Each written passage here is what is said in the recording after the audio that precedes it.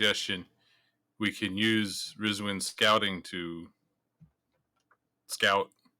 That's true. Okay. Is everybody okay with that? Mm-hmm. A quarter of the reason why she's doing this.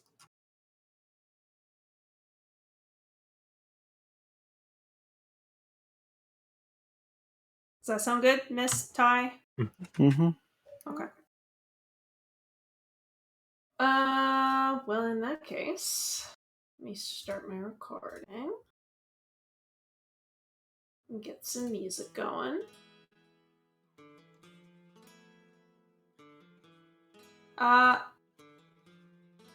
Who would like to remind us what happened last week?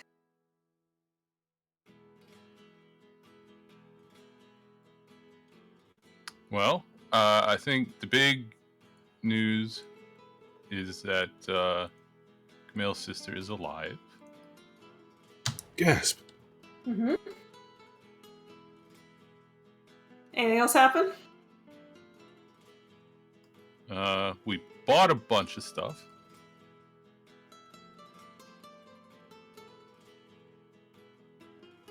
Pert and Camille had a secret undercover, not really secret, not really undercover, mission. Mm-hmm. And no one got stabbed in the back in 2 seconds immediately, so that was positive. And Rizwin made an unfortunate discovery on the horizon. Mm-hmm.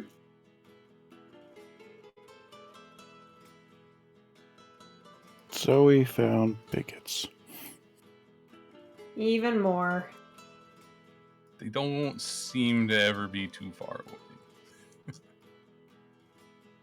People suck.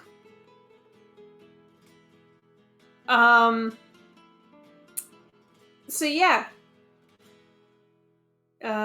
Camille discovered that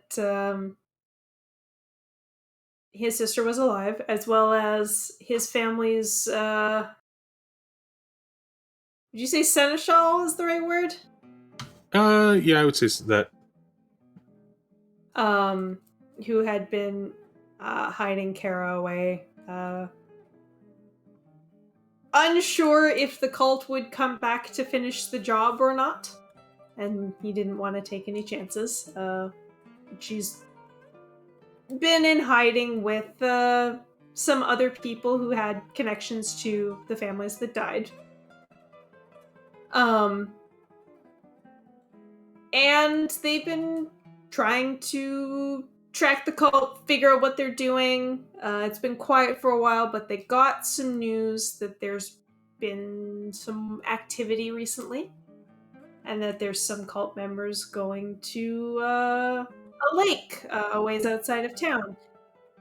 They decided, oh, that sounds important. Maybe we should go see what they're up to. And when Sandalphon let you know of this, Camille, you were like, "Yep, we're gonna help you with that." So the plan was, that the 6 of you, along with Kara and the other 2 people that Camille and Pert met.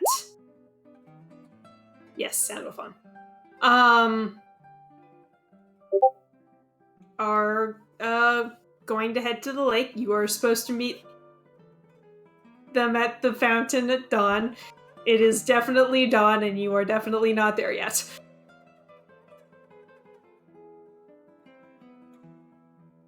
Anything else I forgot? Elsa managed to find Fire a bunch of stuff for magic items. Oh yeah! And I do believe Firecast. Oh, the Greater Restoration? Yeah. And I'm pretty sure I remember Quasta saying that happened like right at the end, and I was like, we're gonna resolve this next week. I did want to ask him while I see what Kwasta has to say, y'all can also chime in. I don't necessarily want Greater Restoration to just fix it, everything is fine.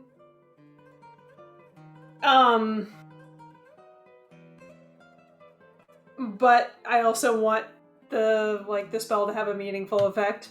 Can I offer a middle ground? Yep. It restores Rizwin to their HP or their strength they had at level 1. Do you remember what that was, Nibbles? My thought was that it restores 1 point automatically, and to have Fire make a spellcasting check, and if he succeeds, it restores 2 points instead of 1. I believe it was 16. And what are you at right now? 15. Okay. Any other thoughts?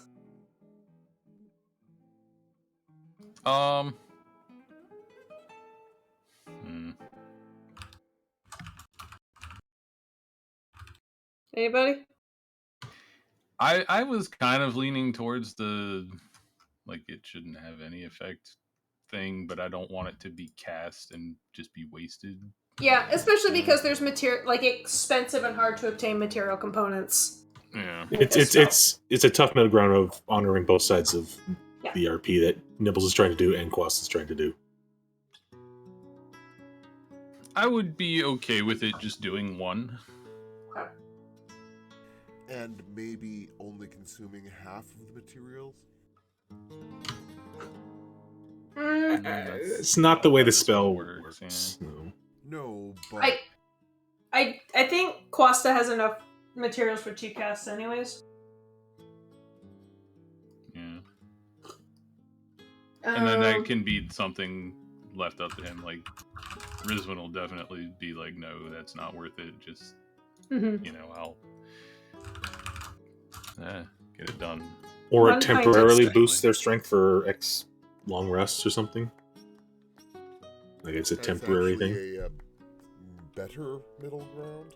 That's a lot to keep track of.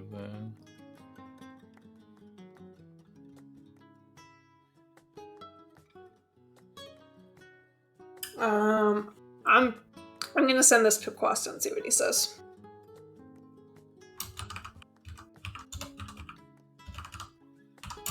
Who had that idea, Cathanid or David? The temporary one was David. David? Okay.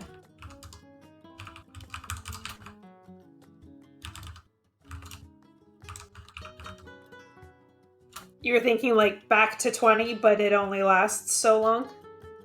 Yes. My brother's getting stuff done to help his back, and it's not a permanent fix, but it could last for a couple of months. Now that's obviously modern stuff, but if he could be normal for a couple of months, that would be an incredible change for him. Right, that makes sense. I can think of lots of treatments and medications where it's just about getting the thing to calm down for a while. Exactly. Actually, that does kind of make sense, and it then does. It actually gives a bonus to permanently restoring because the increase in the strength score would apply to the rolls. Mm-hmm. Yeah, it's like you're using. This is basically cortisone therapy, for lack of a better term, for joints. So maybe have it last for D6 plus 1 days or something? Or 2D4 plus 1 days? 2D4 days, maybe? Spellcasting modifier plus 1d4? Or would that be too long? 1d spellcasting modifier. Oh, that's interesting. Could still be 1 though, is what I was. 1d spellcast. Yeah, 1d spellcasting modifier plus 1. Yeah. Because then at least you get 2 days. What's fire spellcasting modifier? That's a good question. I think he's got a 20 in wisdom. I apparently have access to his character sheet from the last I time. think that means you're piloting, Nibbles. Yeah, it's 5. So 1d5 plus 1. Does he get anything from a magical item?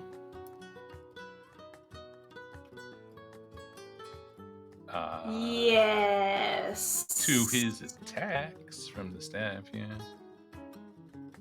Oh no, because it's a +1 to attack and damage. Well, I say it counts. yeah, I'll give it to you. Okay, so fire casts Greater Restoration. Those materials are consumed. Quasta, when you are listening to this, please remember to take them off your sheet. Since Quast isn't here, Rizwin, you can roll 1d5 plus 1, or 1d6 plus 1.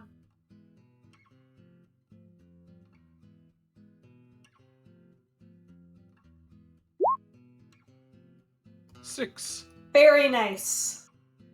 So you are back up to full strength, but it's only going to last 6 days. But does she know it's only going to last? I think Fire would know, or suspect that it is a temporary effect, and she should use this time to try to help her shoulder heal as much as she can.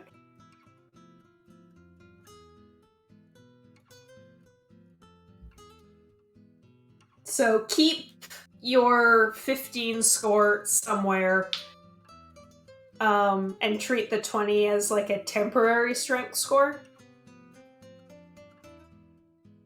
And you can keep making rolls every day to try to restore points in your actual strength score. Does that make sense? Yes. Cool.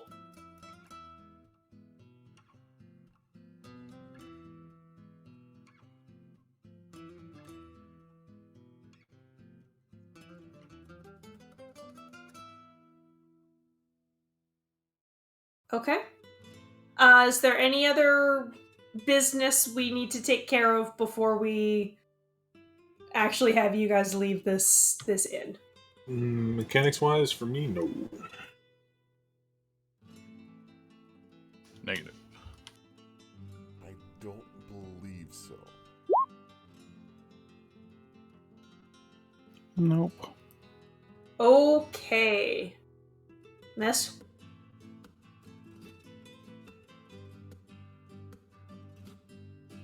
Hmm? Okay.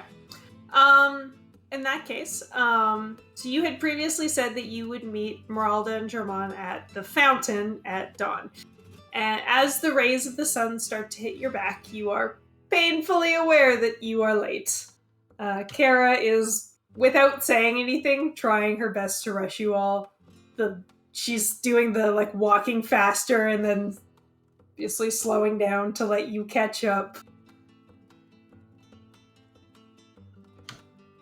We're coming, we'll get there. We Bert do a just quick asks march. if he should go ahead. I mean, we're still gonna have to wait for everyone else. Yes, just you are acting antsy, so should I scout out ahead to make sure that they're still there and not freaking out that we're late? Do you know where to go? And Pert will attempt to describe the path to the fountain. Wisdom. Sure.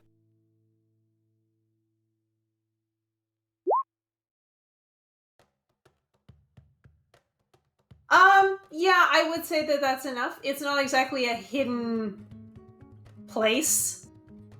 It is in fact on a main road.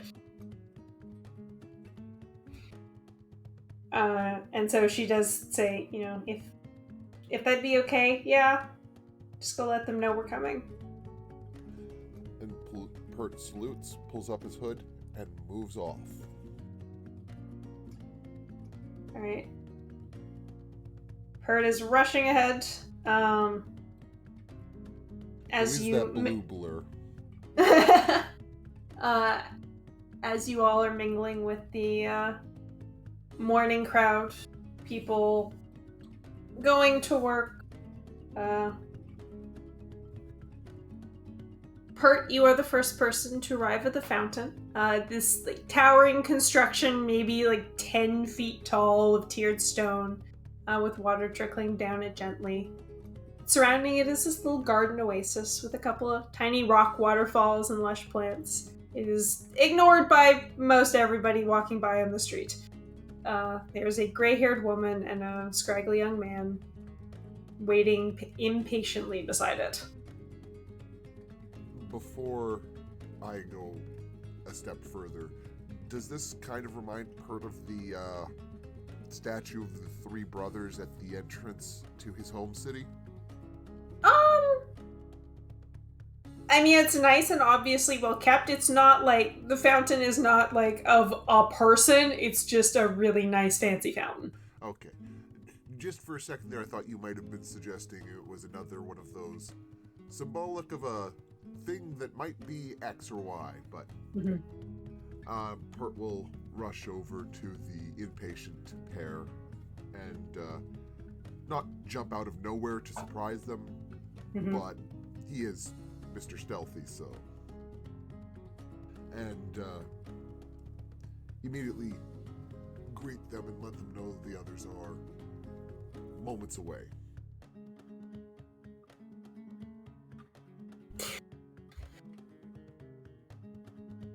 Everybody else arrives at the fountain maybe 5 or 10 minutes behind Pert.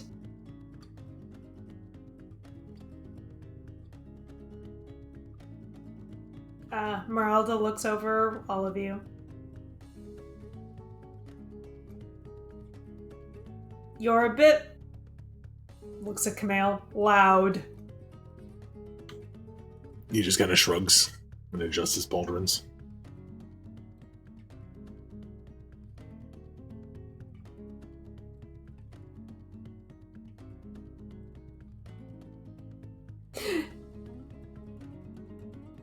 I don't know if this was a good idea.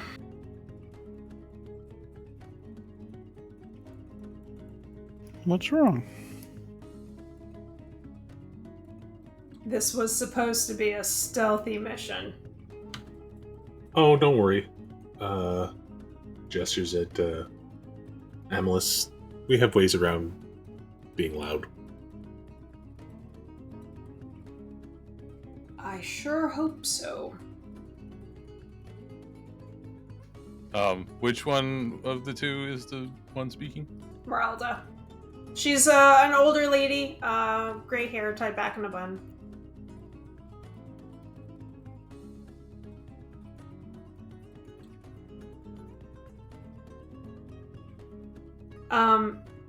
She tells you that there's 2 routes we can take to get to the winery.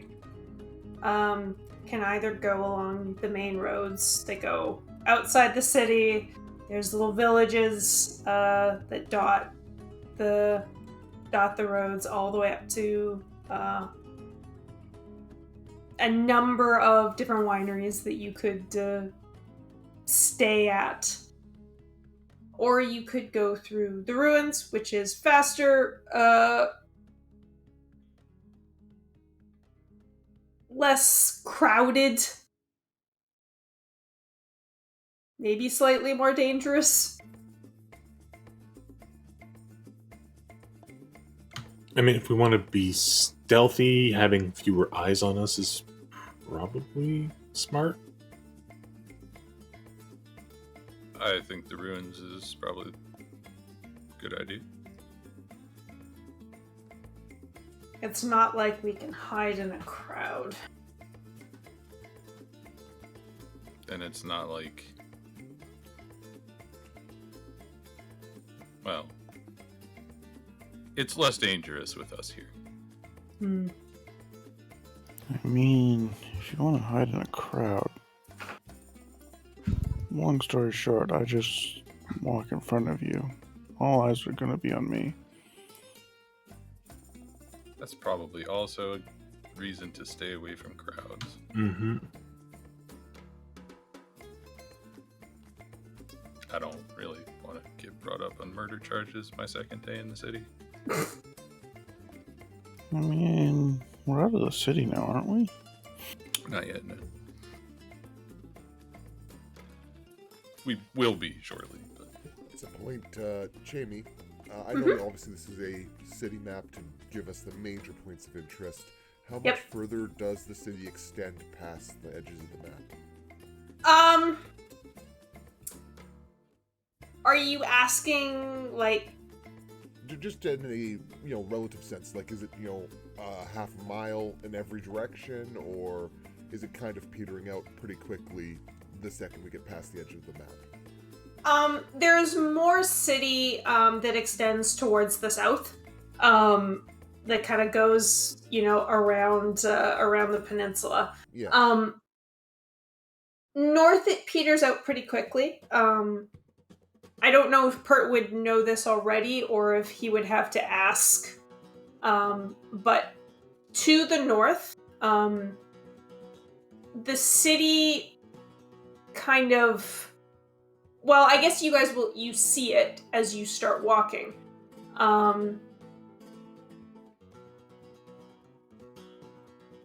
There starts to be fewer people. The buildings they start to look dingier. There's like cracks and crooked bits.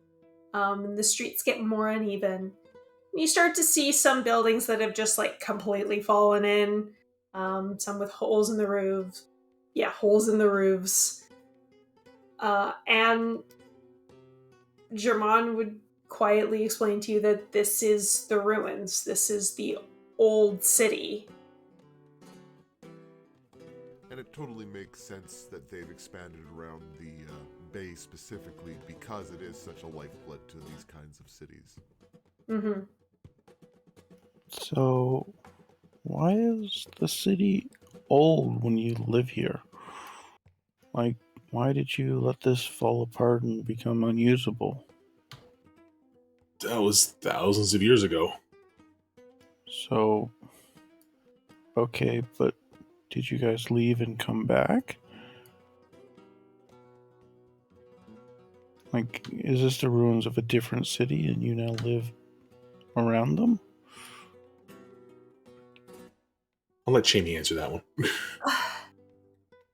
The city has always been called Carcamont, but it is very different now than it used to be. I think these buildings just... He looks at one that's basically just a foundation and a couple of bits of wall sticking up. It became too hard to maintain some of them after thousands of years. I guess. Okay. I'm just confused because... Well, I'm not gonna lie. My city's built on top of another city as we just kind of replace stuff. I think France. Mm-hmm.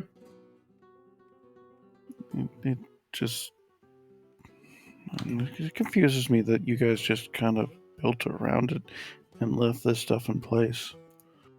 I mean, historically it's great, but just odd. They probably had a higher population back in that period due to, who knows, perhaps a higher reliance on magic to support the population, or a larger ocean-going fishing trade that allowed the increased population. And Pert goes on like this in quite detailed theoretical terms. Actually, Jamie, that's a good question. We established that a lot of the buildings in Carcamont were erected by magic. Maybe these are ones that weren't and just were too hard to maintain. That could be. There are some very, very old buildings that are reinforced with magic. They're mostly like the important ones. Yeah. It's just like Carcamont is a very, very old nation, and it's just... Mm-hmm. It's like the ruins. Like, why do you have ruins in the middle of Rome currently?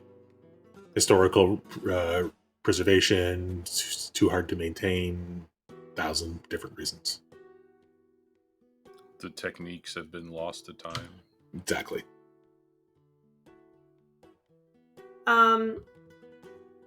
Pretty soon, the road that you're on is near dead, except for you. Occasionally, you see people, none of whom look like life has been kind to them. There's a man that moves to the other side of the street as he passes you. A young family, the mother chasing down a child that's run a little too far from her. They all, except for the very young child, pointedly ignore you as you pass. And Fire's probably trying to hand out good shrooms to all of them. That sounds about right. Once we get out of the properly populated area, Rizwan will announce so that the entire group can hear that she's going to do some scouting, and then she will whisper something to Fire, and then something else to Zoe, and then be turned into an eagle and fly away.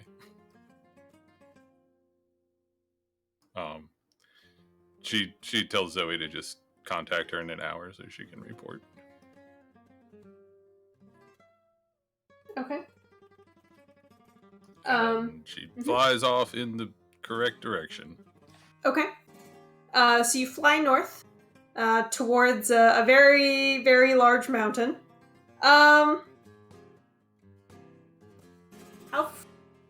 many miles can an eagle travel in an hour? 18. Great. And the group, if they're going at normal pace, will travel at 3. So after an hour, I will be 15 miles away. And you're going straight for an hour, and then the group's going to meet back up with you? Yes, that is correct. Okay. And the thing that, well, I mean, it's not a secret. I said it in general. Yeah. I told Fire to use the armor after the end of the hour to see what the range is. Yes. Okay. Rizwan, make me a perception check. As long as doing so won't slow me down, sure. Actually, I should probably do it as an eagle, shouldn't I? Yeah. I got those eagle eyes. I think they have advantage. Womp womp.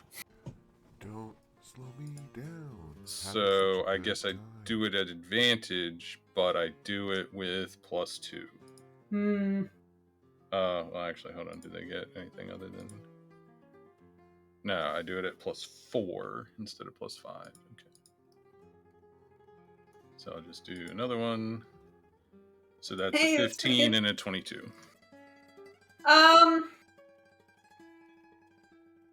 Okay. You, as you fly over the ruins, they do extend for maybe 3 miles. You notice some people here or there scattered around. Nothing that, immediately draws your suspicion, but you don't necessarily know, what you're looking for, aside from people, cultists. Mm-hmm. Yeah, looking for bandits laying on the side of the road, ready to do ambush, that kind of thing. No, you don't see any of that. There are a number of large estate-looking houses on the side of the mountain that you can see, with rows and rows and rows of plant. Presumably it's grapes. I don't know that you can see that from where you are. I think she would probably just assume that that's what's happening. Yeah. You stick to following the road, right? Yes. Okay. So after an hour, when the spell is about to fade. Yes, I am specifically, I'm looking for a very specific kind of place to land. Okay. One that I can get a little bit of privacy and do some working out at. Okay. I didn't get a chance to this morning. With a 22, I think that you can find a little clearing off to the side of the road. Looks like it might be like a camper's rest area.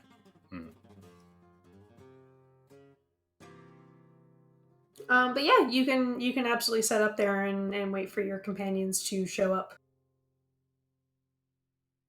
I will spend my normal time doing the workout and then actually start walking back towards them.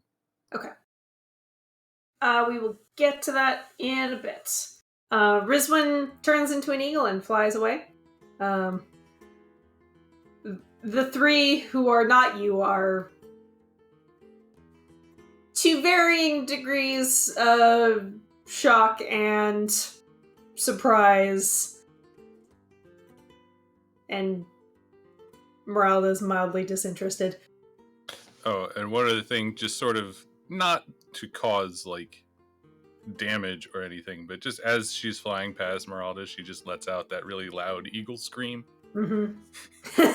Just to be extra stealthy. Caw. I think I kind of just look at Karen and go, you get used to it. That's pretty cool. Yeah. It is.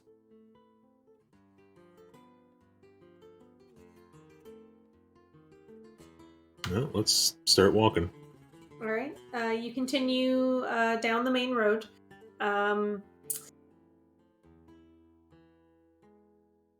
As you're walking, Kara brings up a conversation that you guys were having the previous night, where you will be staying for tonight.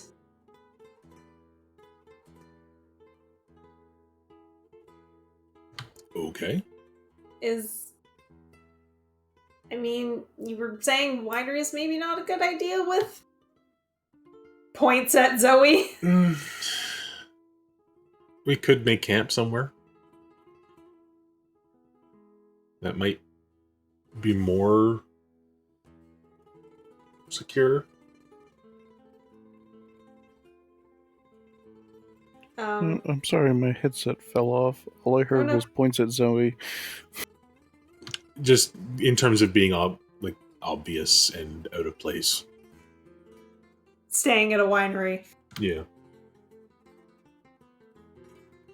Stupid, useless island. Listen, I can't speak for all my people.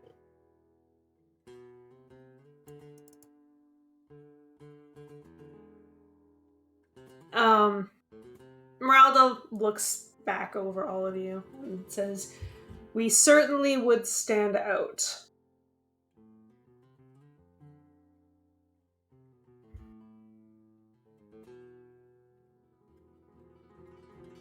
Camping would be safer. But if the people we're following are staying in an inn, it will be much more difficult to, follow them. Sorry. I mean, you have an idea of where they're heading, right? Yes. Then it stands to reason that we'll end up in the same place regardless.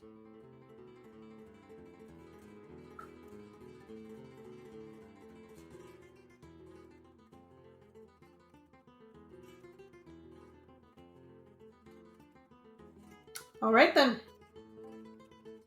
Luckily, we came prepared.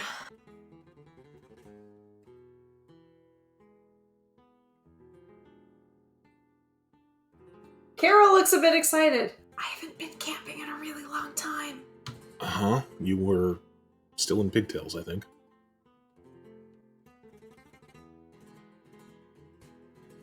Drummond looks sad.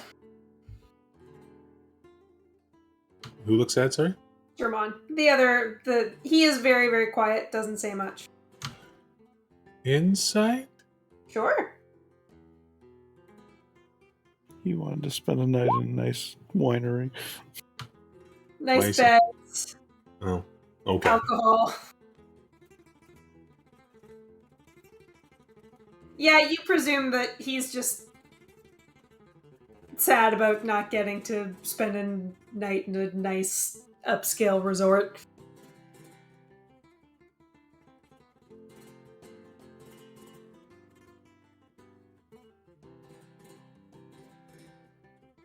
Try camping in the middle of a swamp. Ugh. All right. I would like everybody to make me a perception check, except for Rizwan, who is not there.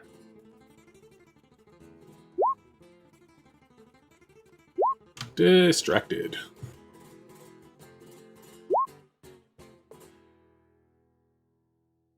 Oh, hold on.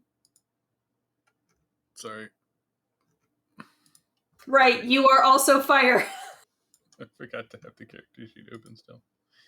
Perception 5. Perfect. Fire notices nothing.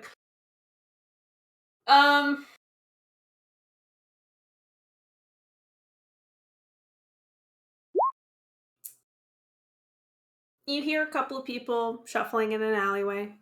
Looks like somebody's been sleeping. Sleeping there. You all kind of notice it as you walk by. Emma and Pert notice a bit of an aggressive draft, we'll say, from one of the storm drains nearby.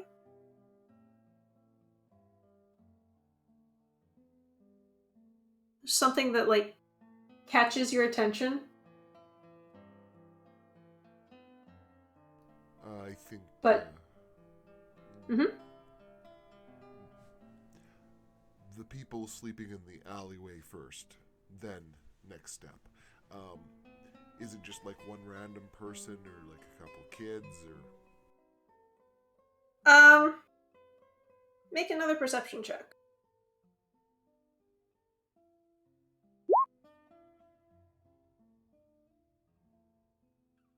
You're pretty sure that, oh, pardon me. Like a youngish woman. You can see, like, matted brown hair peeking out from under a really thin blanket. Pert's gonna do a sleight of hand. Okay. Let me just make sure I've got the right tags turned on. Dunk.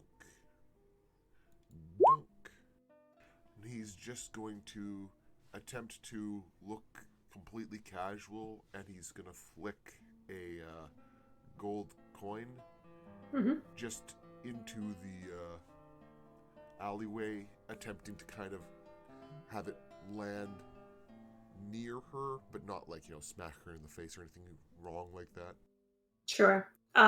You flick it and it lands, like, on the edge of the blanket. It makes, like, a little bit of a sound, but not like the ting ting ting ting of a coin hitting stone. She does not seem to notice, nor I think does anybody else except maybe Emma. And after that, Pert would head towards the odd noise from the storm drain. Okay. Make an investigation check of the storm drain. Sure. Or Emma, you also noticed it. Is there anything you wanted to do?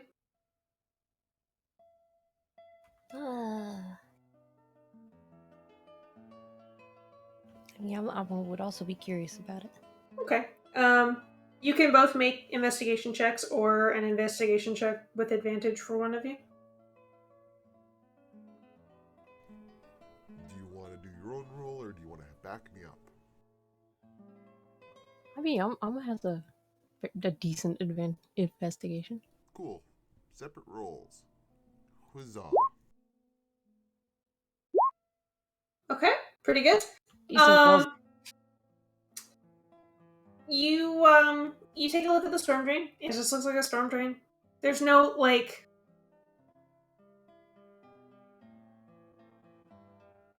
there's no big gusts of air coming from it. You're not quite sure what that was that you heard. You take a minute to look around. You don't see anything. You don't hear anything. I think Pert will call out to the sister. Is there any kind of phenomenon that makes that, and he tries to describe the noise that kind of just got his attention in the first place to her. You know, is this an often side effect of a weather change, or What?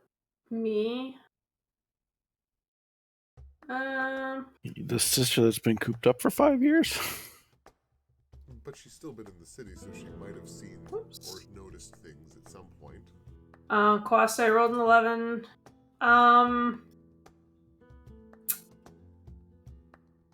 She thinks about it for a minute. Was it a history or? It would have been a nature check. I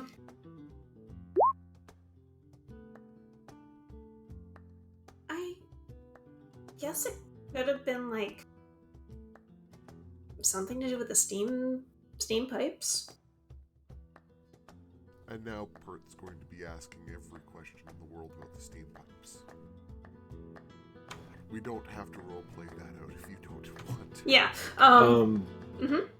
Did we notice the woman, like, did the rest of us notice the woman at all, or the rest of us just completely oblivious to her? No, I think anybody who rolled above a 10, I guess Zoe would have noticed the woman. Kara also noticed her. Okay, because I was... It's okay. I Yeah. did roll above a 10. It's okay. And Kara will talk to you about how they power all the elevators and stuff through steam power, and they have to pump a whole bunch of water in for all of the bathhouses and stuff like that. So there's most of the pipes are in the big citadel that go up and down, but there are some that run below the rest of the city. And is that mostly relics of the old city that you're just maintaining, or is it something that your people are able to produce themselves? And It's I mean, I think they're starting to try and pivot away from steam power, and I don't know, I'm not really up on the latest technology. it's okay. But they've been around a really long time. Oh, so it might be a relic of the old city. It's fascinating. We have encountered other bits of things that were mementos that no one really remembered when they showed up.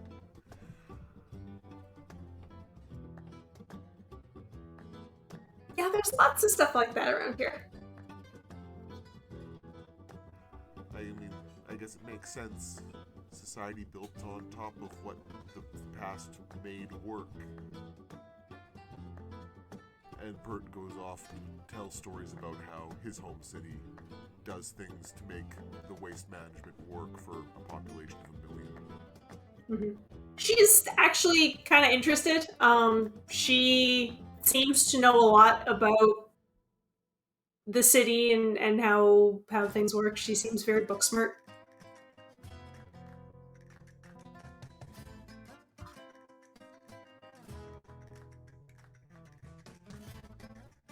Rizwin, Hello.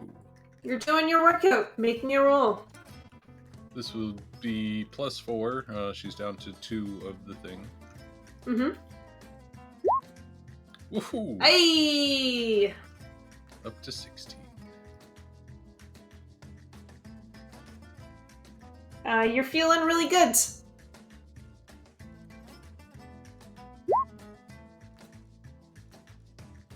And then I will. So that takes about an hour. Mm-hmm. I assume at that point, Zoe contacts me sometime. Mm-hmm. So I will just report that there was no kinds of traps or anything that I saw, and that I'm making my way back, and we'll be there in like 3 hours. Because that's how long it will probably take, with the hour of working out and then walking. And then after she's done working out, she will start walking back the direction she came. Okay.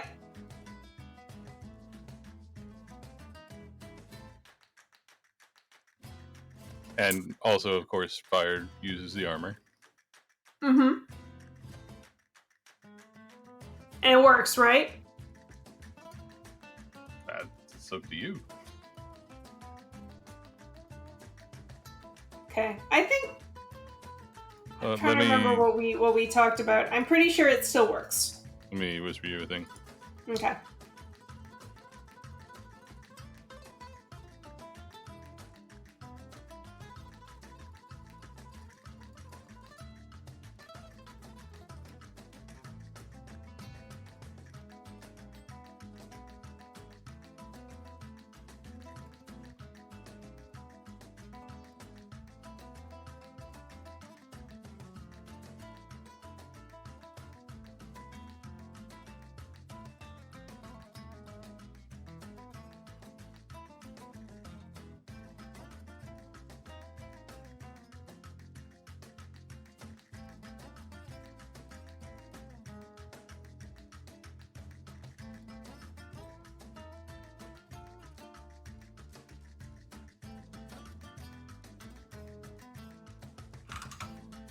Okay.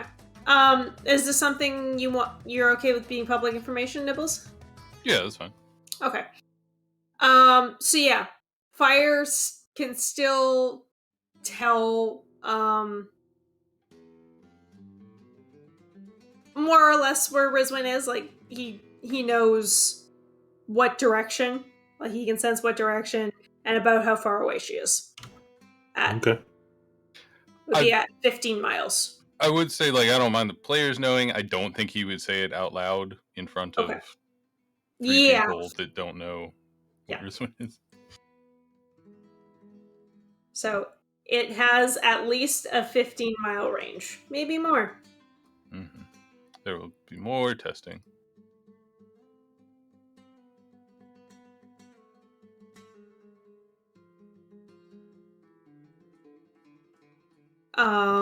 So it will still take the rest of the group a few hours to get to where Rizwin is. Even if she is walking back. Yes. I figure about to, because she'll move a little bit faster. Mhm. Well, 3 from when she landed, 2 Yeah. from when she finished working out. Yeah. As you get further into the old city, there are more and more buildings that are just complete and utter ruin.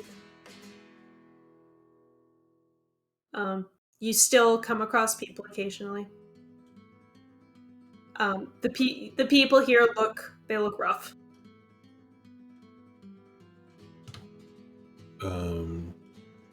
Is there anyone we come across that looks particularly ill or like really, really, really rough, like beat up or hurt or?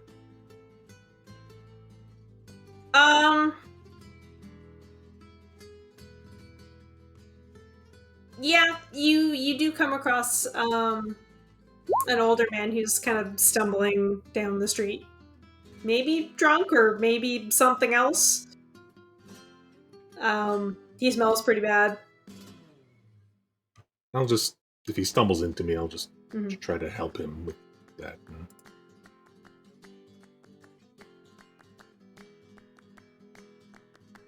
Okay. He looks a little better. Mumbles an apology under his breath as he keeps going on.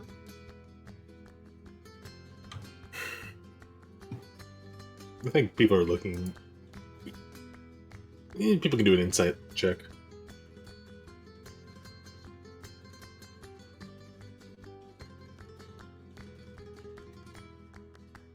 If they want.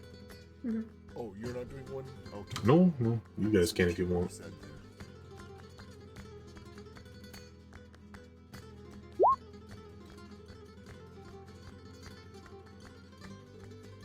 You could probably tell that those of you probably get above like a 12 can probably tell that Kamil's frustrated at this.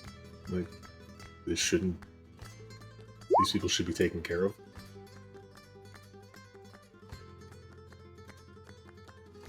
think Hurt moves in parallel with Camille, but doesn't actually touch him, and just under his breath mutters, "There's always another person that needs help. We do our best, but we can't do everyone in one day."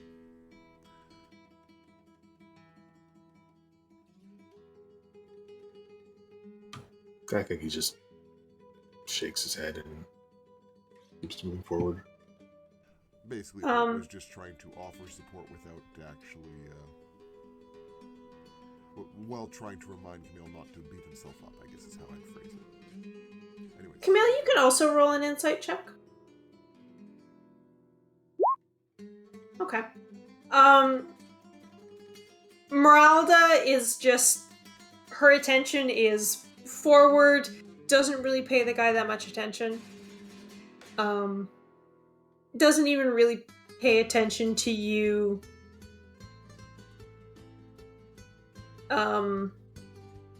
Like trying to help this guy.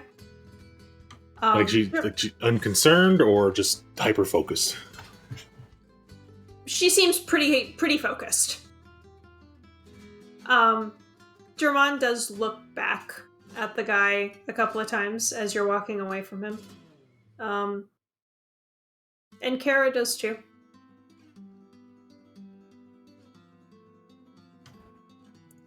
Just, I don't know. I think he's just grumbling about the state of things under his breath and just venting his frustrations quietly. How quietly? Quietly enough to be heard by people close by, but not like yelling and screaming. Mm-hmm.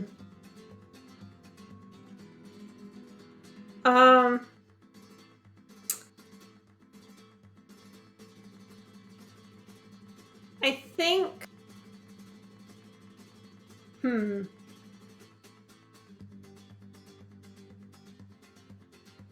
Meraldo says you need to focus on the job we have.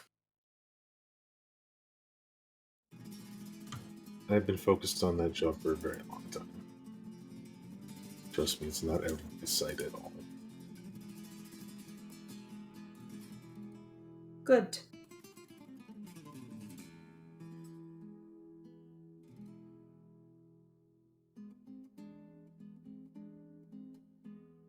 Doesn't mean we can't stop and help people if we see them in distress.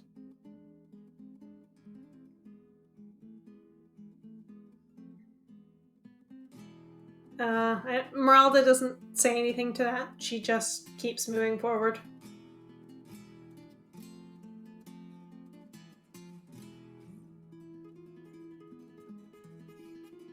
I think Zoe walks up beside Camille and tries and talk to him very quietly and just asks, "Is this the place you left?" I don't... It's been a long time since there's been any sort of spiritual head to this country. And I think this is part of the fallout from that. I mean, no country, no city, no village is without people who are worse off, but I want my country to do better than it is. I understand.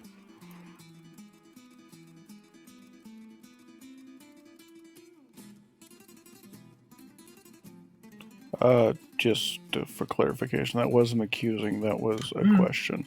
No.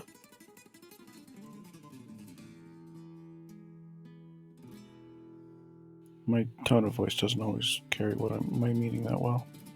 I got it.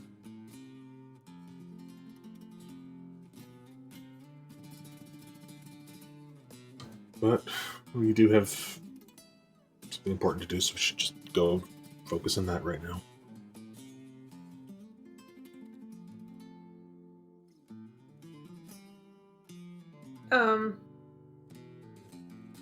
You continue on.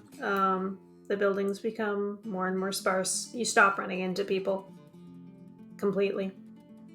At some point,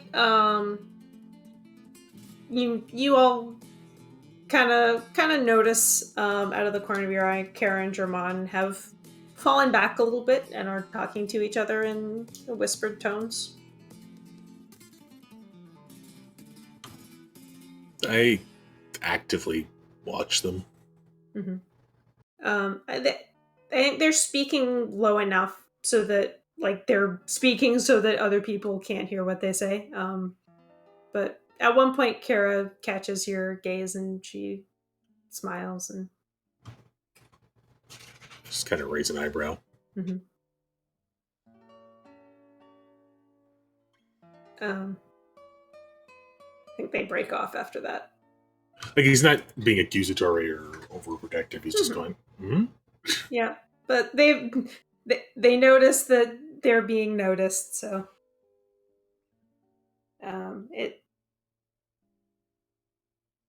it becomes very quiet after that. Just your footfalls on the stone and dirt. A few hours later, you do see someone, and it's Rizwan. Hooray. Hello. I think Zoe does her usual and tries to tell Rizwan's sister, not Rizwan, Camille's sister about the twin gods. Okay. Make a persuasion check.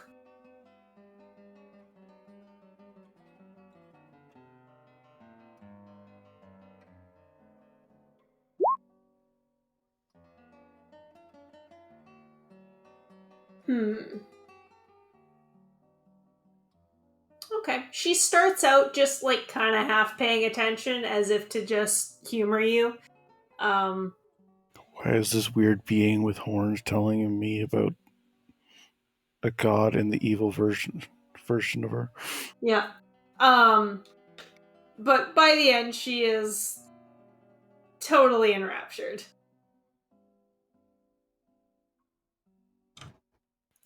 Is anybody else enraptured by it? I think Germain is listening too. He doesn't say anything, as per usual, but I mean, I was there. The raptured was people who weren't there and don't know. I mean, if any of you want to just enjoy the story too, you're welcome to. I mean, I might fill in some parts about, like, actually meeting them and all that stuff.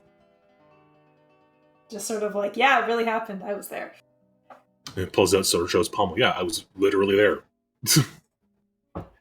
Every time that people are like, that didn't happen.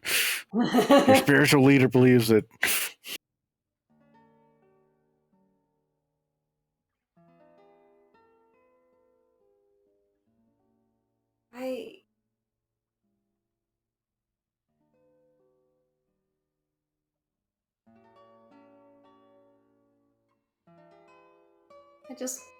I wish I could have seen that.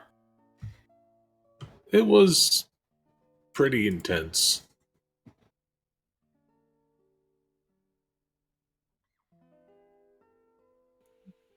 So he just quietly wonders to herself, I wonder if gods sleep.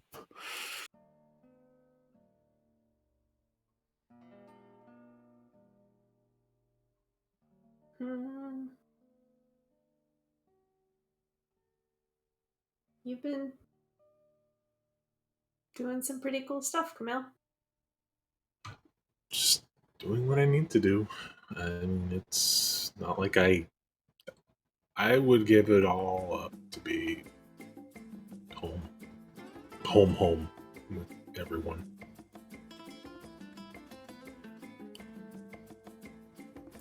But I think he just taps her slightly on the forehead. At least you're here. What have you been doing while he was gone? Oh, I've been reading and learning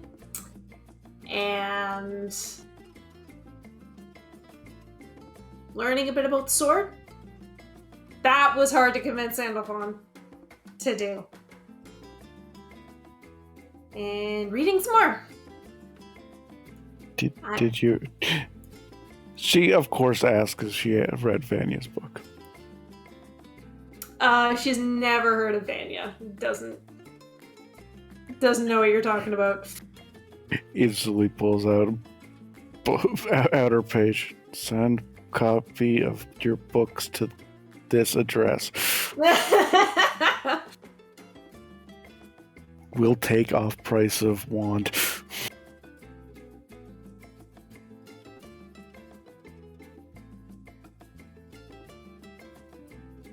Though she might no longer have any interest in reading that she's out. Mm-hmm. Yeah, she does seem to kind of resent the reading when she talks about it. Even though, like, when she was talking to Pert before about the city, she was very interested in what he had to say.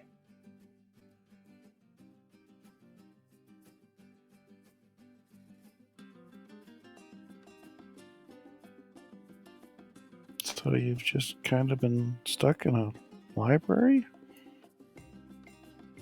Oh no, they have to go get books for me to read. You don't even get the library? I'm so sorry. I mean, I get it. Like, nobody, nobody knows if they're gonna try to attack again. And I get that Sandalphon's worried, but it just really sucks, you know? I kinda do. Your brother kind of saved me from the cult. All I had was this one room and an attendant that kept, like, yeah. She nods. Yeah. I think so. He gives her an awkward hug. She kind of like looks over at Camille to see if he's watching and then whispers to you, I kind of hope we get in a fight. No, fights are scary. People get hurt in them. Is this before or after Rizwan's return? I think this is after. Okay. Rizwan will just meet her gaze and give her a grin.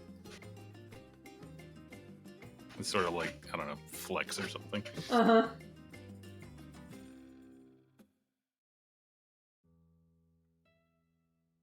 You already picked up my sibling. You now want to pick up this one too?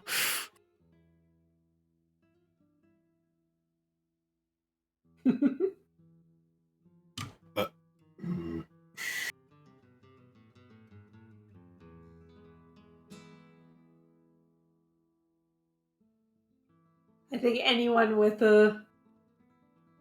any sort of passive insight can tell that Kara looks a little bit jealous of Rizwan. So everyone but Pert. Your wisdom's not that bad. Oh no, I'm just saying Pert the character. Oh yeah. Pert the character would intentionally fail that kind of insight check. Yeah. I will say probably at some point during the day, Rizwan will like surreptitiously talk to Camille and just ask if he wants her to show Kara some stuff just to help her stay safe. I was thinking tonight when we camp, maybe you and I can go over some stuff with her. Sounds like we are of one mind. Anything that keeps her safe, yeah.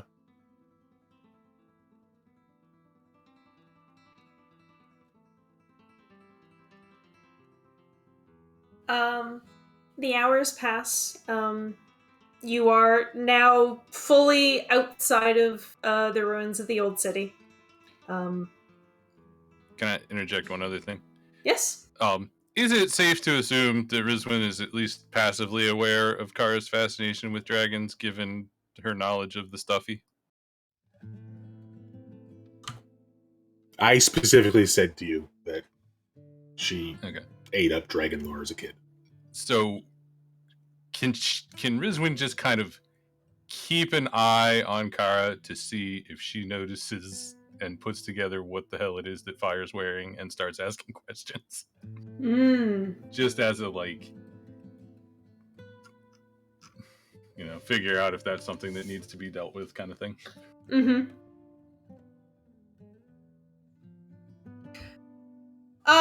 Make an insight check. I mean, that's gonna go well. That's not. Okay, 10's not average. bad. Knowing what you know about Kara,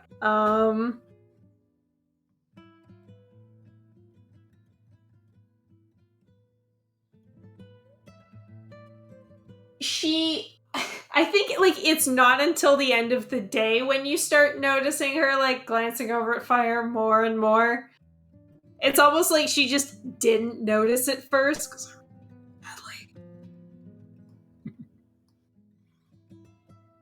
or she just, like, didn't sort of put it together.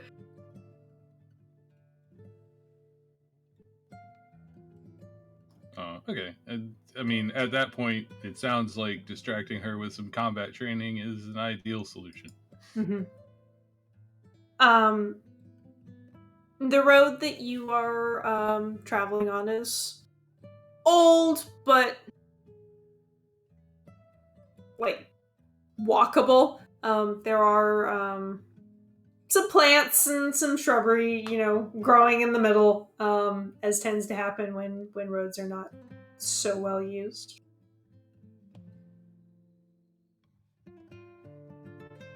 Rather than going up the mountain towards all of the nice fancy estates with the nice warm beds and the expensive wine, you find yourselves sort of skirting around the bottom of the mountain, just going up a little bit and down and up and down, until like it starts to get to like early evening. Meralda, who is in the lead, announces that she thinks this would be a good spot to camp. There is like an old, looks like an old barn, or maybe an old, like a really old rundown Or tiny house. Maybe an old like winery warehouse or something like that. Yeah, something like that. It's not in the best shape, and you're not sure that you would want to sleep in there, but there is like a clearing around it. The grass is tall. You're starting to get, like, as you're heading around the mountain, it's starting to get less arid with these like wiry shrubs and more trees and thicker grass.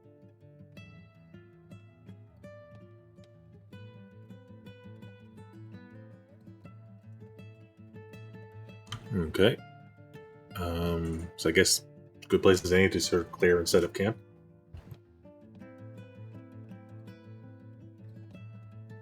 Meralda sets down her pack and goes into the forest to start gathering some firewood. Okay. We'll do a bit of camp prep, and then once sort of the necessities of that are set away, I guess Rizwin and I will pull Kara aside. All right. As everybody is doing their camp prep, getting settled in for the night, let's take a quick break here. Okie dokie. I have laundry to switch. Okay.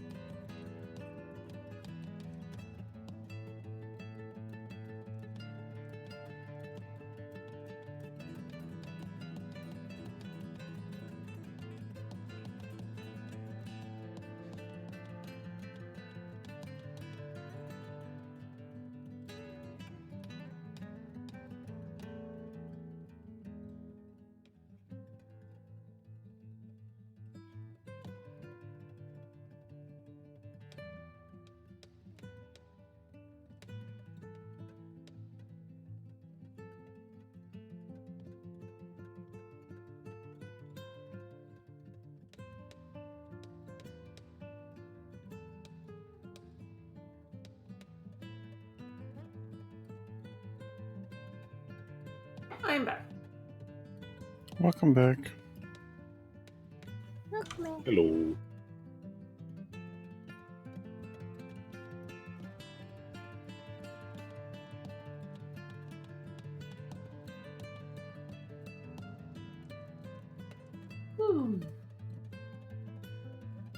Owlbear? Mm-hmm.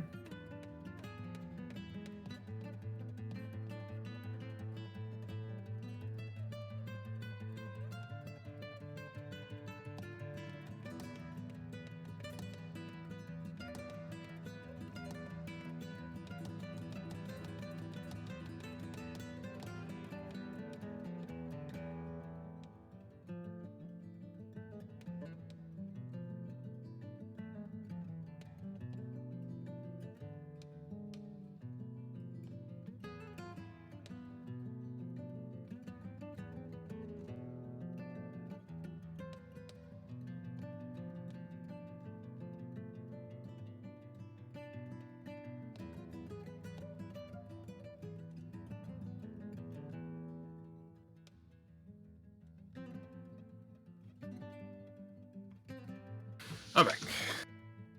Welcome back.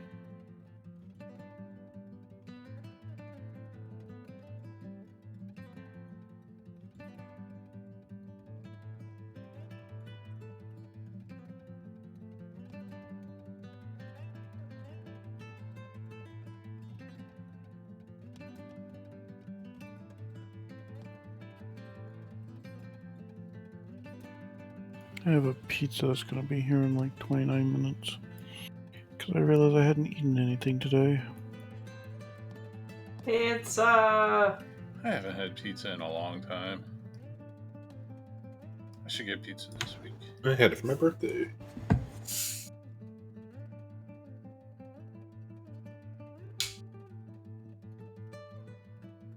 Oh, Costa, have they found the flags you can wear on the main server? Costa? Cathanet. I don't think so. I haven't.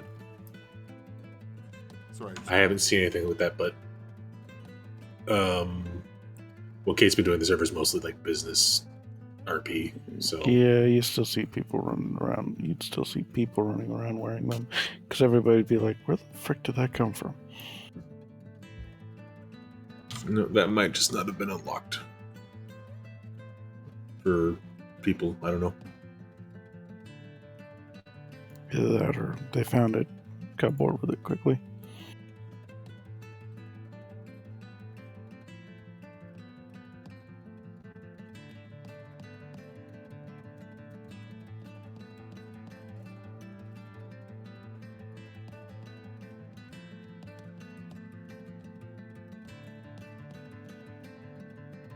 I'm just waiting for go-karts to be turned into a money printer.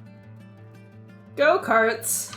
Yeah, in the No Pixel, Kate's character was given basically ownership of the arena and has paintball, and there's now go-karts. Ooh.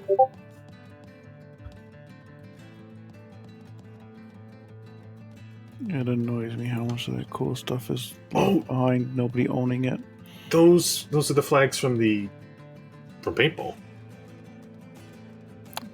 Well, long story short, they're not in paintball. Huh. But like that's when they were originally coded. Was DW coded them for the flag for paintball to keep people playing, as opposed to just camping. Okay.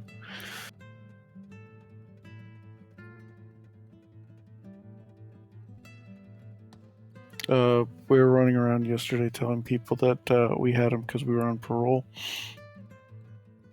Were you actually on parole? I play a very civ. Oh, okay. Because I work at Pillbox.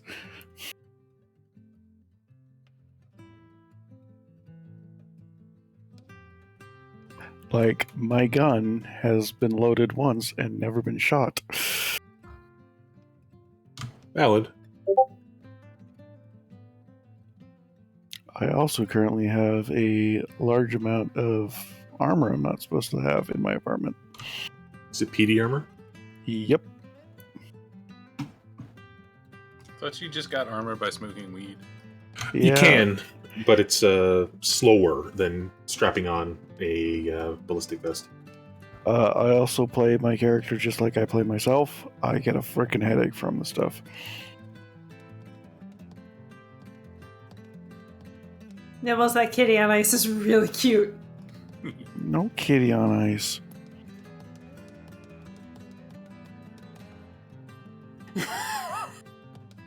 Aww. Is he trying? Is he just cold, or is he trying to catch fish under the water? I think he's just Confused. Slipping. Confused. Yeah. Why pads cold? Not understand. I've seen it before where there's a cat on ice and there's like fish. It's very clear ice and there are fish swimming under it and trying to be like. That's "My-" ice on a road. Yeah. Oh yeah, Yeah. that is Yeah. black ice.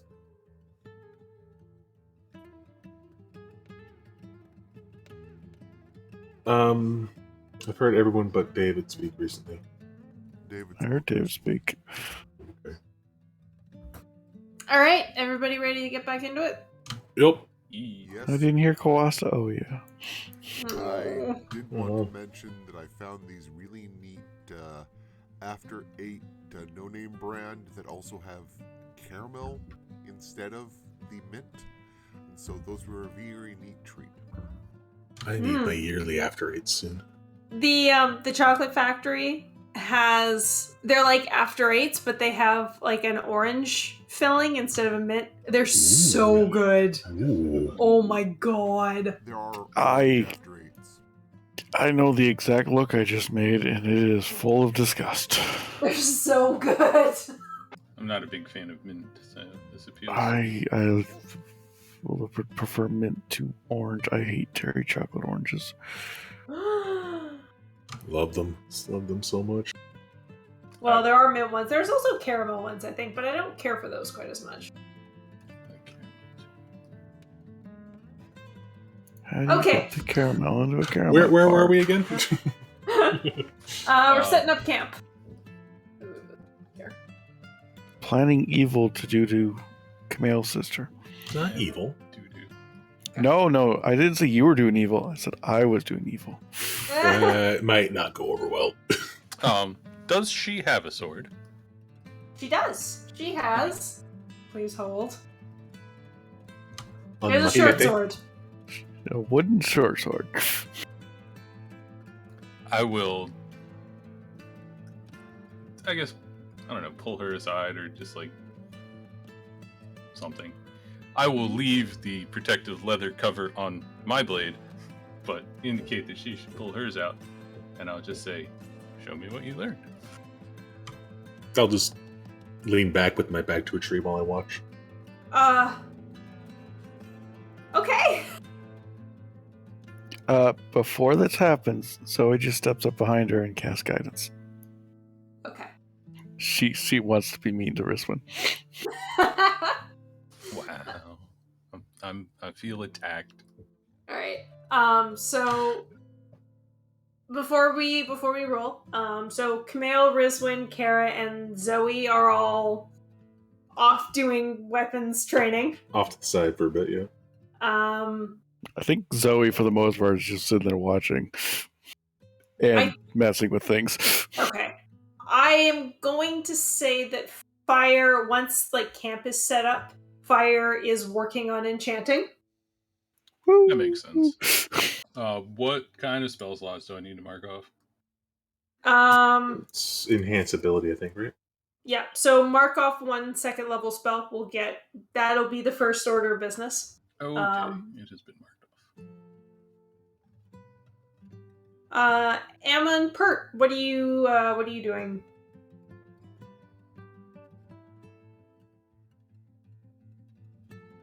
I think Pert's actually going to scout the perimeter, kind of, get that half-hour walk radius around the camp figured out. If there's any good, watch spaces, any good ambush spaces. Okay. And Emma?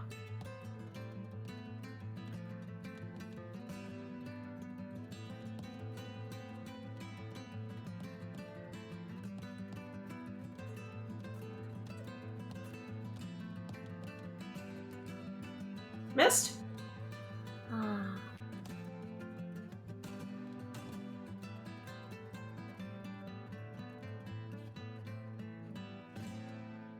I'm not sure. Is Emma just off making arrows? Probably. Yeah, that makes sense.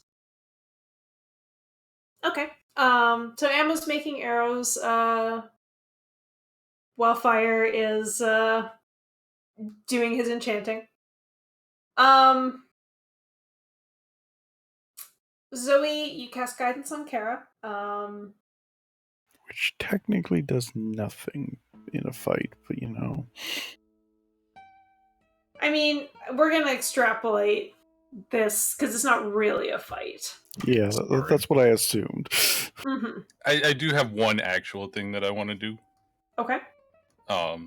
So during the first spar, whatever, Rizun will do her best to stay ahead for a little while, but then she will try to set it up so that Kara actually stabs her and draws blood, and she will, like, ham it up like it really injured her a lot. Okay. Why are you being mean? I'm not being mean, I'm teaching her a lesson. Okay. And assuming that she comes in like, oh my god, are you okay? I didn't mean to. I will do a follow-up thing. Okay. Alright then. What's the best way to do this? Maybe contested attack rolls are different, like, rounds of combat. I would say maybe contested attack rolls over X number of them. Yeah. I'm going to suggest her attack roll against my athletics because I'm not actually trying to attack her. I'm that just makes sense. defending. That makes sense. Okay, so I will attack, you will athletic. Yeah.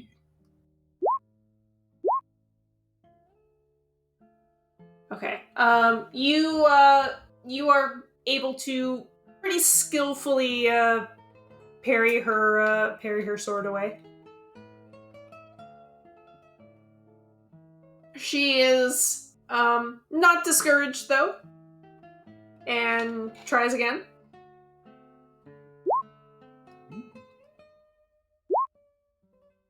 She almost gets a lucky hit in, but you are just a little faster than she is.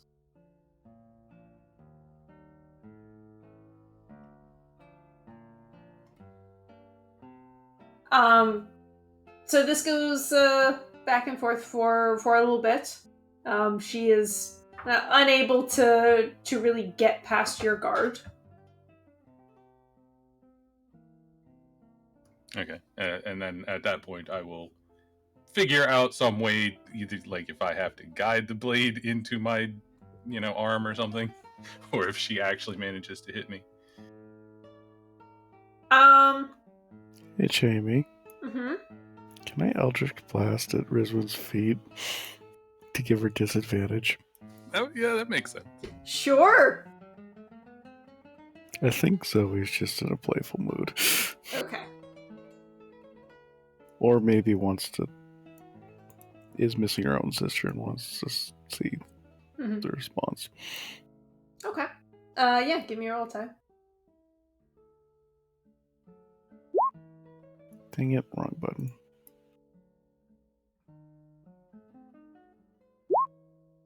It goes where you want it, exactly where you want it to.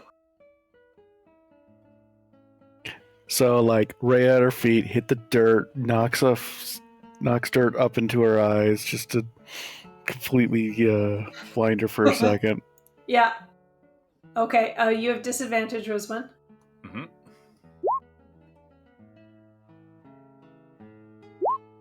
Perfect. Excellent. Yeah, she nicks your shoulder and draws a bit of blood. Okay, so I don't over the top act it, but I Yeah. make a sound and just fall to the ground. Okay. Don't- Yeah. Don't fall for it. Risman's falling off of buildings.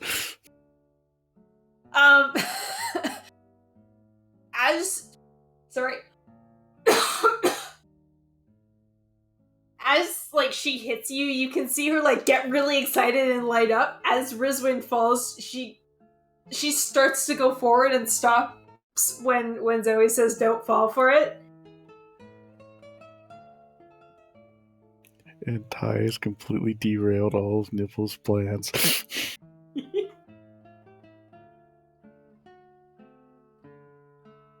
And she backs up a little bit and says, "You are okay, right?" I think she would just stand up and flip the dagger that she was holding in her other hand and say, "Well, I suppose the lesson still stands. Never let an alive enemy inside of your guard." And she doesn't actually throw the dagger at Zoe, but she's kind of staring them.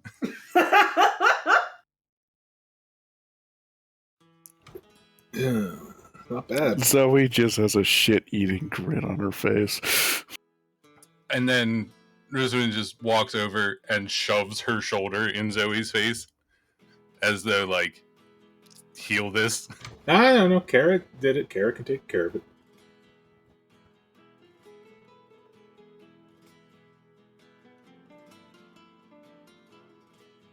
Yeah, Kara will rush forward. She can only do 1 HP of healing.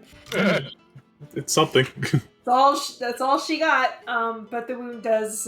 It stops bleeding. It still hurts. It's still obviously there, but it stings. Rizwin can deal with it. She has 91 hit points left. No, 92 actually.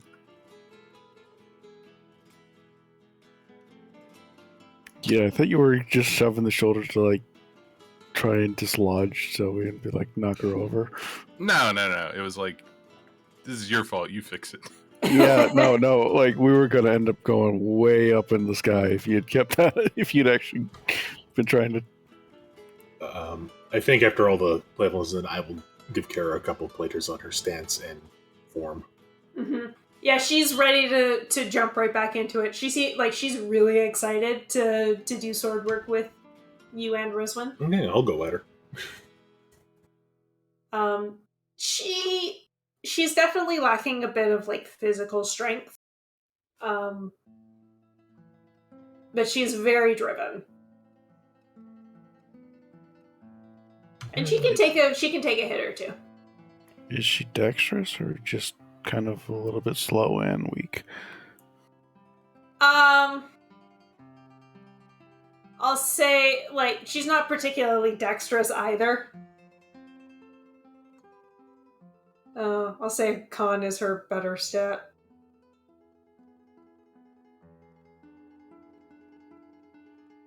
The family's tough. Yeah.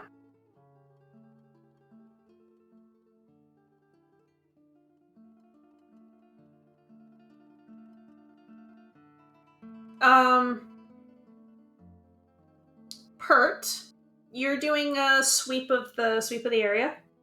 Yep.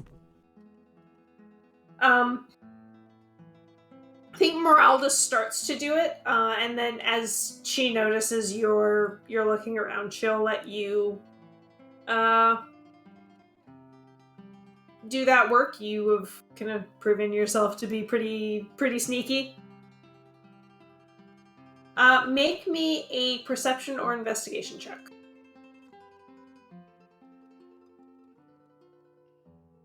Wadoosh. Okay.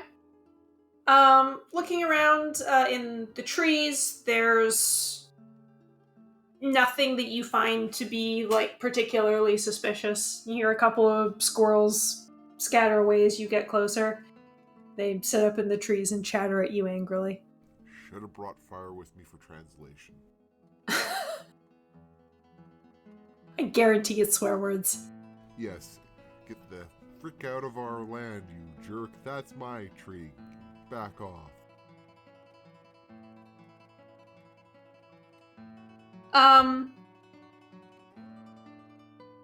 You kind of walk around the space in the clearing that's being used for sword training right now. You watch Kumail give Kara some pointers, take her through some sword drills. Moment of nostalgia flashback. Mm-hmm. As a secondary note, and Cathanin may have to consult with you on this, does Pert find any of the things he's been searching for appear to be possibly naturally growing here? Any odd moss or different types of berries or etc.? Make me a nature check. Poisonous shrubs.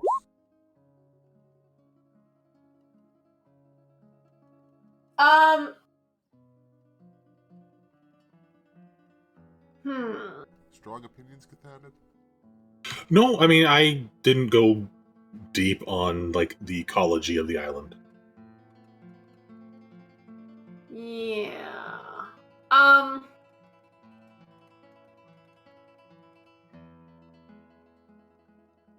mean, who knows, maybe, like, some irritants, like some poison oak or stinging nettle or something like that, I don't know.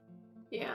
So, you circle around where the rest of the group is sword training, towards this like old barn, and you notice some like little bits, like stacks of like yucky, moldy hay, and there's some like plants or some plants kind of growing out of that, that you make a nature. Oh, you already made a nature check. Oh my god, what's wrong with me today? Okay. There's some plants growing out of that, that are not like uber poisonous, but we'll say mildly poisonous.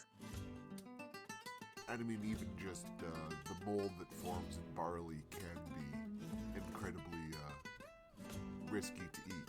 So, Pert will stop and take a sample or two after putting on a pair of gloves. Okay.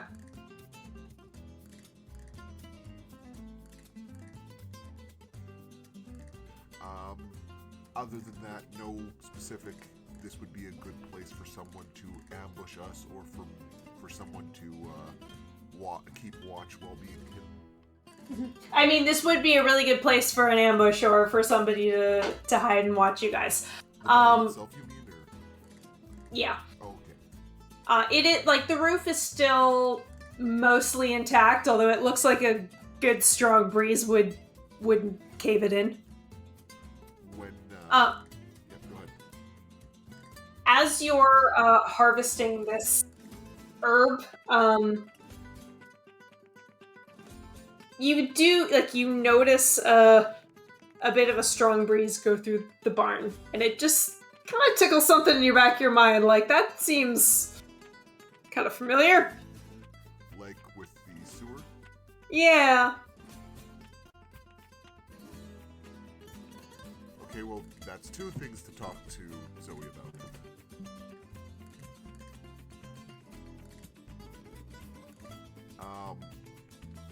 Once he's done collecting his sample, Kurt will go back to the main party, and once Zoe's not part of the conversation, he will just ask,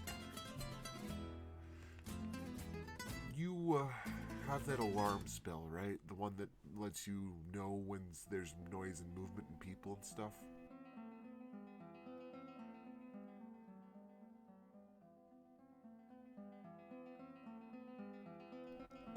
Ty? Sorry. My just was, I just got a text message. I needed a moment. It's okay. I Let us know when need... you're ready. Yeah, I'm ready. Okay. What was the question again? Sorry? Pert basically just asked, you have alarm. No, yeah, of course.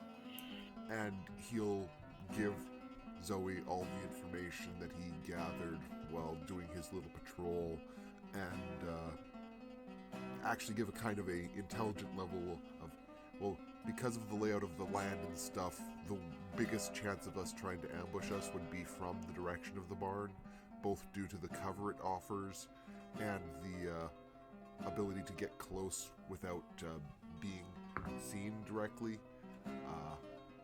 And then he transfers that conversation, because whoosh, mind goes on a tangent, and he starts talking about how he got that same odd windy sensation he'd gotten from the sewer drain, almost like a breeze blowing sensation, but he got it from the barn as well. And he asks if she has any way, besides her maracas, of telling that there is something either watching them or affecting the weather or even just using magic, which would be the maracas.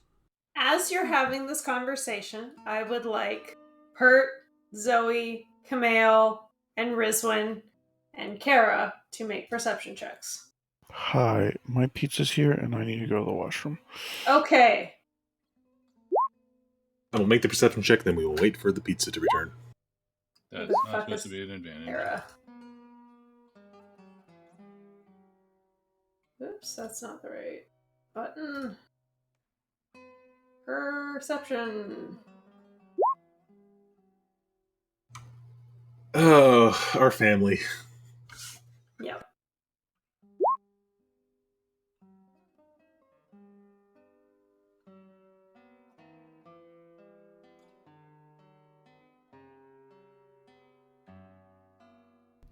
Two, 24, 24, 10, 3.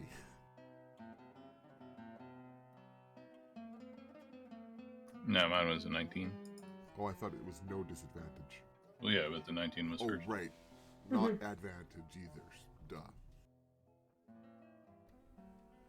Brains are funny. I immediately went, oh, it's not disadvantage, it's advantage. Duh. Oops. That thing.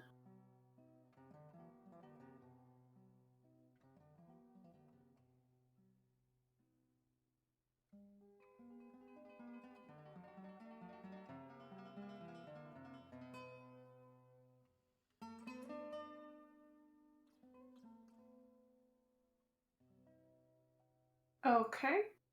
While Ty is away getting pizza, Ruh-roh. I would like you all to put yourselves on the bottom right corner of the map, except for Amma and Fire, who are not here yet. There are not fields around this little house. This is just the closest thing I can find on short notice. Yeah. It's all good. It's just more dirt than grass in that area.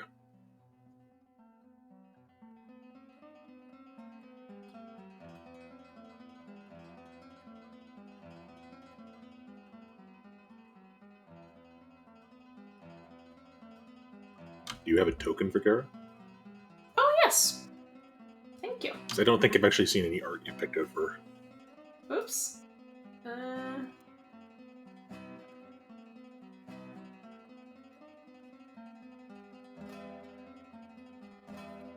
Ooh. Yeah, that tracks. Yes. The family resemblance is strong. Yep. Do you have the full image, just out of curiosity? Yeah, let me... Can I share this with you? Probably easier if I just put it in Discord.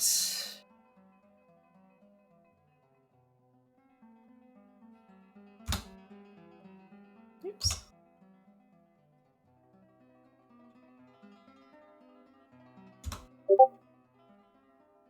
Yep, that's family.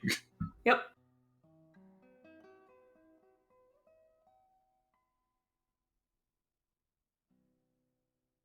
it's a good. She is not wearing high-heeled armored boots, though. No, I hate people who do art with high heels and armor. That is asking for you to fall down and break your neck. At least they're short. I was gonna say, I do like the fact that the small heel is actually a real thing, though. Like, not that type of heel, but, what do you call it?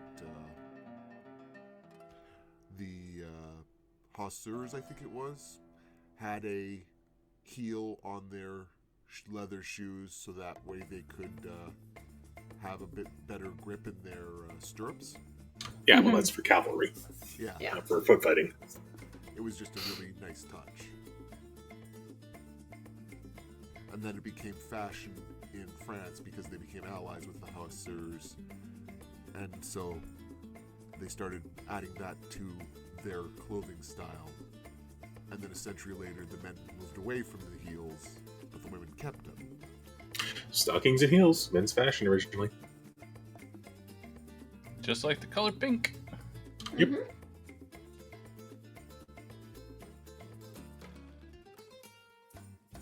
Let me put Zoe on this map.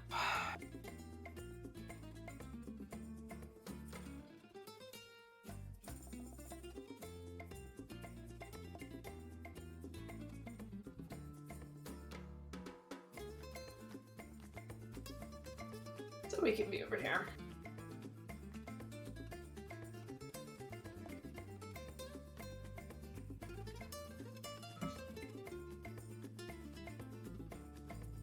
Actually, I think I'm gonna just shift everybody up a little bit Okie so that people have room to back up if they so desire. Back up? I don't understand. I don't see a Stella.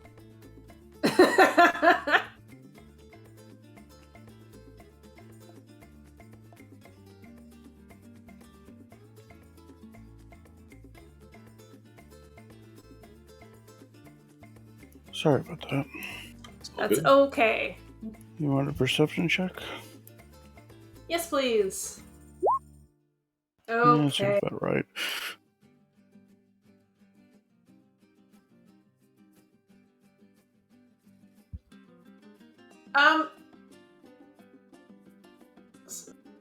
Oh no. Let me We don't back have in. control of these tokens, by the way. Oh, you probably don't because I dragged yours out. You can drag your own out.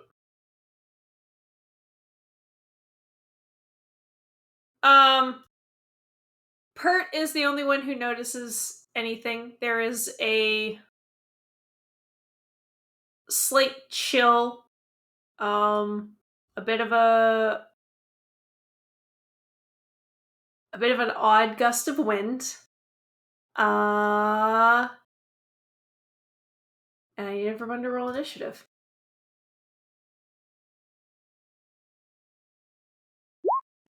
Oh, wow.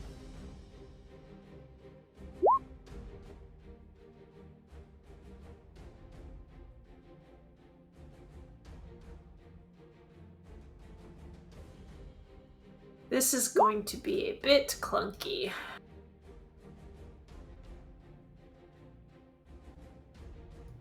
Should I roll for fire or? Yes, Amma and Fire, you can also roll.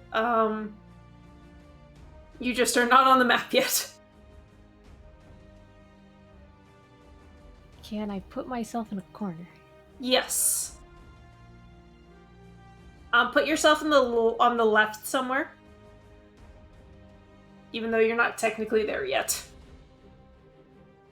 Okay. That's... Oh dear. No, I'm sorry, Quasta.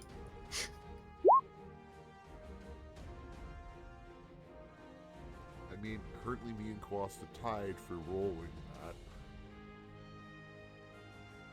Pert's just a tiny bit sprier. Descending. All right. So the stalkers get a surprise round.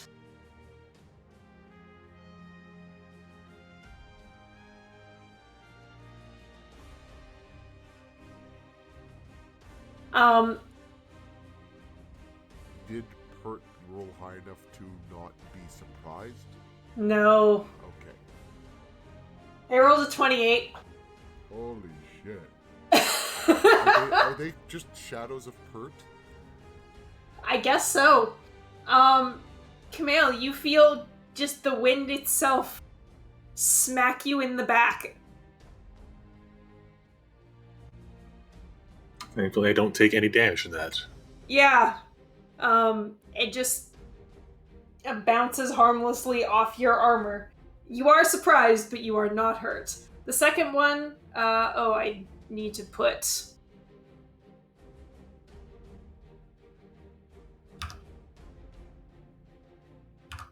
There we go. Number 2 is gonna go after Kara. 22 hits. 23 hits. She gets hit twice. Sentinel attack. I don't know that you can't. You don't have any reactions when you're surprised. Yeah, that's correct. Never mind, not sentinel attack. Okay, she is,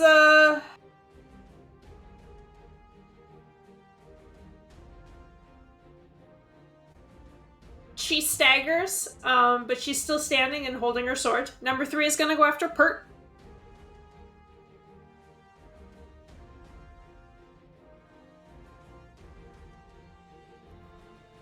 Does 21 hit?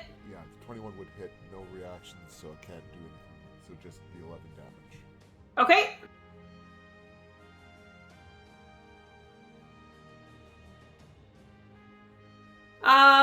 Emma, make me a perception check. This is not a high. You hear,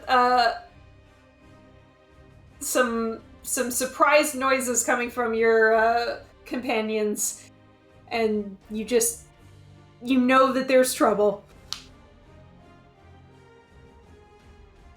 You are still surprised.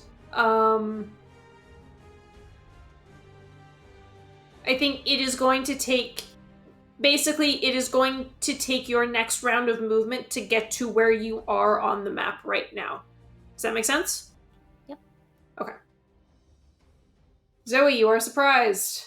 Camille, you are surprised. Hurt, you are surprised. Rizwin, you are surprised. Fire is also surprised and will act in the same way as Emma. Also, please add Mel's to map.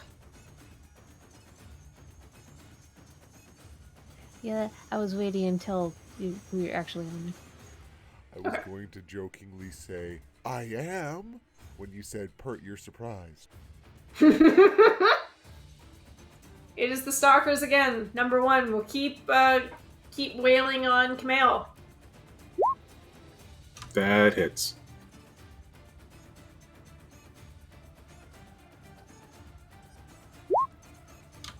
That also hits. Well, damn. You are momentarily distracted by the noises of pain from your sister, and this thing just gets 2 really solid hits in. That's 16 and 20. That's 36. Ow.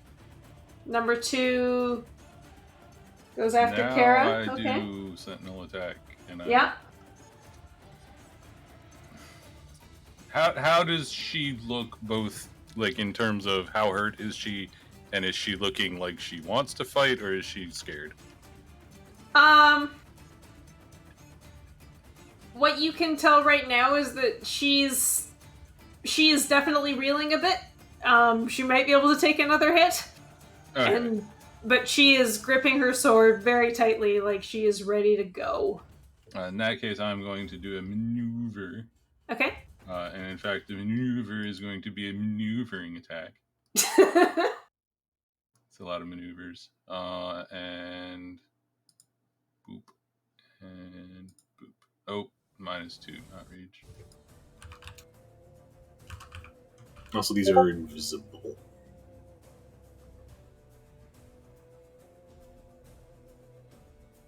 Are they? I mean, you can see that there is... You can vaguely see that there is something there now that it has attacked and kind of announced its presence, but it just looks like wind. So do we have disadvantage, I guess, is from invisibility? No, not unless they want to hide. Oh, okay. Well, I guess it does say... No, it does say that it's invisible. You do it however you want. It's your encounter. Yeah, I guess invisibility does give you disadvantage, and that doesn't... My apologies, that does not go away. Okay. Another... So yeah, you would have disadvantage. 15 still hits. Okay.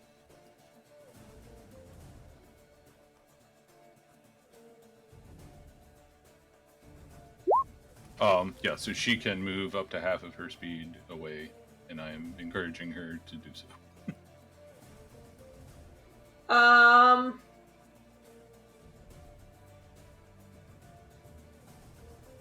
Yeah, she will move back here.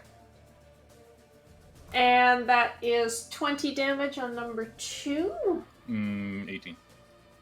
18 damage on I number accidentally 2. had raged her. Okay. Number 3 is going to keep going after Pert. Does an 18 hit? The 18 is a hit. Hurt is going to use the uncanny dodge to half it. Excellent.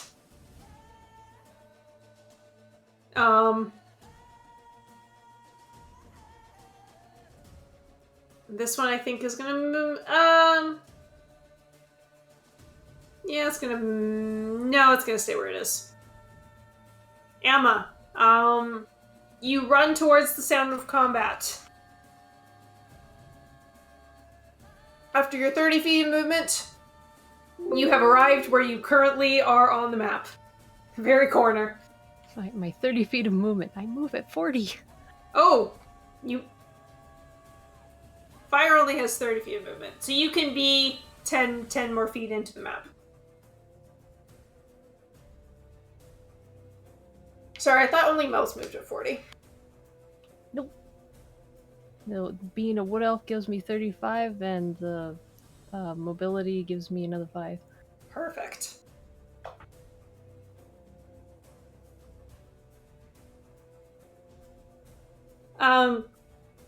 You can vaguely see strange currents of air, like little bits of grass and leaves are occasionally being flung up. You can kind of tell that something's there,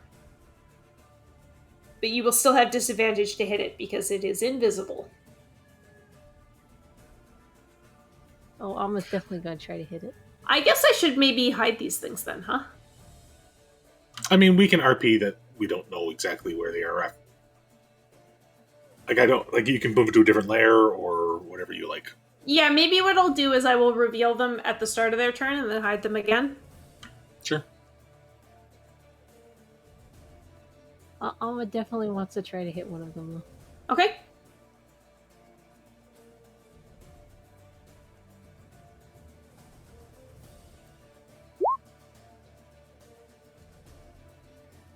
No, I don't like this. I changed my mind.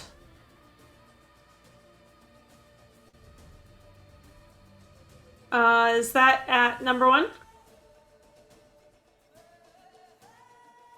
Sure.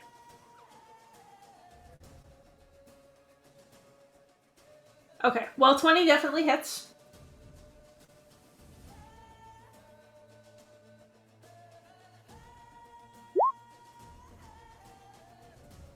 Eight piercing. Okay. And he's gonna shoot it again. 18 hits.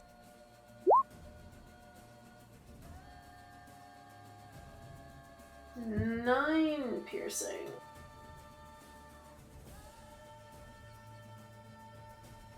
Alright, anything else you'd like to do? Nope. Zoe.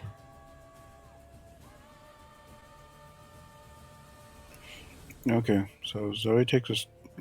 Dang it.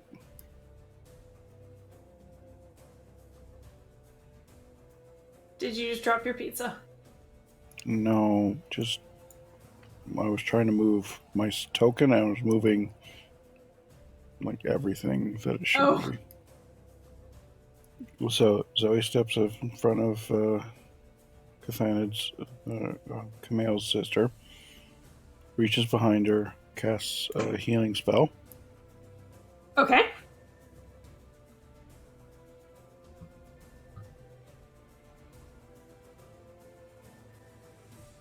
Bro, this is gonna be so overkill. Yeah, she is that full.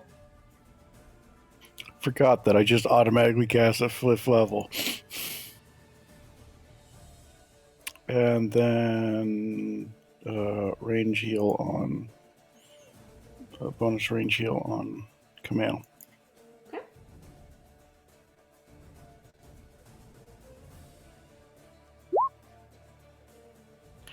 What do I think those swapped around would be better?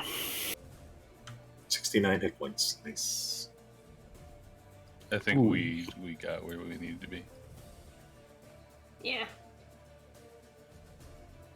And Owl will help Pert. All right. Appreciated. Anything else? Nope. That's my 3 actions. Camille. So I have a sense that there's 3 things around me. Mm-hmm. I just look at Bert and yell, "Brace yourself."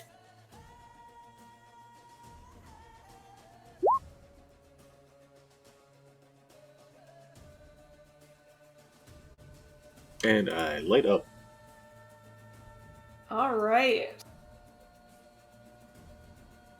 So it's at the end of your turn? It is at the end of my turn, and it's my action Okay. for this turn. Okay. Anything else you'd like to do? No. Okay. And at the end of your turn, They all take 5. they all take 5. Pert takes 5. I think Rizwin takes 5 too. What's the Yes. radius? 10 feet. I'm So within 10 feet. does the owl. I mean, you could argue the owl is 15 feet up, but either way. That's true. I'll leave that up to Ty. The owl has flyby. It is just in the air. Okay, the owl is above the radiant light. It might swoop down and attack once and then fly back up, kind of thing. Yeah. It does not end its turn in the radiant light. Okay. Because it has 1 hit point. So they all take 5. I take 3.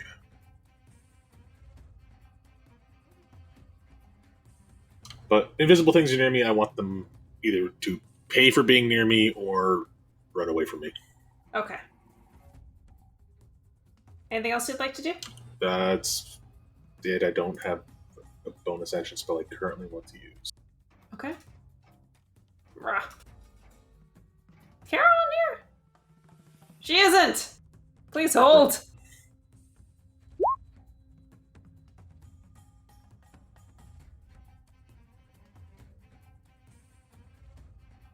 Okay. I'm gonna have Kara go now because I forgot. Yep. So good. She is going to run around to the other side of this one. And try to slash at it. She has disadvantage. And she hits it, but she doesn't do as much damage as y'all are doing.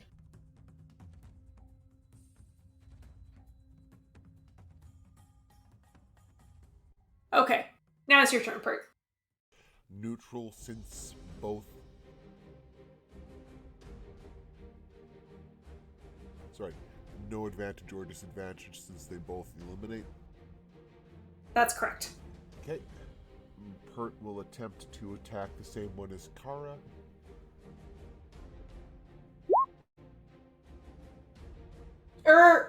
Wait, you're not hidden. No, but the Oh. owl's helping me. Right, Owl. Thank you. Okay. It's okay. 23 hits. Bonuses are on. and click. And the rule is you don't get sneak attack if you're at disadvantage, correct? There's a whole series of mechanisms, but I have an ally beside the opponent, therefore I have advantage period. Or I have a sneak attack period. Okay.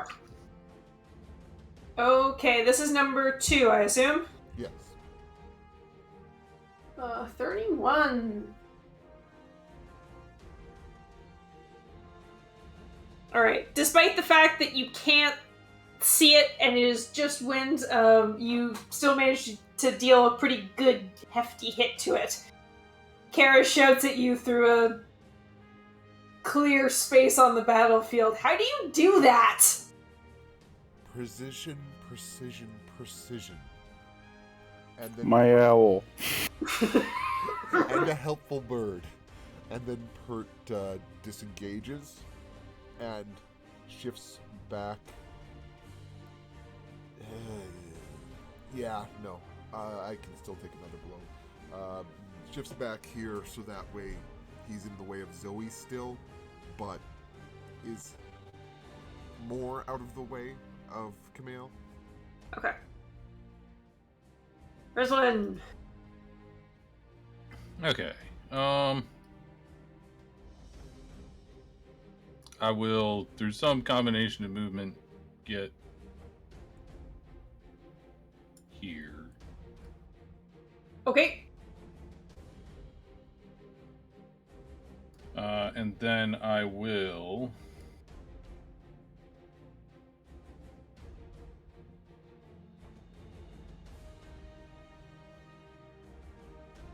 No, that's not the one I want.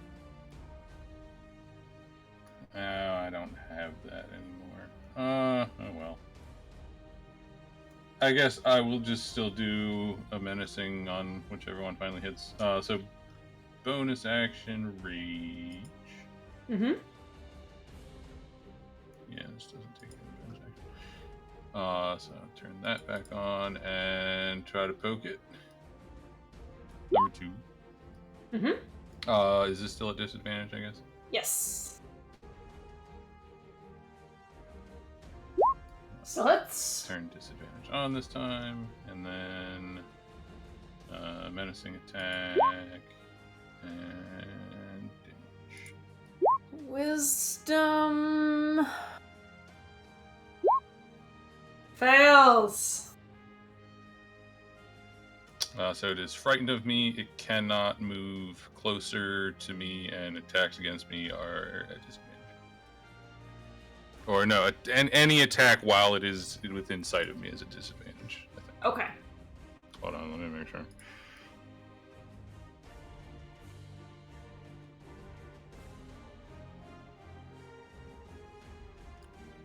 Yes, has disadvantage on ability checks and attack rolls where the source of fear has been in sight and cannot move willingly closer to the source of its fear. Okay. Next attack.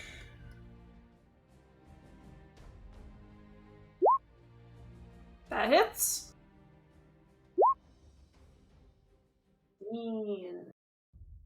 I still only have 2 attacks, right? I think so. Yes, because you dipped into Barbarian. Right. Yeah, I'm only 8th level fighter. Okay, that's my turn then. Right. It is Fire's turn. Fire is able to use his movement to get to the spot that he is currently standing on the map. Okay.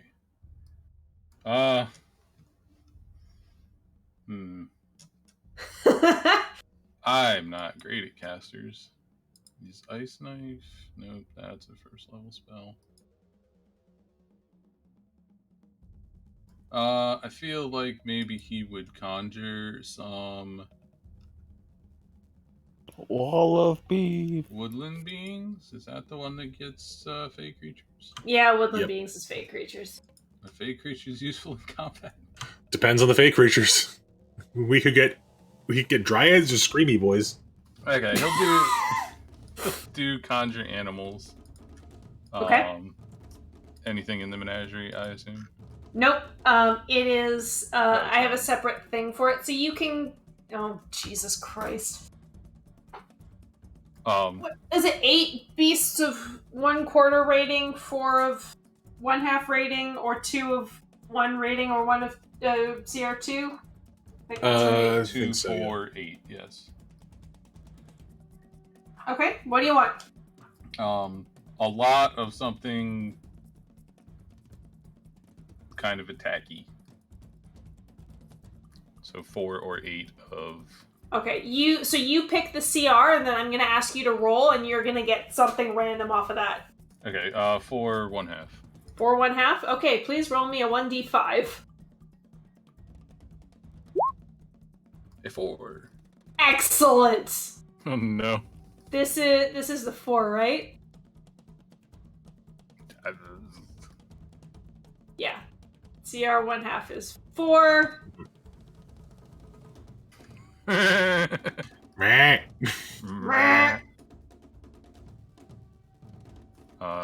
Oops, that's a seahorse. That's a confused goat. Alright. Is this giant goat, I assume? Yes. Well, those goats are Edit. going to get In irradiated. players' journals.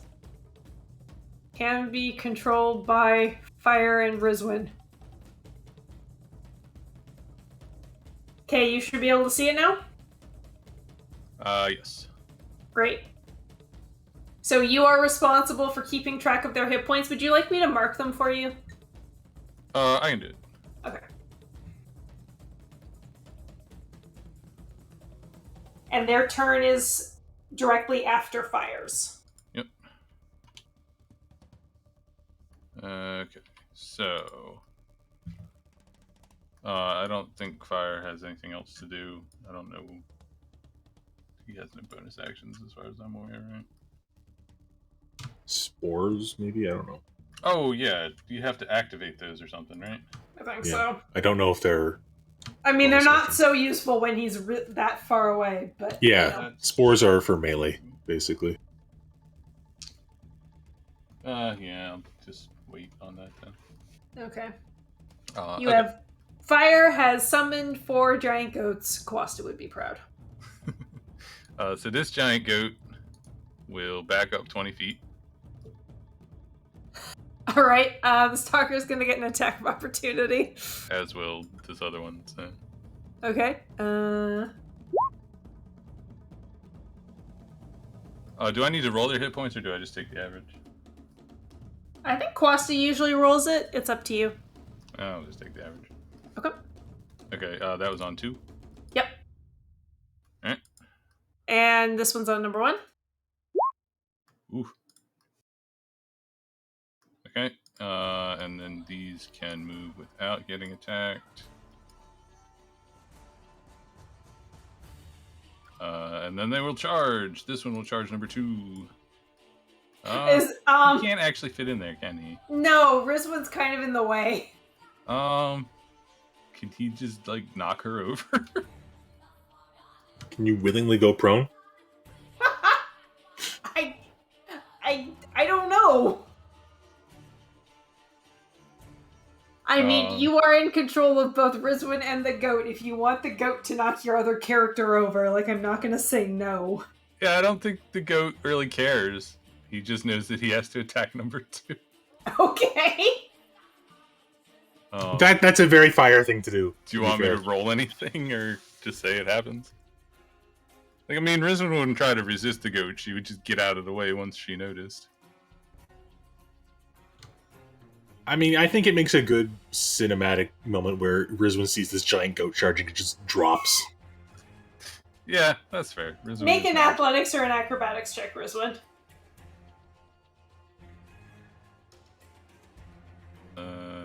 I'll take athletics. Okay, now roll for the goat to hit the stalker.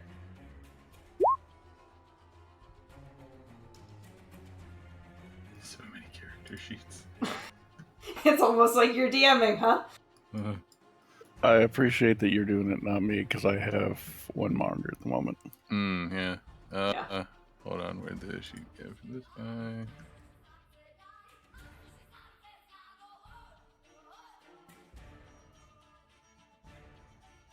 So what actually is the charge? It's just a ram attack.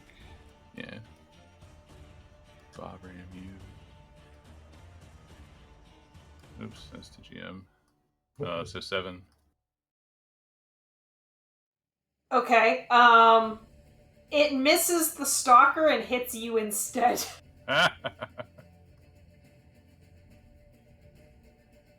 So Rizwin takes 6 bludgeoning damage.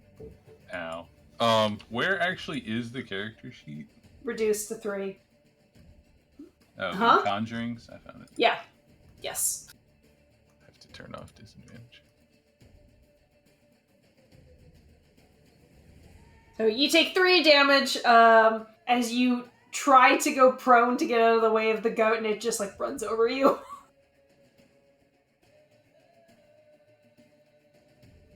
Just 3?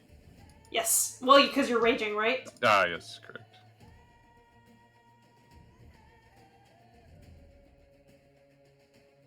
Okay, and then without anything else in the way, the other 3, 3 on 3 here. Okay. That misses. 1 on 3 also. Okay. That hits. For 5 damage. Nope. For Oh. 7 damage. Or, well, 2 additional damage, so I guess 6 damage. Mm-hmm. And then be knocked prone, except maybe these are immune to that? I don't know. They are immune to prone. Well, damn. And 2 on 1 over here. 12 misses. The goats are desperately charging at the thing that fire's telling them to charge at, but they sure can't fucking see it. Oh, right. None of those were at disadvantage. Sorry. They should have been at disadvantage. I'll just re-roll that 23. And it's a 9. Aw. Well, they're doing their best. But they're, goats. It is the stalker. After nearly having the wind knocked out of it by this goat, the stalker's going to turn around and try and smack it. So this is on goat number 2. That hits. Okay, for 10 damage. Poof. And then it will go back to wailing on Camille. Does not hit. Number 2 is going to go after goat number 4. 12? Mm-hmm. Oh, that hits. He's still fine. Okay, and again. That's a miss. All right. Rizwin, you are underneath the goat. Mm-hmm. Number 3 is gonna lobby 1 attack at number 1, and then 1 at number 3. 15 hits. Okay, and then at number 3. 12 also hits. Okay. These things do not seem to be fans of the large furry creatures. Meh. Emma!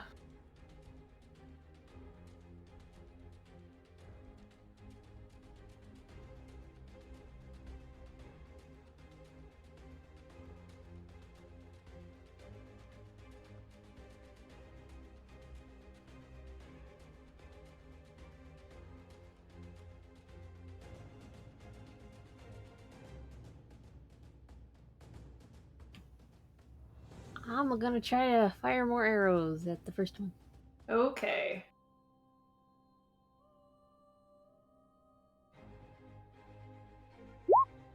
That hits.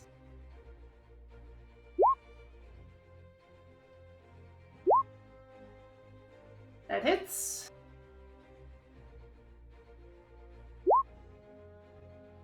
Okay then.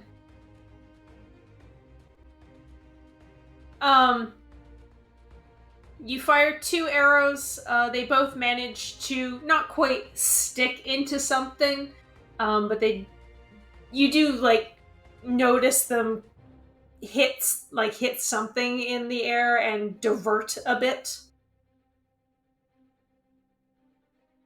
So they struck something, even though you can't really see it. Hmm? Anything else you'd like to do?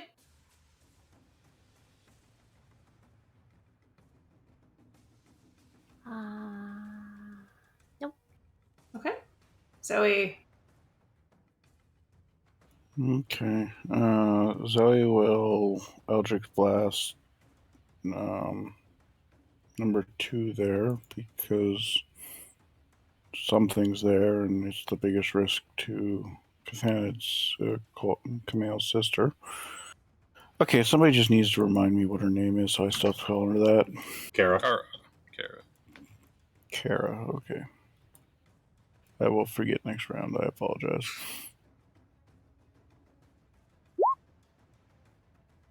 Those both hit. Wait, is it 2 or 3? Shit. Also you are Disadvantage. disadvantage. Alright, well, 17 hits, right? Yes, 17 hits. This is number 2.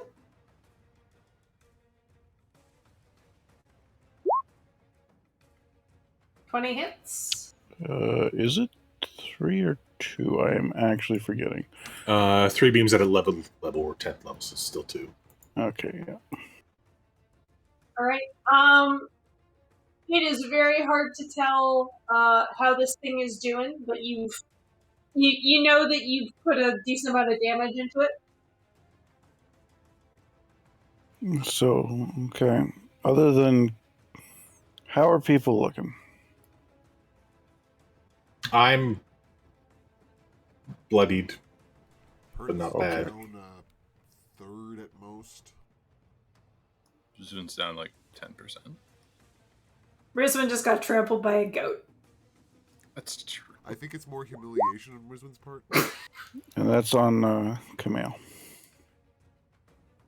I think that's 70, 60. Sorry, math.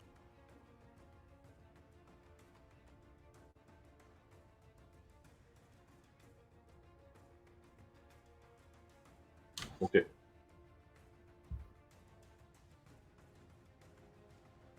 Is he looking any better now? Oh, yeah. Oh, sorry. Right. I actually meant to have a reaction at the end of number two's turn.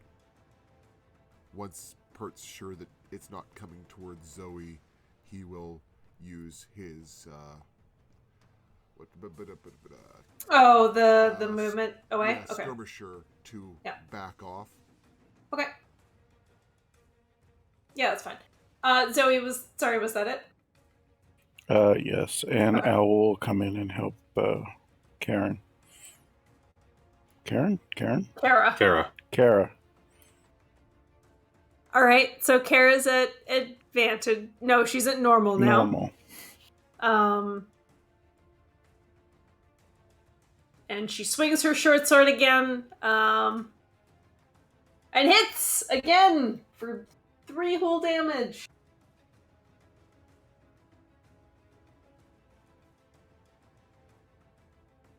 She seems very proud of herself. Camille. Okay. Make sure disadvantage turned on. I'm gonna swing at number 2.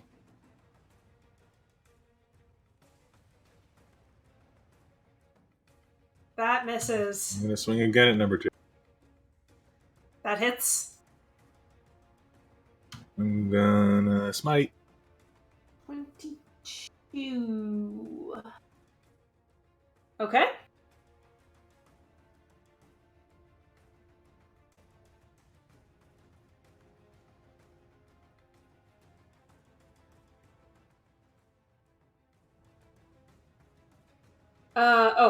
I didn't see the smite rolled, sorry. Okay. Okay. So 36 damage. Fantastic. And I am going to reach out and get a sword.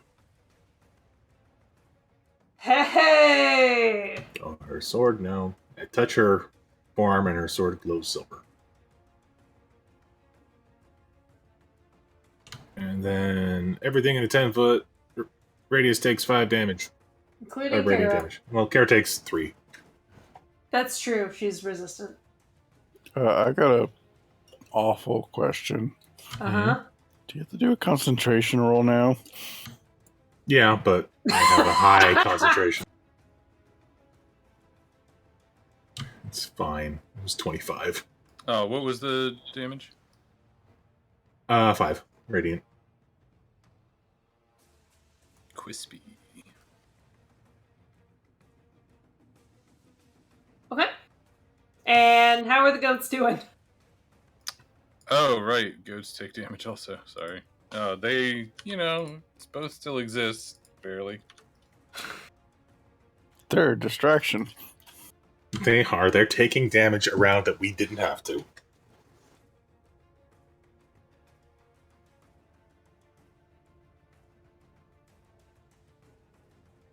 Okay, anything else? That was the end of your turn. That is the end of my turn. Bert! Alright,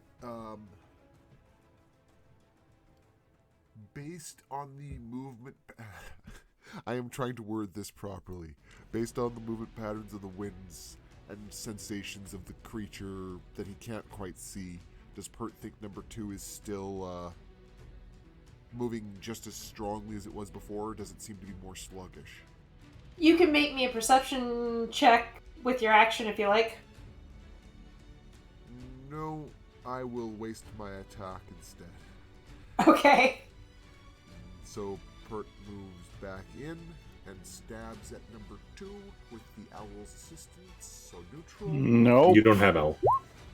What happened to the owl? So I went to help Kara because I'm a dumbass and forgot that would take away your... I thought Zoe was helping Kara, not the owl. Sorry. No, I should have left it on you because that takes away your sneak attack. So 16. 16 hits. Or it would hit. You're pretty sure that should have hit, but you didn't feel any, resistance. So it might be there, it might not be.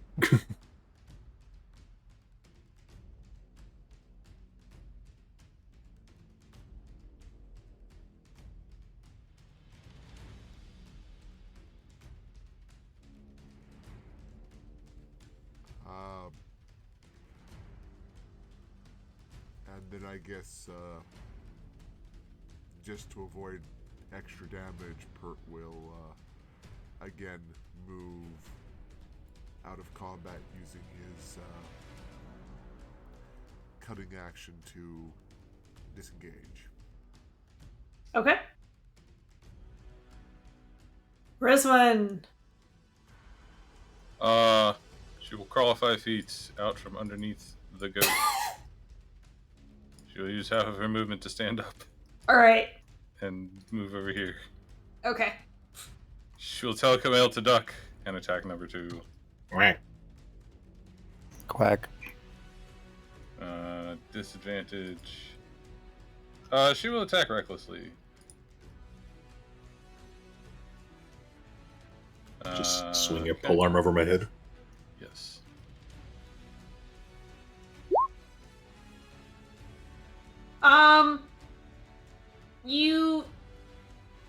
You do not feel your glaive impact anything.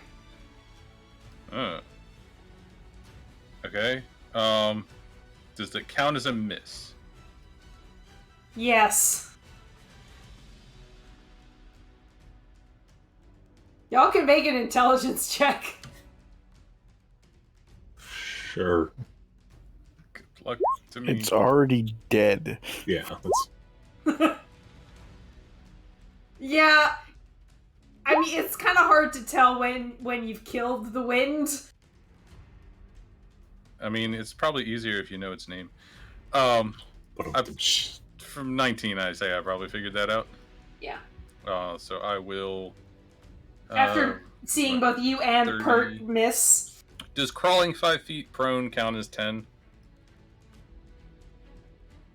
I think so, right? I don't know. I don't have enough movement to get where I want to. I mean, it makes sense that it would. Because I moved half, so 10, moved 10. Actually, shit, I couldn't even get there. I only got here. So you yell at Carrot Duck. Yeah.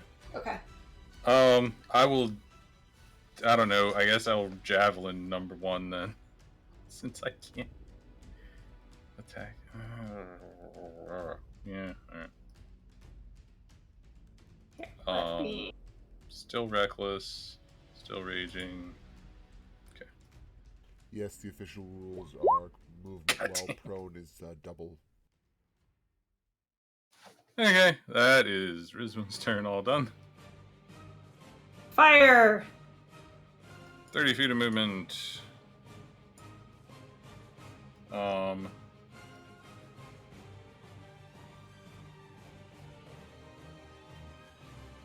Ice knife is something he likes to use. Yeah, it's a first level spell though. Cast at a higher level.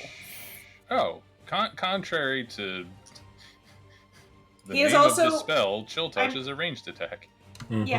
Yes, it is. I'm pretty sure he's got to concentrate on the animals. He does. So keep that in mind. Yeah, that's just concentration then. Yeah. So yeah, Chill Touch on number 1, disadvantage, switch to fire. Find it in this fucking list of attacks and shit. I am really rolling like shit today. I mean, it's your normal dice. Yeah. And then Goat's turn. I love you. Okay. Ah, nibble. I cannot name ever, so let's just leave it at that. Goat attacks number 2. 3 attacks 3 again. Alright, Goat attacks the air. 10 does not hit. The 18 was for number 2, right? Well, yeah, number 4. Yeah. On number 2. Yeah. That's it. Okay. It is the Stalker's turn. Number 1 is relentlessly trying to take down the bulwark that is Camille. Good luck. That just hits. That just hits. Whew. Ow. I'll say I've been rolling like hotcakes tonight. Yeah, since 62. Hey, Nibbles, you think you could swap dice with Jamie? I did when she became the DM. That's how it works. Number 3 is gonna go after the goat.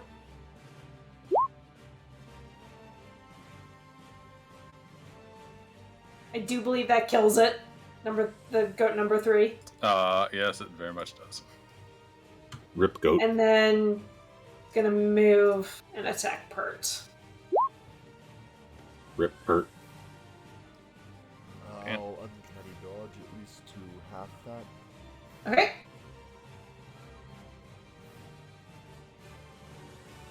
Also, Ty, I added new battle music. Are you proud of me?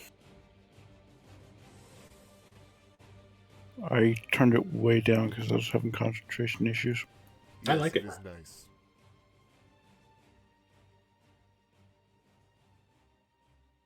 I still only added like 8 tracks or something to a list of. I appreciate Almost you for 20. doing that, though. So The old stuff is still there. There's just more stuff now. Emma, it is your turn.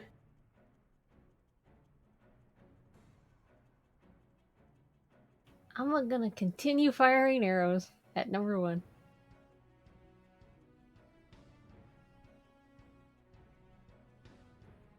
Alright.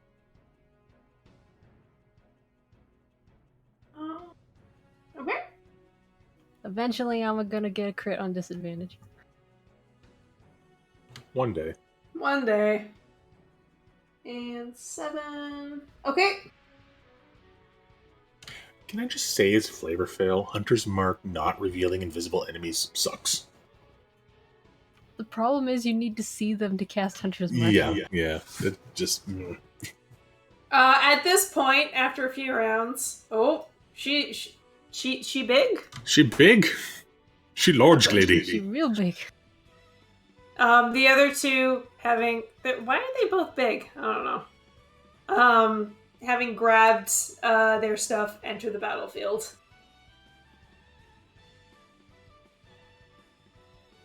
I should have had that happen at the beginning of the round. Who wants to pilot two really simple characters? I'm going to call immunity. I'll do it if they're simple. I can do it if no one wants to. I have multiple screens, so I have an advantage. Okay, I'll give Ty one and David one. They're probably going to spend the next couple rounds getting over there, then the fight will be over. That's possible. Right, David, you get Meralda.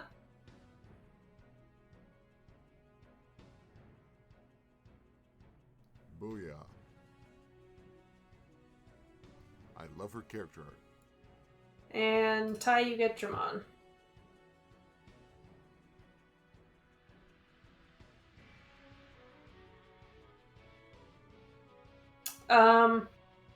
You may need to redrag the tokens out so that you can move them. I'm fine. Nope. Okay. And can you both roll initiative for them?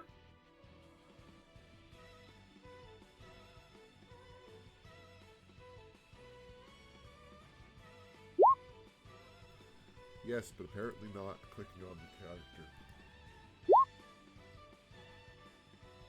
It is currently set to GM. Yep, which is less embarrassing. Mm-hmm. Okay. Fantastic.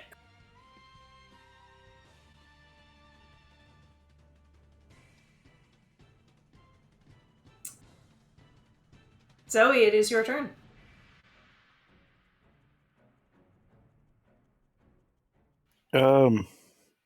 So I will Eldritch Blast at 1.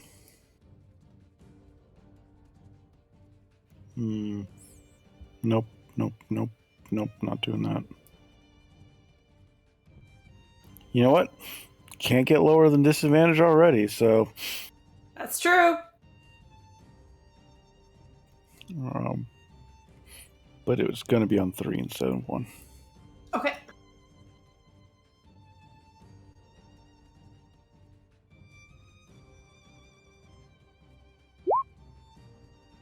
Those both hit for 26. Alright.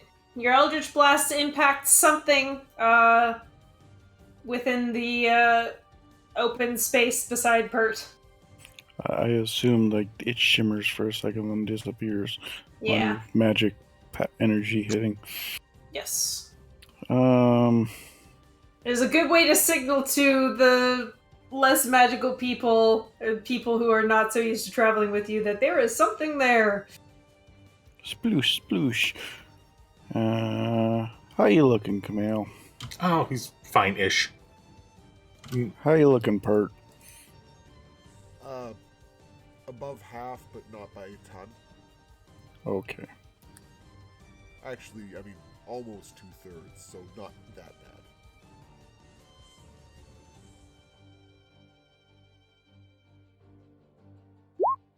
Ooh, have 7 health. Cool. You guys burnt a lot of those in early rounds. Alright. So Meralda definitely knows that number 3 is there, but I don't think she's really seen number 1 yet. Nope. Just the people who've seen it wailing on Camille.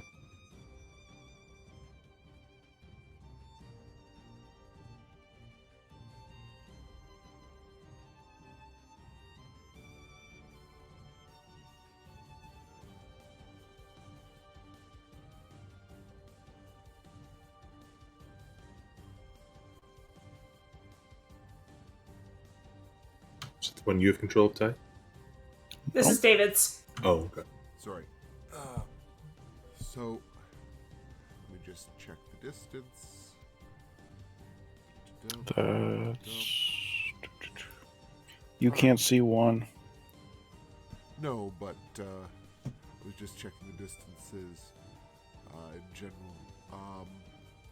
So she will bolt forward from where she came from. Her crossbow already armed as she was running over. So 5, Yep. 10, 15, 20, 25, 30 feet.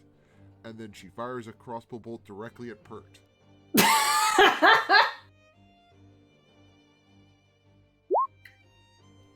Oh dear. Nice. Yep. She is at disadvantage. Yes, that is true. She could crit fail. Yeah. Pert, make an acrobatics check. Yeah, you're okay. Pert manages to sidestep a crossbow bolt that misses the stalker and just goes sailing past his shoulder. Little to the left. She does not say anything as she rearms her crossbow. And that'll be her turn. Okay. Kara, sword glowing with magic now, has also clued in that Invisible Stalker number 2 is dead and is going to just take a couple steps to the side and start swinging. She has the owl's help. Nope. I forgot, but it was clear that Zoe made a mistake and was going to switch back to... Okay, so... Okay. In that case, she's still at disadvantage. And does not manage to hit the stalker. That's +2, but I don't think it matters. Doesn't matter. Camille. Well, I know there's one in front of me.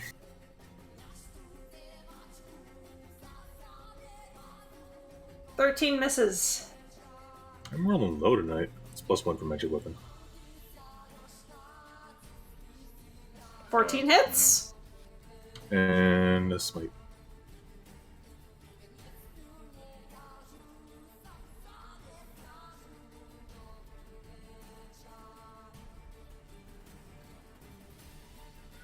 So just big crackles of light all around me.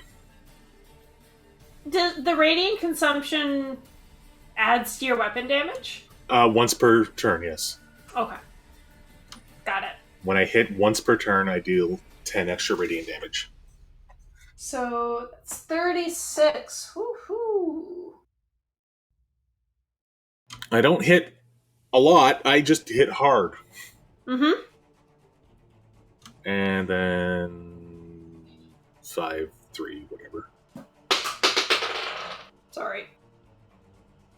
Alright, Kara takes 3. Rizwin takes 5. Those stalkers take 5. Goat unfortunately takes 5. Oh. Goat still lives. Goat lives. And everybody else is outside. Okay. I need to make a concentration check. Yes.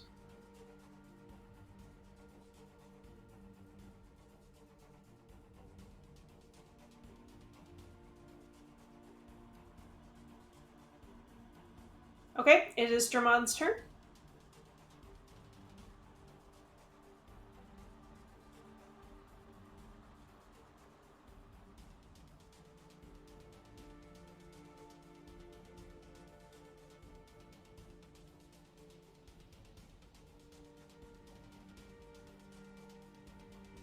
Ty?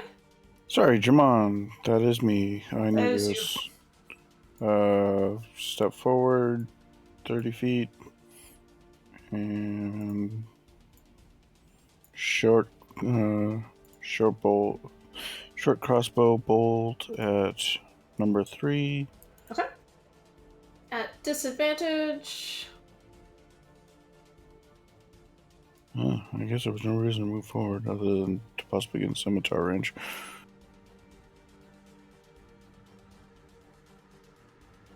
Seven misses. Pert dodges another crossbow bolt.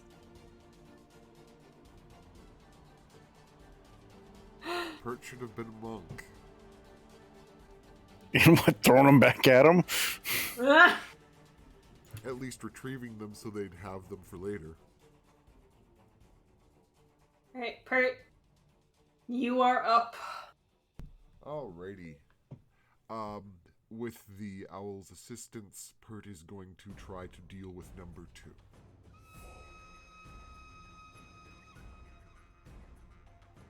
Number 3, you mean? Sure, number 3, because number 2 is the one that died. Yes. 23 I've hits. zoomed out enough that the numbers are somewhat small. Let me just turn that back on.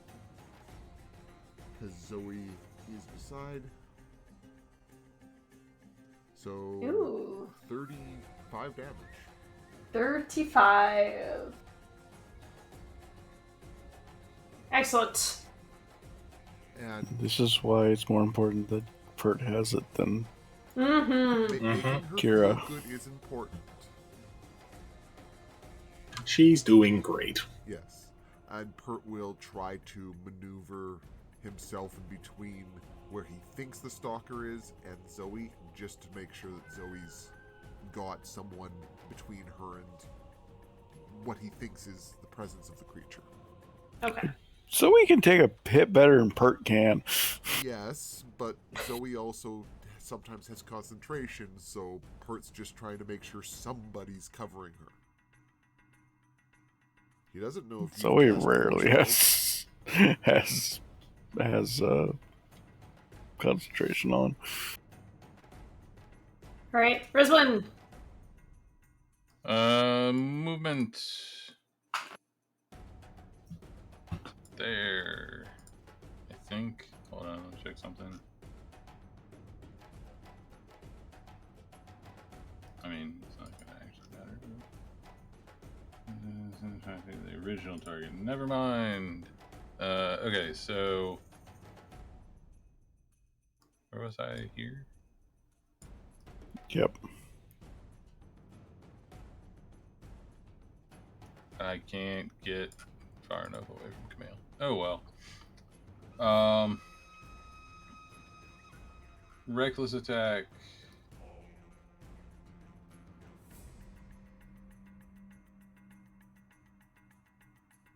Goes with it. So 22 altogether. And Okay. I look closely to see if it's still there. And that's the end of my turn. Okay. Fire. Some more movement. Ice.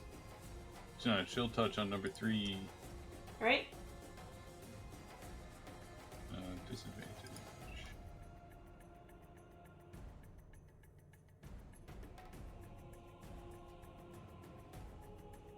Womp womp.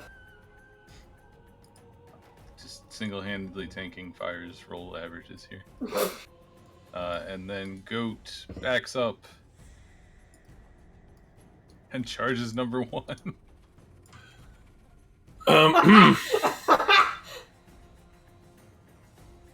Camille, make a athletics or acrobatics check, your choice. I will take athletics.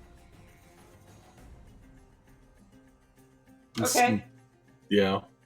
Goat, make an attack roll. Right. Well, is the attack roll against Camille or the thing? It's against the thing. The goat misses both the stalker and Camille, who manages to kind of just like turn it away from him at the last second. I just look at the go with it. Indignity. That's it. right. And I'll be right back. I have to pee. Okay.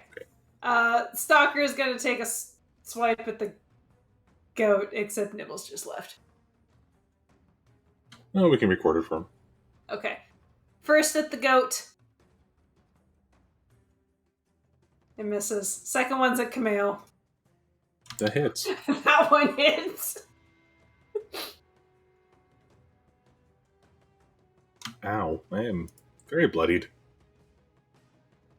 Number 3 is going for 1 for Pert. Misses horribly, and 1 for Zoe. I think also misses. Yep. I am only hitting Camille, apparently. That's fine. That's why I'm the tank. Since we have a second, Ty, I didn't ask what kind of pizza. Random. Random? Green peppers, mushrooms, salami, sausage, and ham. Sounds damn good to David. It's whatever made it, brought it up to $20 for free delivery. I'm back. Okay. The goat survived. Meh. For now. Emma, it is your turn.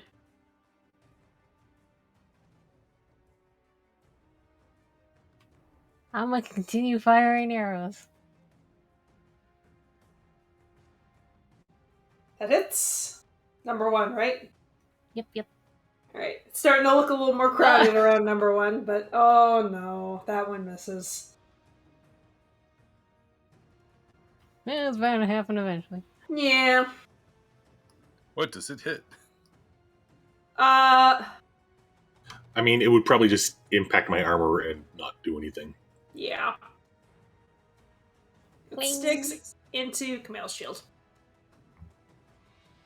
Anything else? Nope. Okay. Zoe. Pretty much just what she's been doing. So 2 Eldritch Blast. You know what? She's gonna do 1 on 3 and 1 on 1 to make sure that the others know about them. Okay. So the first one will be on 1. Character sheet, where are you?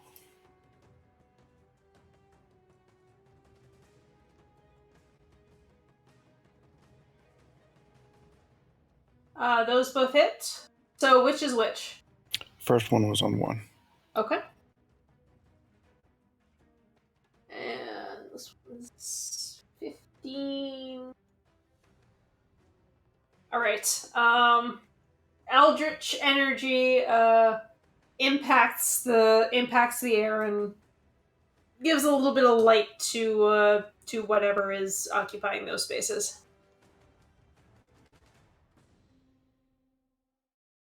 Anything else? How is the one under a goat looking? He's hurt, but it's... Yeah. How's Rizwan looking? She's not much worse than she was before. So, How's Bert looking? I mean, he's still below 75%, but he's fine. Okay. Then Zoe's gonna pull out her user magic item to gain a spell slot. Alright. David, morale is up. 5, 10, 15, 20, 25, 30 feet. Heavy crossbow out. Knee forward. Leaning on it. Firing at Pert's face.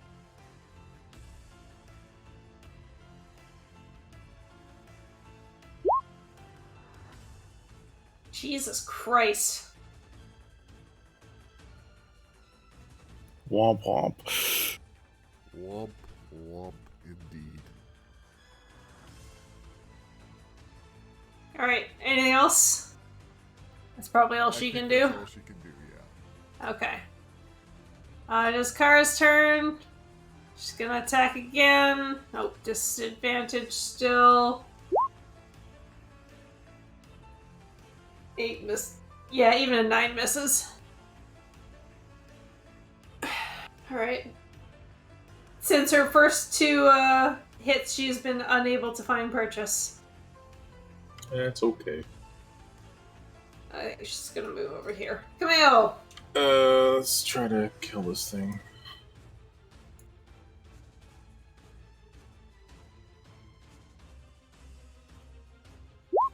That hits. And we'll smite.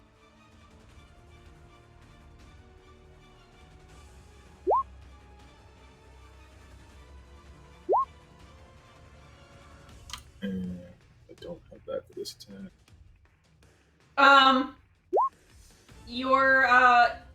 Your first hit, you definitely feel like just a slight bit of resistance that tells you that something's there. The second hit, woof, nothing.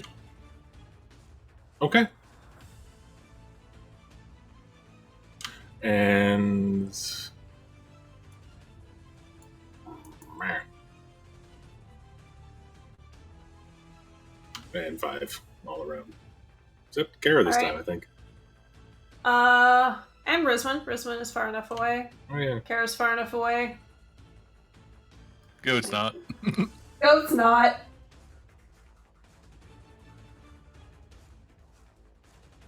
Zoe, are you resistant to radiant? Yep. Okay, so Zoe takes 3, Pert takes 5. Yep. It is Jermon.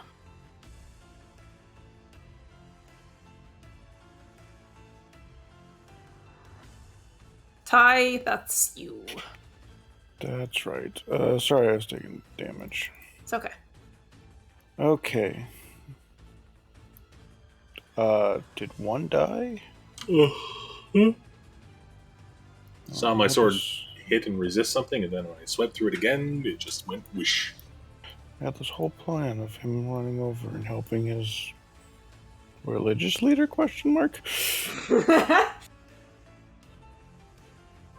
So he'll keep trying to catch up and attack 3. Okay.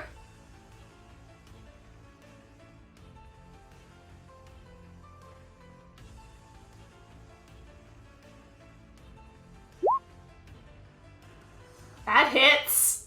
He does an entire 1 point of damage! Blink. I just want to be like him, just looking over at her and just smug face.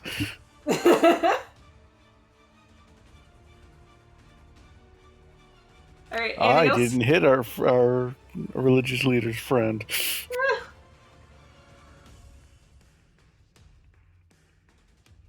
Pert.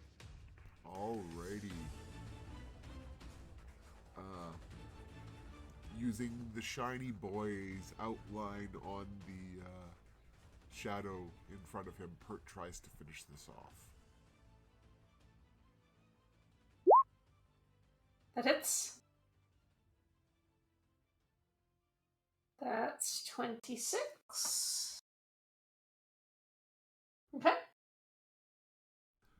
And he'll stand his ground. Rizwan. Number 3. I guess I can infer from the fact that Camille ran away that it's no longer Yeah. there. Yeah. I will actually get out of range of consumption this time. I was going to say, are you sure? Maybe she's just angry enough to start swinging at the air to double check. I'm still gonna go reckless. Bark skin turned on. That's weird. Yeah.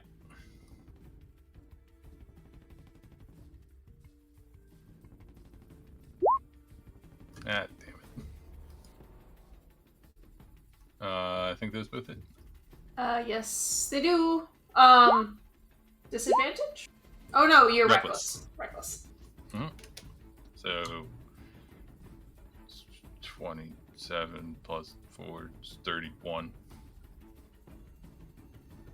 Alright, both of your glaive strikes, you feel just like a little bit of resistance.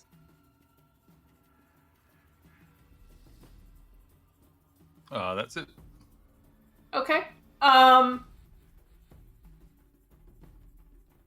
will tell you now that you killed the last one. It might take you a couple of cantrips and arrows to figure it out. But it is dead. Okay.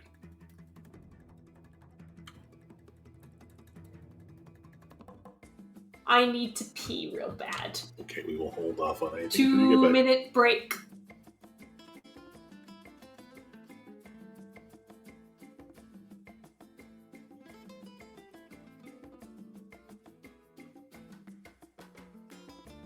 Any nibbles? Mm-hmm. Dumb question now that combat's over. Did Fire have Fairy Fire prepared? No, he did not. Okay. I checked.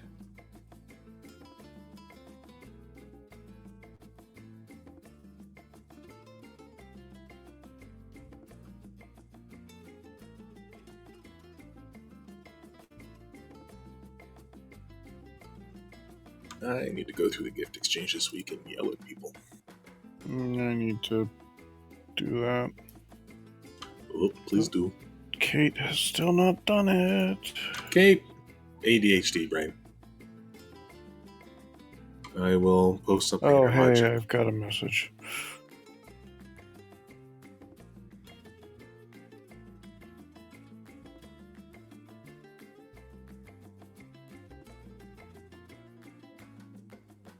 Except it's for me, not.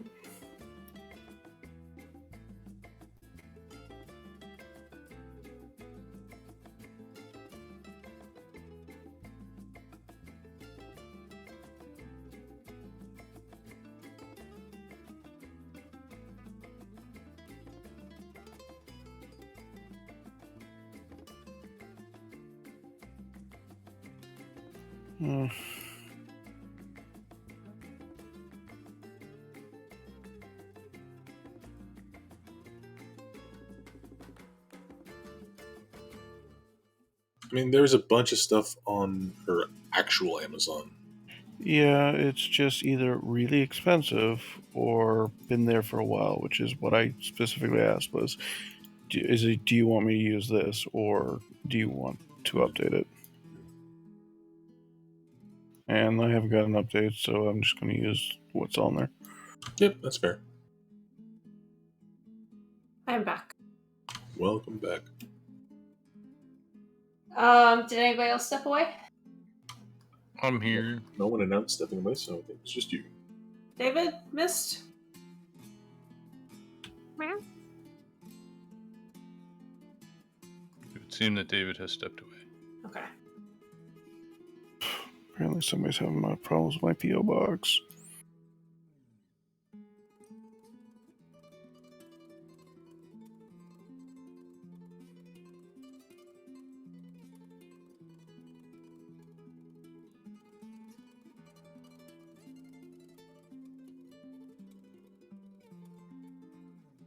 I'm back.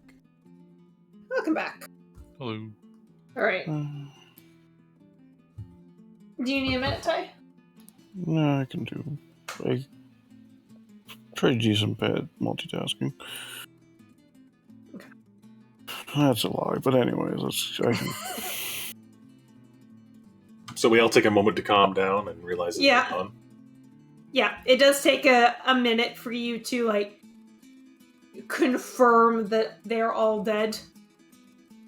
I let my light go out.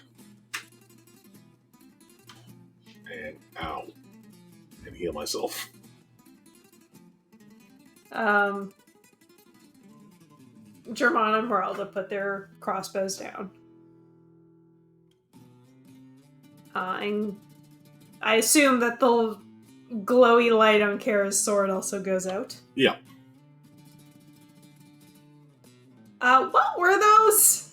It's a very good question. Pert immediately starts detailing how he thinks they might have been what he sensed at the sewer grating. So they've been following us. That's his theory, but you know Pert.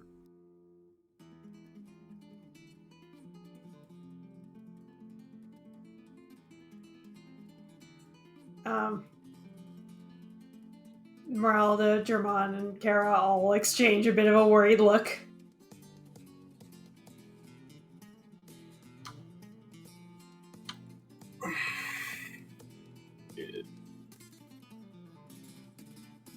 Well, I suppose they're dead now. Or whatever they were, yeah. Hopefully there's no more on the way. We should be careful tonight.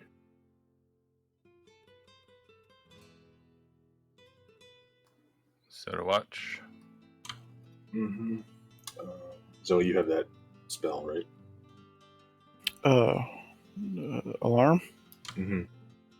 So he walks around with the maracas, casting alarm for an hour to make sure there's 6 covered from every direction. Okay. Alarm only lasts for 8 hours, right? All right. So you do that before you all go to bed, presumably. Mm-hmm. Or are you doing it now and then renewing it before bed? I can do either or. I don't sleep after all, and it's not something I cast. Or it's something I cast, but it doesn't take a spell slot. Mm-hmm. It's a ritual. Okay. Yeah. I will give my sister a once over and heal her wounds and just say, you did good.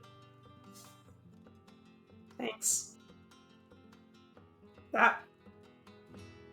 You're pretty impressive. Well, Fist of God and all that, right?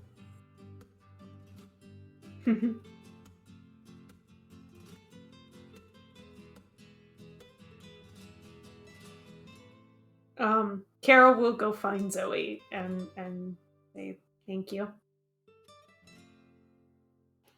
What for? The healing. And letting me use your owl for a little bit. It's just that's what I do in this party. I'm good at healing, and I like healing, and she's just being herself. Mm-hmm. She says that's kind of not what I expected.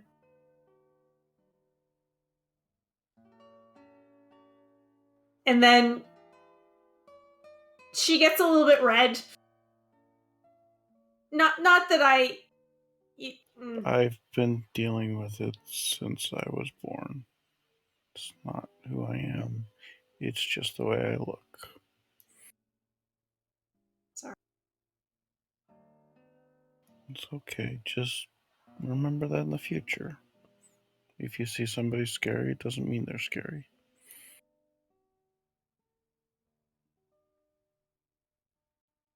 And just because somebody looks what one would define as not scary, doesn't mean they can't be a complete awful human being. Mm-hmm. Cough, cough, priest, cough. Oh no, that guy radiated slime. Yeah. Although Zoe knew he was slime long before they got to the city, so...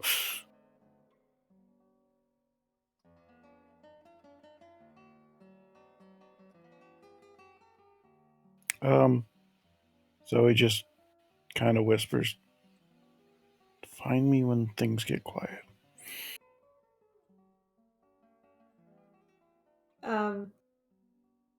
She's gonna go back and try to get Camille to help her do more sword work and kind of go over how the fight went.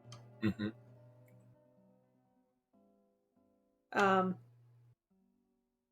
Meralda and German are both now doing another sweep of the perimeter, just in case. While they're doing that, I kind of look at her and go, German? What about him?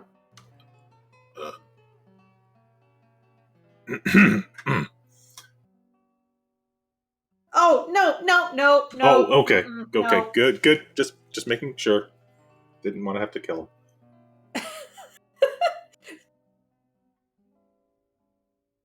From where she is just kind of lounging, Rizwin says, "Does he know that?" Yeah, he was kind of sweet on one of the other people that died. Oh. I get it.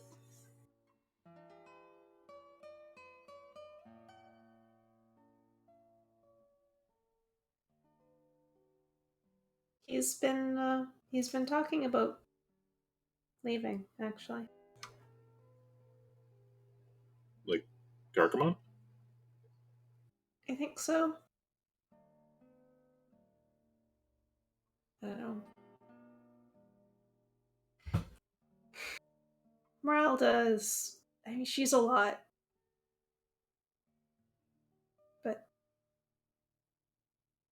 and she really wants to get the bastards, you know? Yeah, I get it.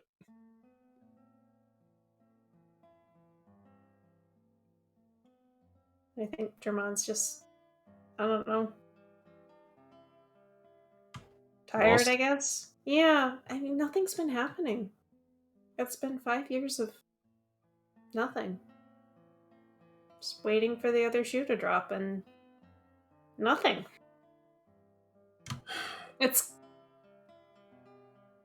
It's kind of a relief, I guess. Like, finally something's happening. Even the fighting, like, yeah, it was scary, but it's validating?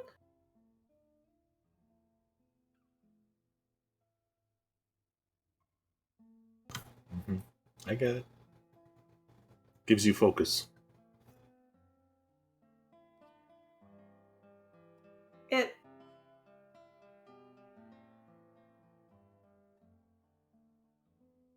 It makes it feel like this has been worth it. That we're not just sitting on your hands waiting for the next shoe to drop. Yeah.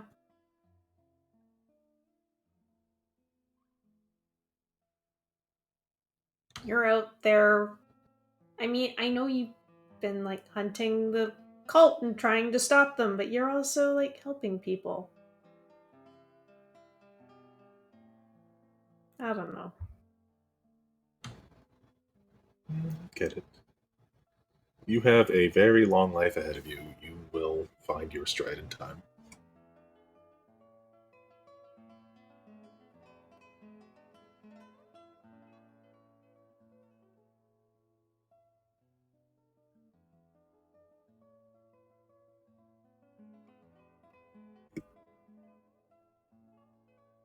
Okay, back to practice. Mm-hmm. Now try to hit me this time. I was trying before! Uh-huh. Try harder.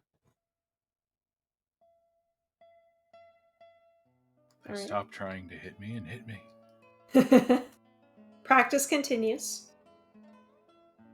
As the sun goes down. Fire exclaims, Zoe, I've got it! Of what? Along with ooh, ooh, ooh, ooh. The headband is done. Kip, kip, kip, kip, kip, kip, kip, kip, kip, kip.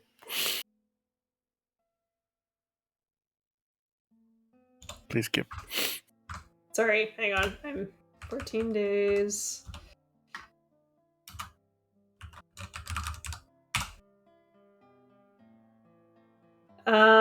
Let me... Any chance it's in the items in here? What item were you trying to make?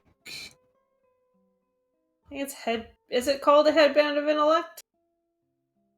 Oh dear God, I gotta remember what I was.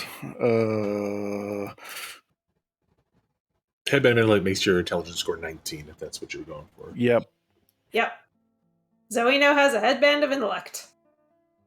One of us actually has some brains. You have the opposite of a dunce cap. I mean, it would only give Pert +1 to his int. +2. Okay, it gives Zoe some brains. Okay. It does require attunement. Zoe's like just sitting there staring at the thing. Attune. You're mine now. I will poke Quasta. Now I just need someone to give me wisdom.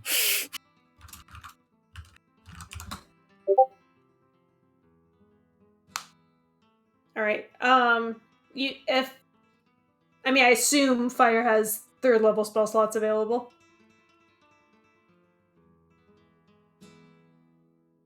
I think he's still got 1 left.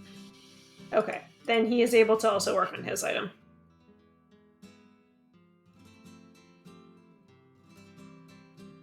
Yes, he has 2 left, actually. Perfect. I will reduce that to 1.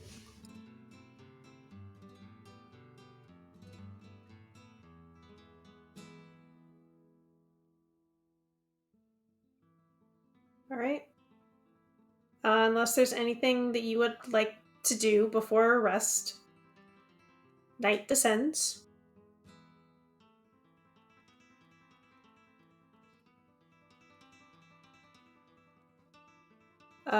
There will be a watch, I assume.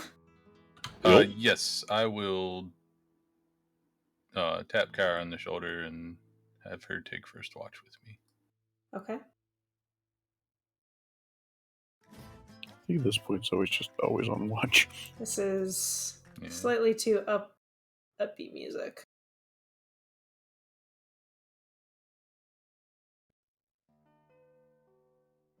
Better. Although she is sitting there looking at a magical item going attune. All right. Remind me how old she looks, or is, if I know. She's about 18. Yeah. Okay. Granted, with Asimar, that's not saying much, but she is literally 18. Mm-hmm. So it is Rizwin, Kara, and Zoe on first watch. Mm-hmm.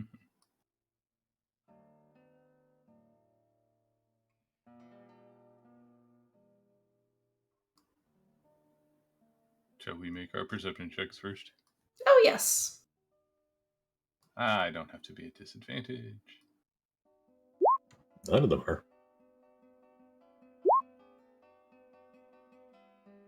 That should be a 6.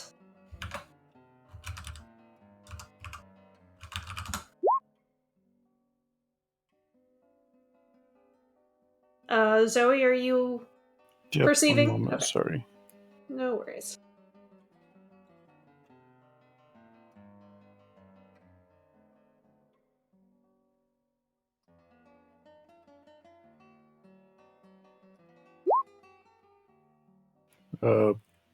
That.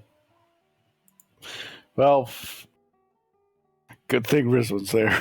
Yeah, Zoe is very focused on her headband. Attune. So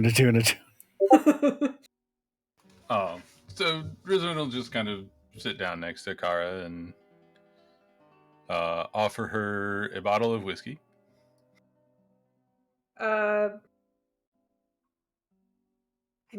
Sure.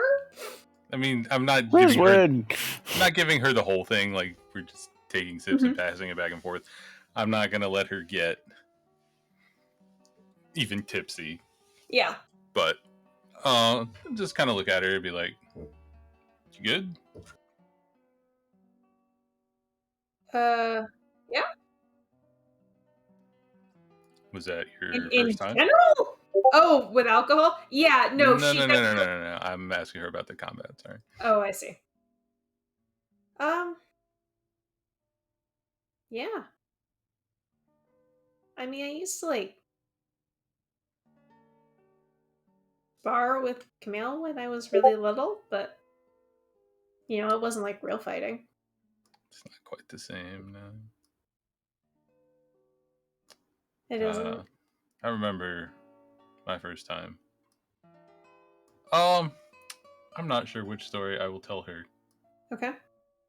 Let me think. I guess since I'm trying to highlight the fact that it's okay for combat to be scary, I will tell her about the getting bit by the werewolf the first time. Okay. I'll probably leave out that it's a werewolf. It might just be like a wild animal or something. But Yeah. so I will go through that whole story. Okay.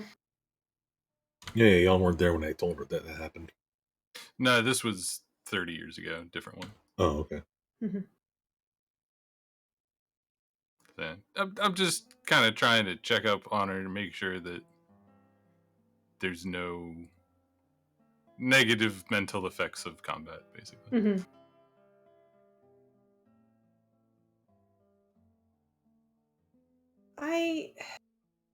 I mean, I was scared, but I don't know how to explain it.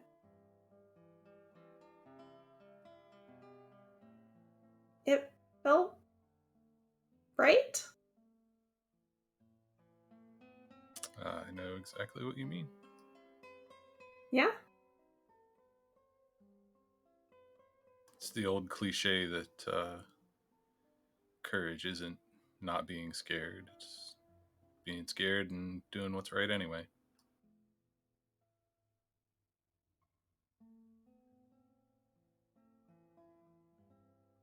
But it's true. Yeah. I guess I've spent a lot of my life being scared of,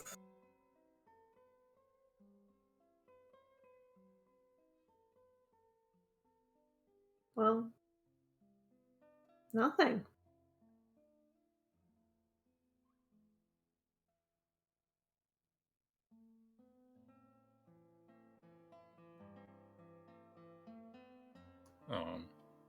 I don't know that I necessarily have anything else specific to say to her, Mm-hmm. but just kind of, being a friend, basically.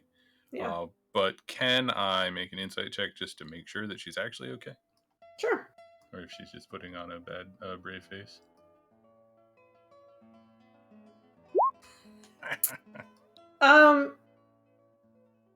She seems like she's like there is a weight lifted off of her.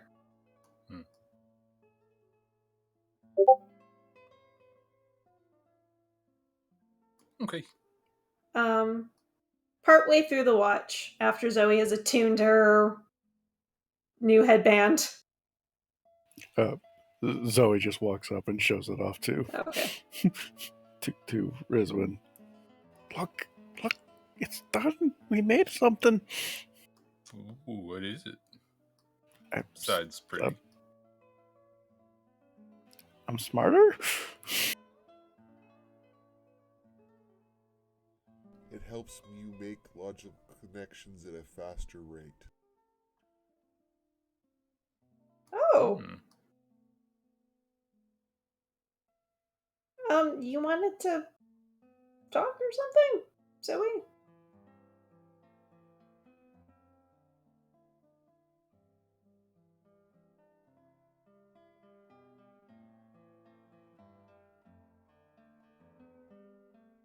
I'm not just imagining that. You did ask Kara to come back and see you later, right?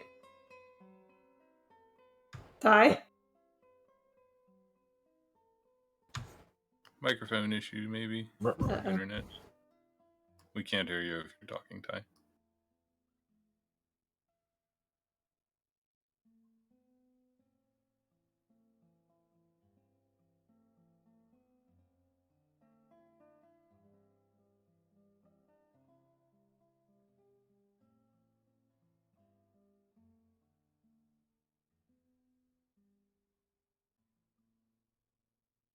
Microphone or internet. Uh-oh. Seems like possibly internet.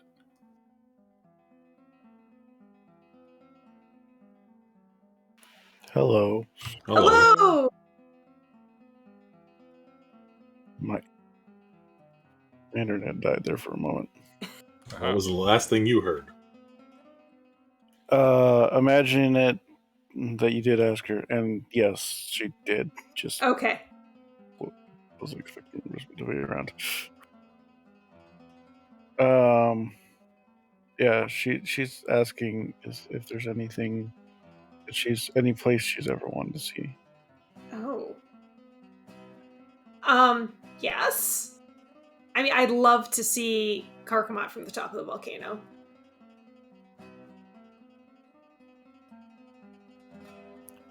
Okay, where's the top of the volcano? Points up. I assume we can probably see it from here. I think there's probably a few trees in the way. But if you walked 15 minutes to a slightly less wooded area, you might be able to get a good view of the top. So I was trying to figure out if she can send somebody to a place she hasn't been before. Dream spell. Okay. I assume you probably saw it while we were traveling throughout the day. Yeah, it's more like, do I have to picture that exact area, or can I just be like, it's roughly there? Should we show them the island map, Jamie, or are we at the point with that, or? I mean, it's not exactly meant for public consumption. Yeah, fair enough. Yeah. I don't think I can do that. I think it would take a wisdom check. Because Estella put herself on the moon, remember? Good point. I mean, all else fails, you can just start here and fly there. Okay.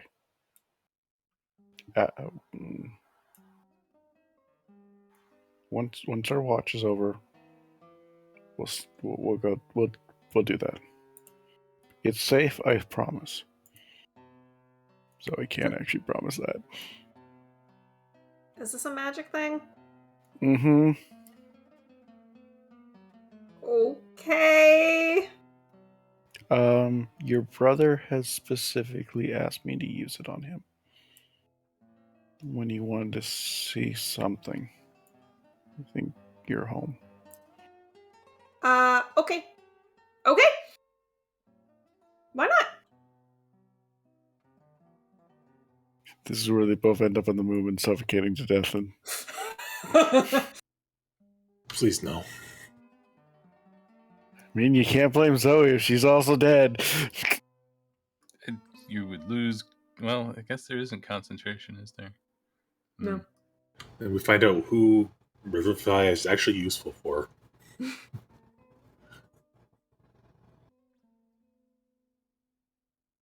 All right. So, yeah, whoever takes off for next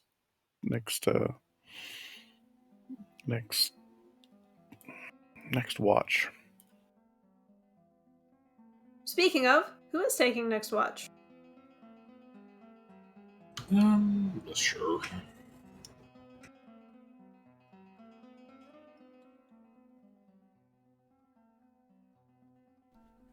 Emma, do you want to, Emma, do you want to take next watch since you have dark vision? Yeah. And, yeah, okay. I was gonna say Pert and Fire could take the Pert and Fire could take the last watch, even though Fire's not here technically. You know what I mean? I mean, neither Pert nor Fire have dark vision, so you should probably split up the dark visions. Mm-hmm. Oh, sorry, Camille does have dark vision. Yes. I always get that backwards. I always think that Fire has dark vision. Camille doesn't. Then Pert will go on second watch with Camille. Okay. I think German is second watch as well. He just kind of keeps to himself at the other edge of the fire. Does he just seem like a very quiet, withdrawn kind of person? Yeah.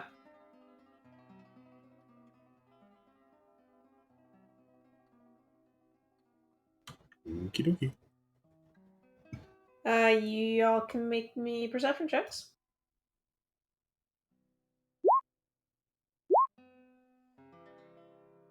Disadvantage for you. It's not disadvantage. Oh yeah, disadvantage on mine, so...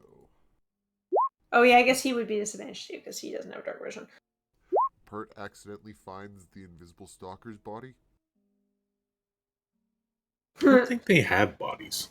No, they don't. Sorry, Mist, you're on third watch, apparently.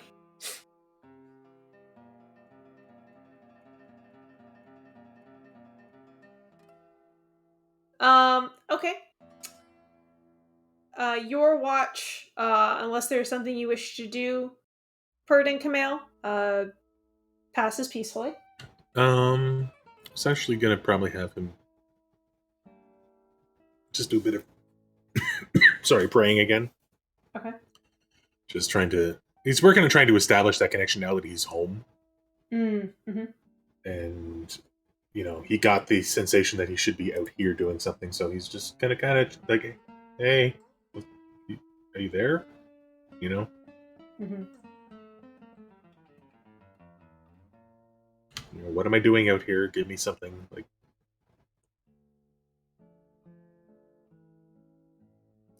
Make a wisdom check.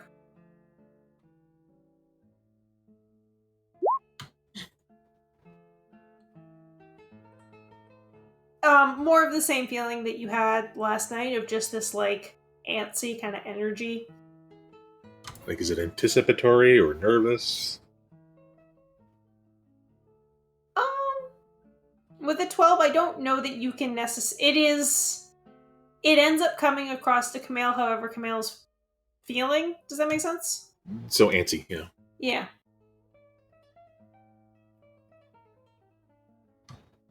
Okay.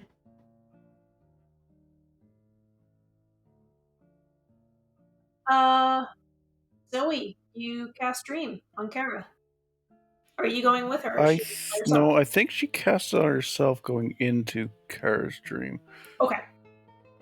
So I think she okay, you go to bed. We'll do it when you're asleep. Okay. So you wait for Kara to fall asleep and cast Dream. Are you gonna try and appear on the mountain? Mm-hmm. So you want a wisdom check? Yes, please. Oh yes, because these go so well. Oh no.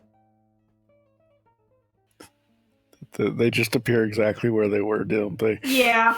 It's better than the other option. I was thinking in the caldera. Yeah. That's a dormant volcano. Okay, so that didn't quite work. Wait, are we asleep? Well, you are. Are you sure? I mean... Okay. Think of something you want that you can physically hold in your hand. And then put all your will into making it be. Okay.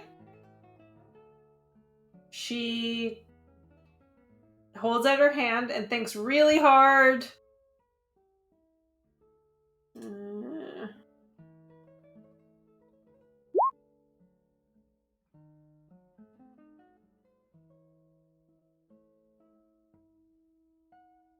Nothing happens. Nothing happens.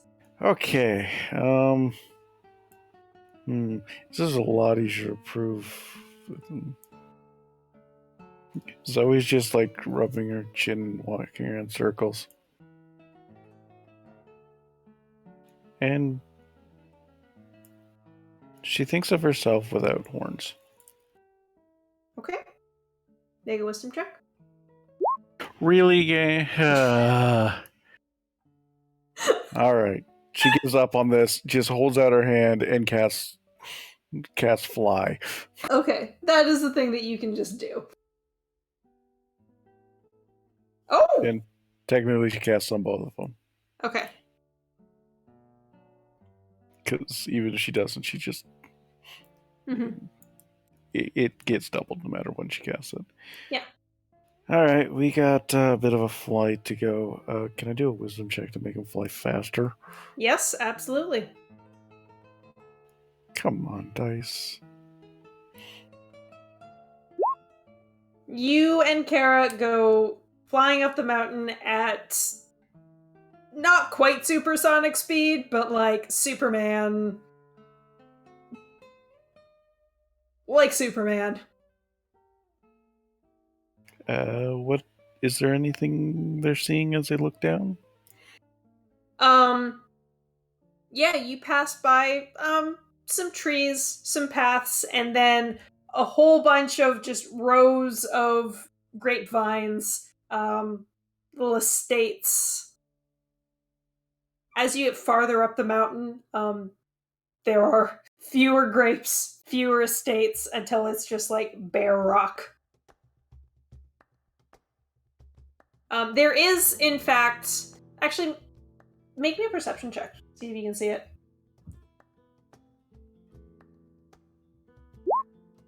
There is, in fact, a path that switches, like, does a bunch of switchbacks up the side of the mountain. So this is absolutely a place that you could physically walk to if you wanted. You get up to the top of the mountain within, like, maybe half an hour.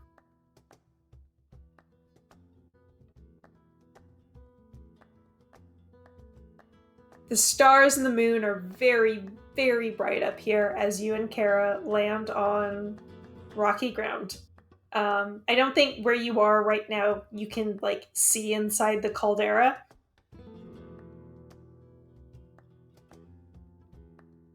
But looking out towards the south, you can see lights from the city of Carcamont. And beyond that, you can just kind of barely see the ocean. It is very dark. I'd like Zoe to push her luck. Okay. And try and make a telescope. Sure. Like a spyglass type, not Okay. not a Stella telescope. Okay, make a wisdom check.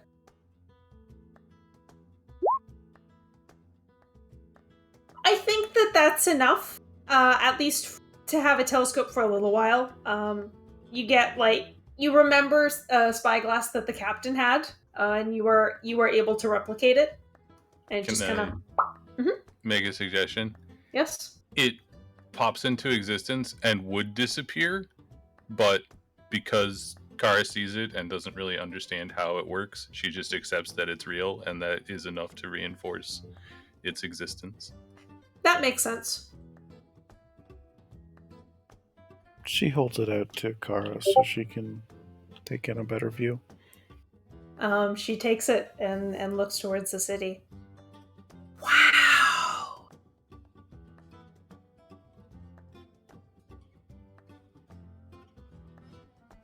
Can we, like, stay up here till sunrise? I mean... So he tries to make it sunrise. Make a wisdom check. You cannot make it sunrise. The moon gets a little brighter. So he just looks up. I said sunrise, not moonrise. I mean, the light from the moon is just a reflection of the sun. I'm not sure Zoe understands that. I mean, we can. I don't need to sleep, but you might feel tired tomorrow.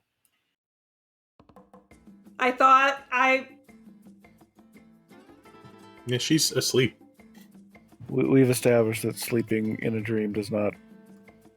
It tires you out. Yeah, it does. You still would suffer exhaustion if you don't actually return to your body and sleep. Uh, Come on, you know how Tel'aran'rhiod works. yeah, true enough. I mean, I'm happy to stay here with you if you want to do that. I just don't want you to wake up and be like, oh my god, why did I do that? Can we come back? Maybe, like, not necessarily tonight, but tomorrow night?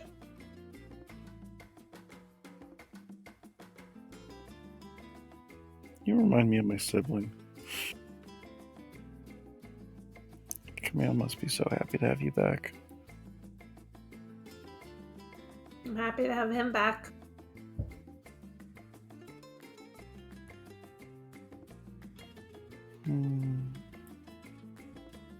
You just ask, and I will do my best to make this happen. I still don't have great control over it. She looks a little annoyed at herself for that. Like, she doesn't want to admit she tried to make it sunrise. Well, the only way to fix this is practice. Don't think that's true. We should probably consider some sort of thing where, like, stuff like manifesting a spyglass you can actually just do once you've had some practice. Yeah. So we just need... Oh, this is bullshit. I'm gonna try it anyways. So he tries to make a magical item that increases her wisdom. Good luck. Yeah, never mind. That's pushing it. Yeah, it's pushing it. That, you know what? That's just freaking meta. So how long do you stay up here? I think she stays up till Kara. Till at least the initial wonder wears off Kara. Yeah.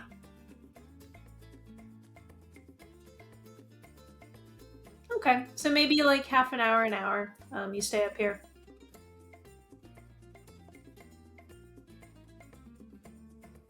Actually, yeah, that's probably about,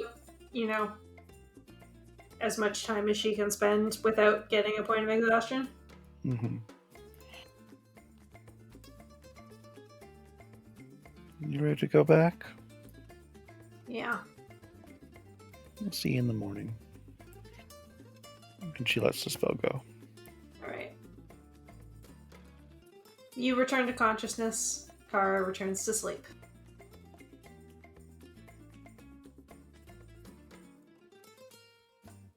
Alright. Is Kathanet on second or third watch? He was awake during that. I think she goes over and sits with Camille and be like, so I took your sister to the top of the mountain. Oh. She was really excited. She wants to see sunrise. Would you like to go with her tomorrow night? Sure. Thank you. Keep it a secret. I want her to wake up with you there. Zip.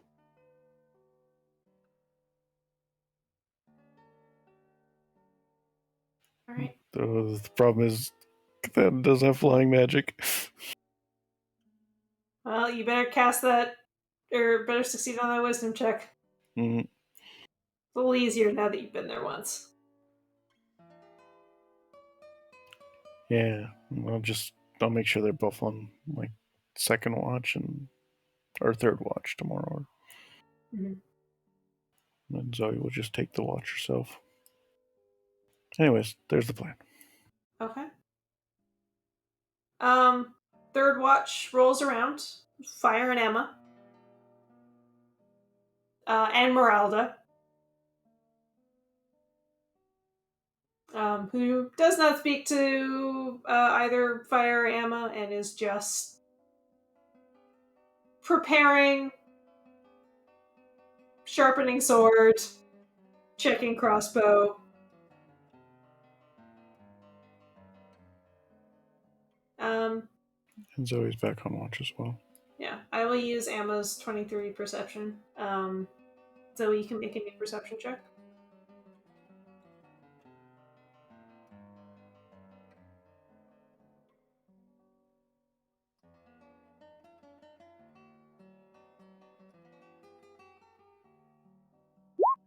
Okay.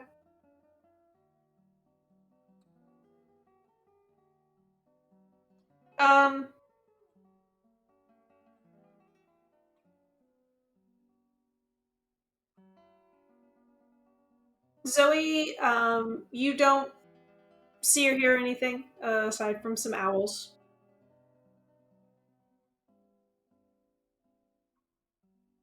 Although both of you notice Mellis, who is sitting beside Emma, his head just kind of comes up like he's noticed something. Then he lays back down. And he just like keeps doing it, like he keeps hearing something. Emma, after a couple of times you listen really closely and you hear it too. There's like a little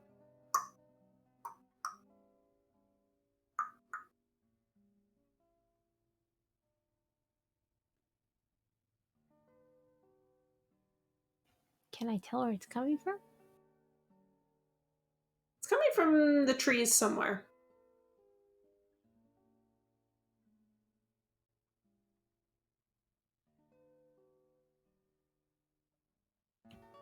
I'm gonna go investigate.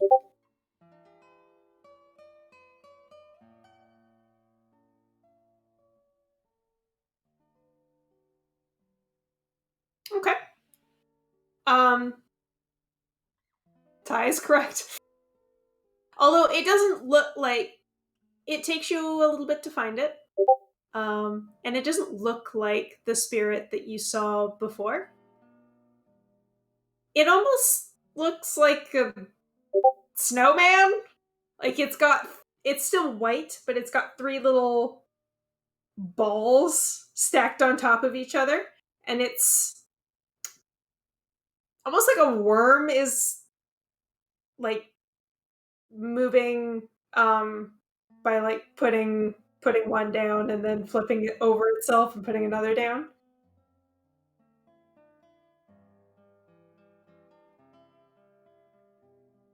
Did I explain that well? I don't know what you're describing, but yes. Like, I get what you're describing. I don't know if it's in reference to anything specific in culture. And it does have a kind of similar sound.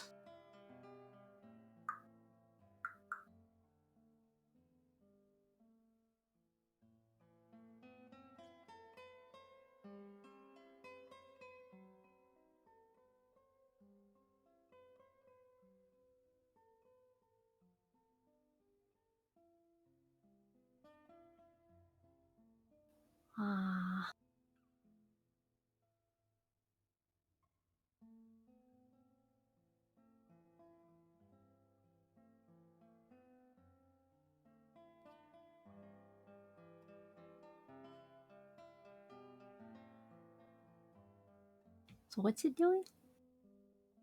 It is just kind of crawling along a tree branch. It doesn't seem to either notice or care that you are there. It's just chilling. Itself. Yep. It is the only one that you notice.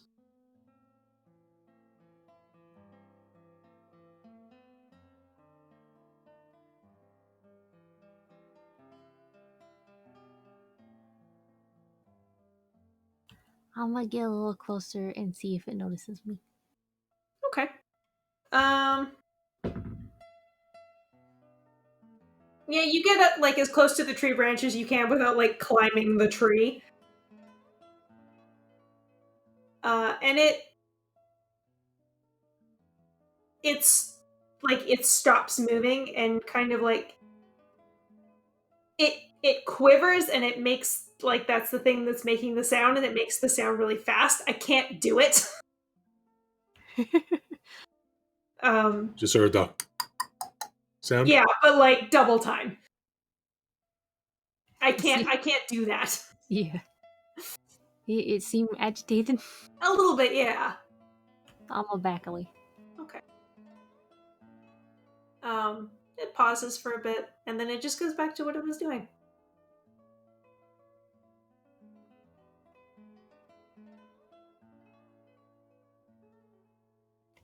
Alma makes mental note before going back to the others. Okay. Nellis follows you. That is the only thing of note during the watch. Everybody wakes up as the sun rises. Meralda has already cleaned up camp a little bit. She is anxious to get going. Can I have woken up early enough to get a workout in? Sure, you can work out while everybody else is tearing stuff down.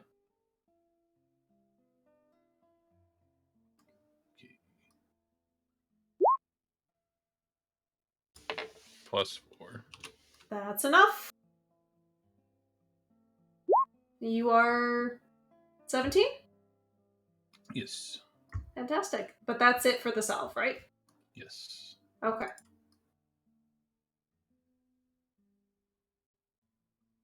And I think no, sorry, there's 1 use left. Okay. It was down to 2, or yeah, I took it down to 2 yesterday. Mm-hmm. Sorry, David? I think when Pert notices her starting to scrape around towards the bottom of the vial, he'll wander over to Camille and his sister and start asking them about different plants that he knows he could use to make a new version of the salve. Maybe not the exact same thing, but something similar. Kind of knock the 3 of their heads together and see if they can come up with some combination that exists here. We didn't really have much wilderness time when we were younger.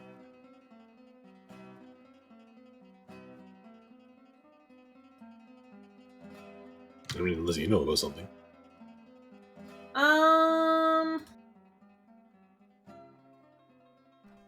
My suggestion, Jamie, and this is just, have Pert give advantage to one of the 2 of them, and if they can pass whatever bar, then have that give a combination of plants Pert could then try to find over the next couple of days.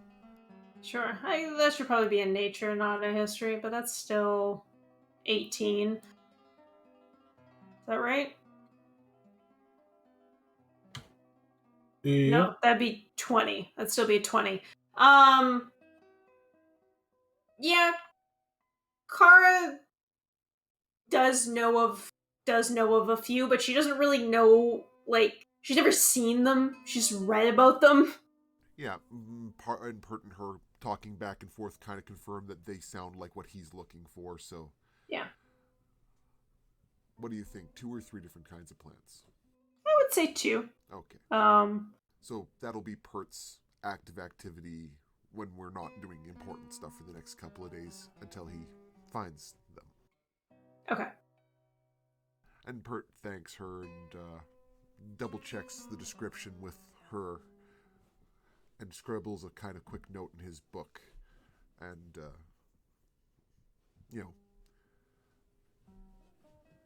kind of... I don't think he ever actually explained to her why he's looking for the stuff, but he kind of looks nervously over at Rizwin and then goes back to helping clean up from the campfire and stuff after the night's finished. Okay. So camp is cleaned up, Rizwin's workout is finished, and everybody, shepherded by an anxious Meralda, as per usual, continues on towards the lake. Mm-hmm.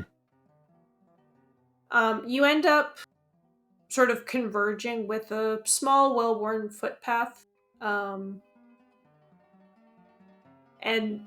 maybe about a mile after that, you see a little, a wooden sign that has Lake Naraka carved into it with a arrow going this way. Mhm. The path kind of skirts around the base of the mountain and goes up and down and up and down a little bit. And the further you go, the more it is trees and grass, and the less it is like the wiry shrubs that dot the actual city of Carcomont, which tends to be quite arid. It is a nice shade from the sun, as it is starting to get quite warm in the middle of the day. It is late summer after all. You get to a branch in the path with one sign that says Lake Naraka South Shore and another that says Lake Naraka West Shore.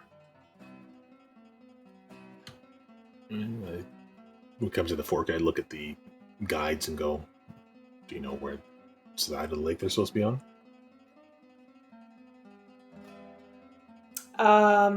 Meralda shakes her head.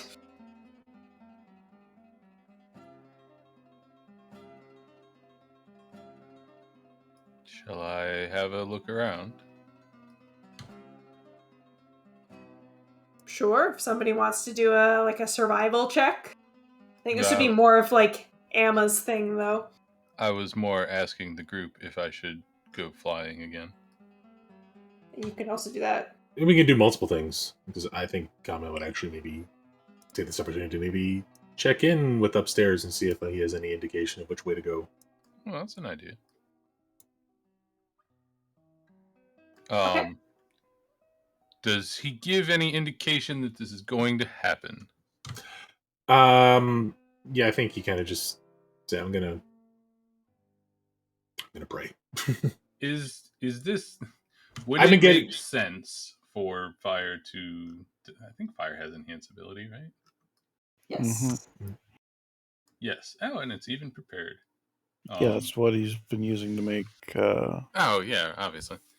I think, yeah, you... I don't know if that's too metagaming, but... It's not. I mean, you know Camille's struggled with impatience, for lack of a better term. I guess that's the best way to do it, and, communication with the divine. Like, he's spoken about his frustration of that to the group. Well, let's say that Fire gives you a boop, then. Okay. So have advantage. Others can do their thing as well, survival or flying or whatever. Emma, can you just track people when you're in the forest, or do you have to make a roll? It's been so long.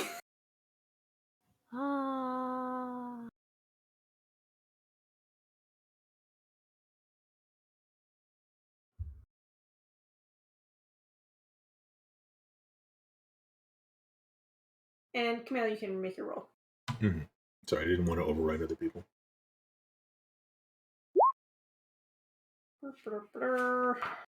Assume that's favored terrain, right? Yes. What the heck is favored terrain?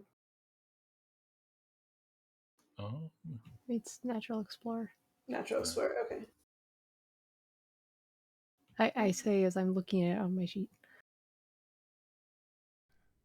While tracking other creatures, you also learn their exact number, their sizes, and how long ago they passed through the area.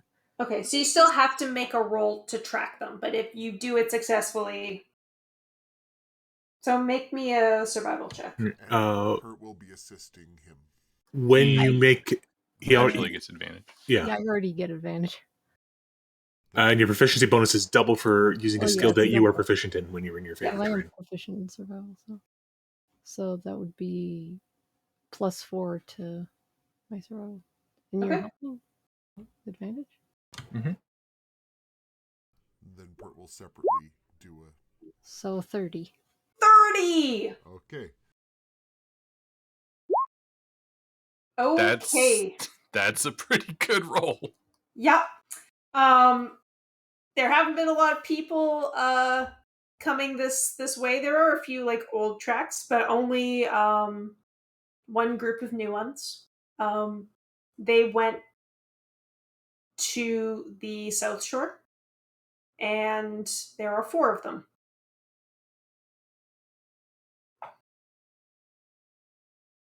Anything else you learn? And The exact due to number of their the, sizes. They're medium, they're humanoids. And due to the boot imprints, you can definitely tell that one of them is above 300 pounds because their footprint. I'm Sherlock Holmes reference. Mm-hmm. You're pretty sure that they passed like maybe an hour ago, maybe 2. So between 1 and 2 hours ago.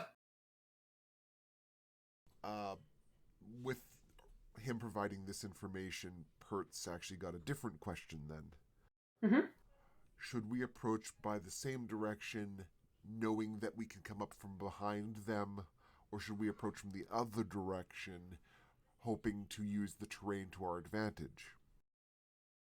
Camille would know that the lake is big. It's a big lake for an island. What I mean, though, is that does the terrain allow us, one way or the other, to come upon them from behind or from above or from a advantageous position? Camille, make a nature check. Kara, well, actually, I don't know that Kara's been here since she was very, very little. Maybe, but it would be pretty tough. It's not. It would probably be more, I guess, saying this after his prayers, just for sequencing. It'd probably be more to go along the path we know and use paths without a trace to keep ourselves concealed. The only reason I thought of that was because there was a, hey there. Quasta! Oh, he's quiet. You didn't interrupt much. It's just us determining how best to approach something. Mm-hmm. Can you hear us? He looks like he may be on his phone listening in. He's typing. Oh, Christmas okay. music from somewhere. I don't hear it. It must be in your background mist. That's what I mean. Somewhere outside, there's Christmas music playing. Oh dear. It just suddenly started. I was like, what? Okay. Hello. So apparently, oh, hello. Hello. I have voice activation just to say hi. Sorry, I'm so sorry. Okay. It's okay. We fought some invisible stalkers. Oh, man. We are almost done, but it would be lovely for you to stick around for the next 15 minutes. Okay, I'll stay quiet. Okay. Camille, you, as Amma is examining tracks, you get like that antsy feeling and almost like a push towards the south path. Yep, south.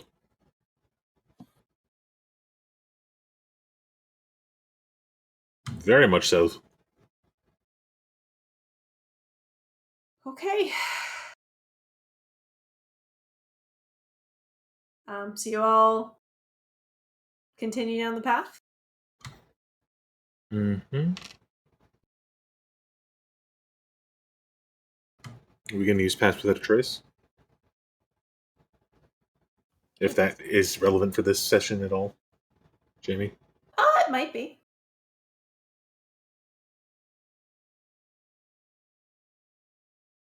I think Meralda would perk up and say, if we're going to use magic to conceal ourselves, we should wait until we're closer. If we're an hour behind, what's the point? We're better off moving fast.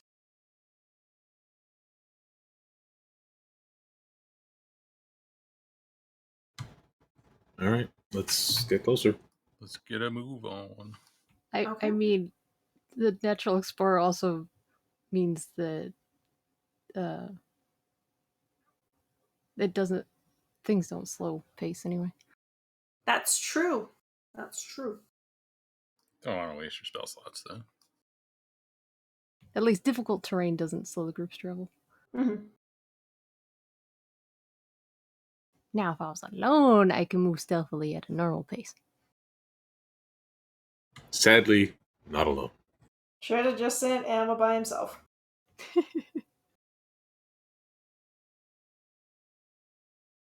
All right. You continue on for maybe like another hour and a half. And then you see the path widens, ending at a clearing covered in thick grass, and beyond it, a lake. There's a second where you think, hey, wasn't this lake supposed to be frozen? That doesn't look frozen. But as you stare at it for a second, the waves and ripples that you see on the surface don't move.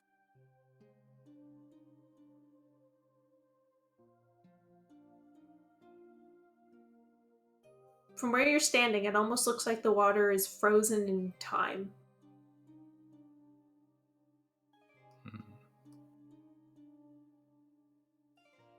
How long has this thing been frozen? I don't know if we have an accurate date. A long, long, long time.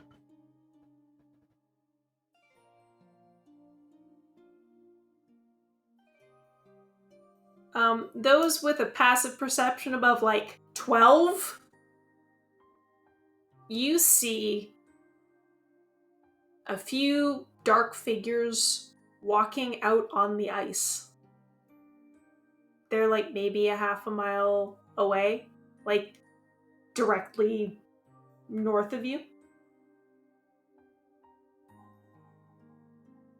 Do they look like they're being watchful, or are they too busy trying to transverse the uneven surface?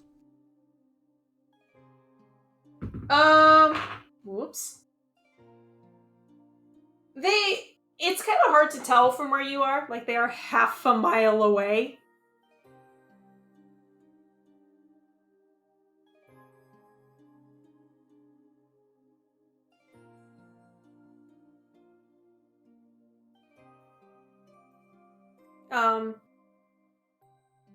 Anybody who would like to can make me a perception check to try to, like, get a better sense of what they're doing. Sure. Okay then. Pert has something in his eye and something in his other eye, and it might be his knife. Doesn't Pert have reliable talent yet?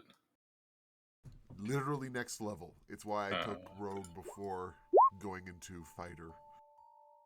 Because it's like, well, 2 levels rogue gets reliable talent. Shit.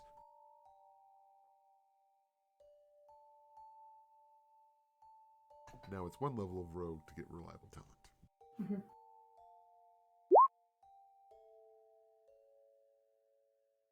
Okay. And Emma? Alright. You all are carefully watching the figures that you see on the ice. It's hard to tell from this distance, but you're pretty sure that there's 4 of them. They're all, like... They are easy to spot because they are wearing dark clothing. Seems like maybe a bit of an odd choice.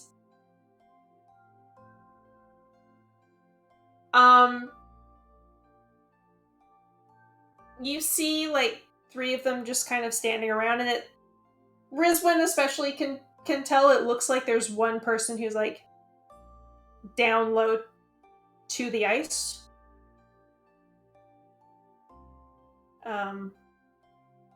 You see one person look around.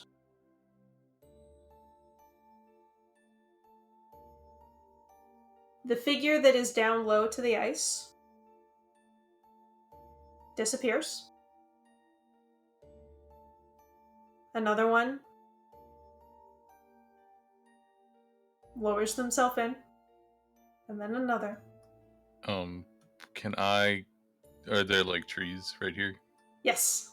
I want to, when I see the first one go down, I want to climb as high as I can to get a better look at how far away they are so I can find that spot again. Okay. Yeah, I mean, you rolled a 24. I will, like, you manage to climb. You miss the second person going into the water. But you see the third and the fourth. You can, like, just kind of make out a hole Like it glitters in a bit of a different way off the sun. But it is about half a mile onto the ice. This is a big lake. And all 4 of them disappeared into the water.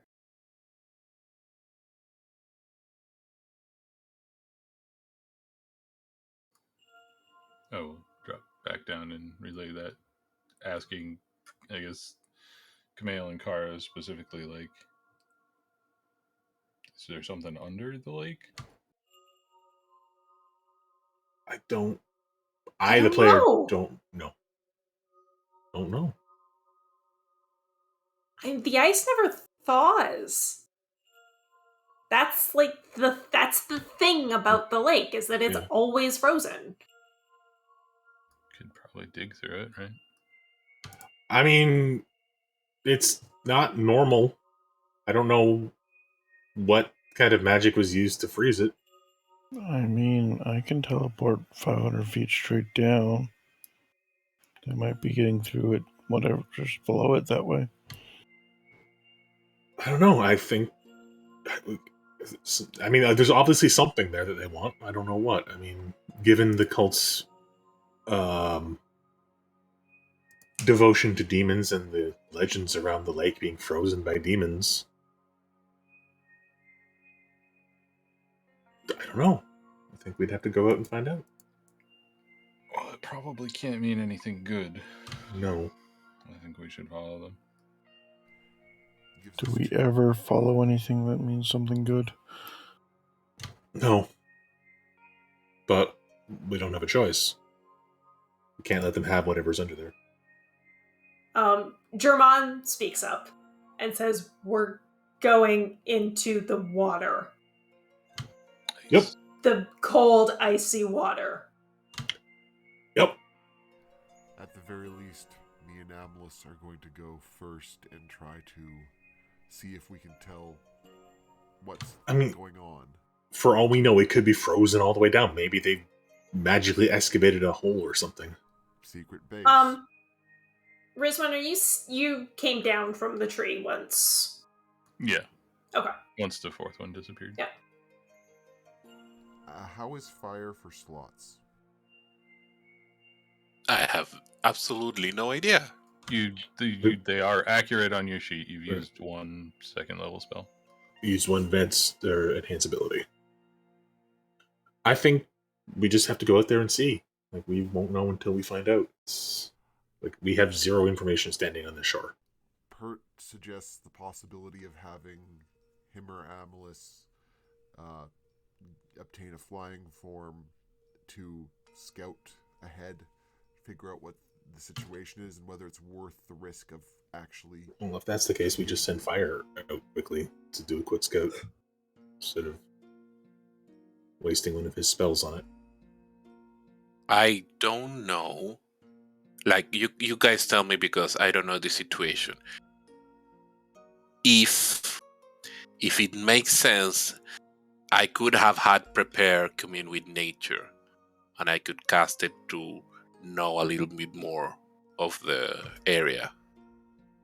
I mean, that's a spell you've used to great effect in the past, and we are in a wilderness area. And yeah. Just leave it at that. We're also in an area with a lake that's been frozen for centuries, ? So it would make sense that Fire would have the spell prepared?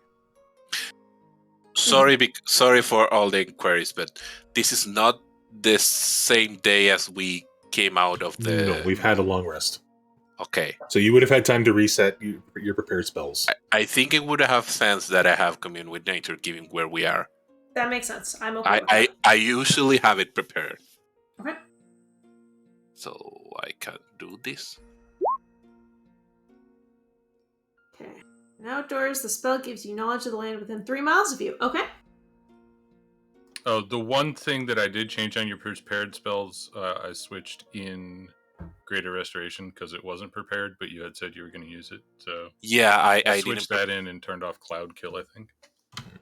I didn't prepare them the session before. I'm so sorry. Yeah. The other thing, just because Quasta wasn't here, we did fight Invisible Stalkers. I don't know if that would change Fire's prepared spells for things that deal with invisibility or not. I don't want to go to all the prepare spells right now, but just to know that we have that one for now. Okay, fair enough. So just the only thing you have to have prepared is enhance ability because you use it already. Okay. Okay. You are communing with nature, correct? Yeah. Are you casting it as a ritual? As a ritual, if we have the time. Okay, so Fire starts casting Commune with Nature. While Fire is doing this, Meralda is searching the shore, and she pulls a backpack out of a bush.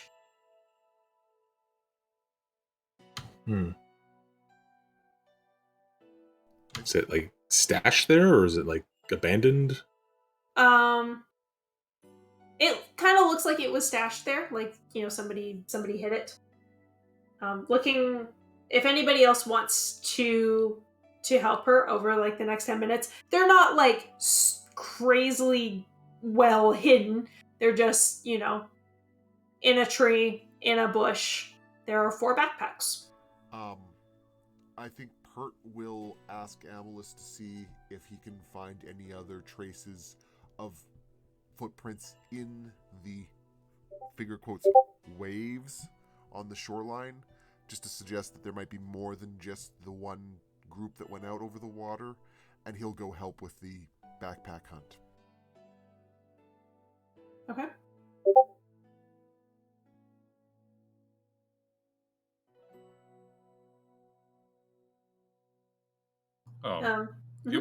With nothing else to do, I would help her search. Yeah. Okay. Emma, are you going to take that suggestion? Sure. Okay, so make me a survival check. You'll have advantage because Rizwan is helping.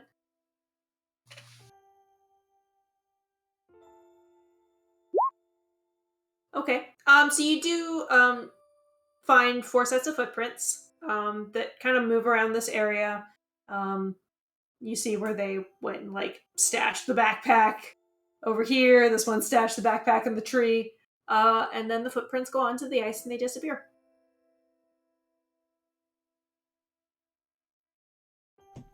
My other point was basically just that there was multiple sets or suggestions that this had been done multiple times. But that's just, if it's even visible. Oh, and is this still his favorite terrain? So would he still get the +4 bonus? Yes. Yeah. Emma can tell that there's just the 4 sets of footprints. At least in the last, number of days.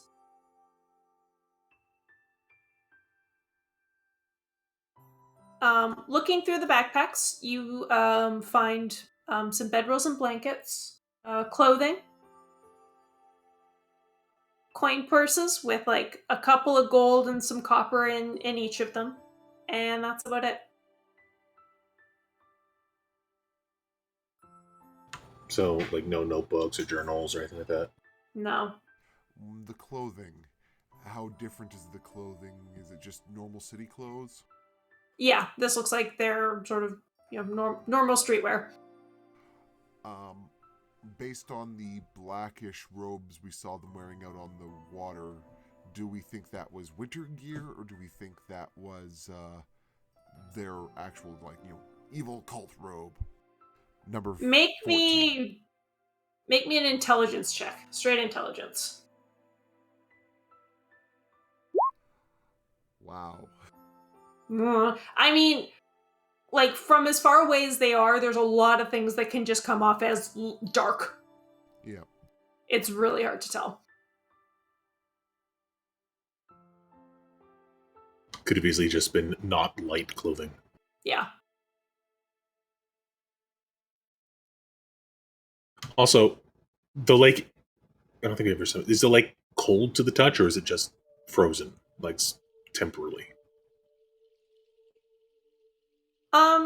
I figure that's pretty common knowledge. If you touch the ice, it is cold.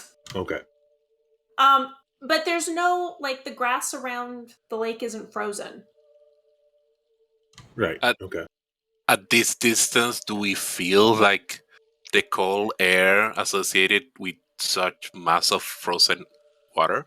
It does. It feels like the wind is chilly, but it's not necessarily as cold as you might expect. Maybe a possible different way of putting the river or the water, Chimney. Does it feel like it's sapping heat, not that it's cold? That is what cold is. Cold is the absence of heat.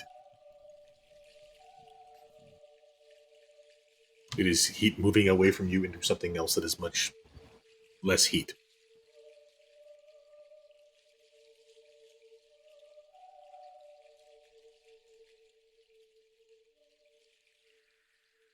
Fire. Your spell finishes.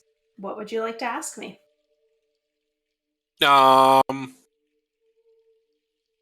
think my first instinct is like, what is there, like in front of me? Is it solid lake, or is it there space between, like, like a scan of the thing? Is full solid, or are there spaces? There is 6 inches of ice above a very, very deep lake. It drops off at the shore pretty quickly. And the deepest point that you can sense is like 3/4 of a mile. Okay. Technically, you can sense up to 3 miles around you. Yeah. Yeah, so there is 3 inches of ice, and then it's water. 6 inches, but yes. Yes, okay. Huh. I say. Is there anything... Second question, any quote-unquote man-made structure in the water? At about like the 2-mile mark of your 3-mile sensing range, there are buildings underneath the water.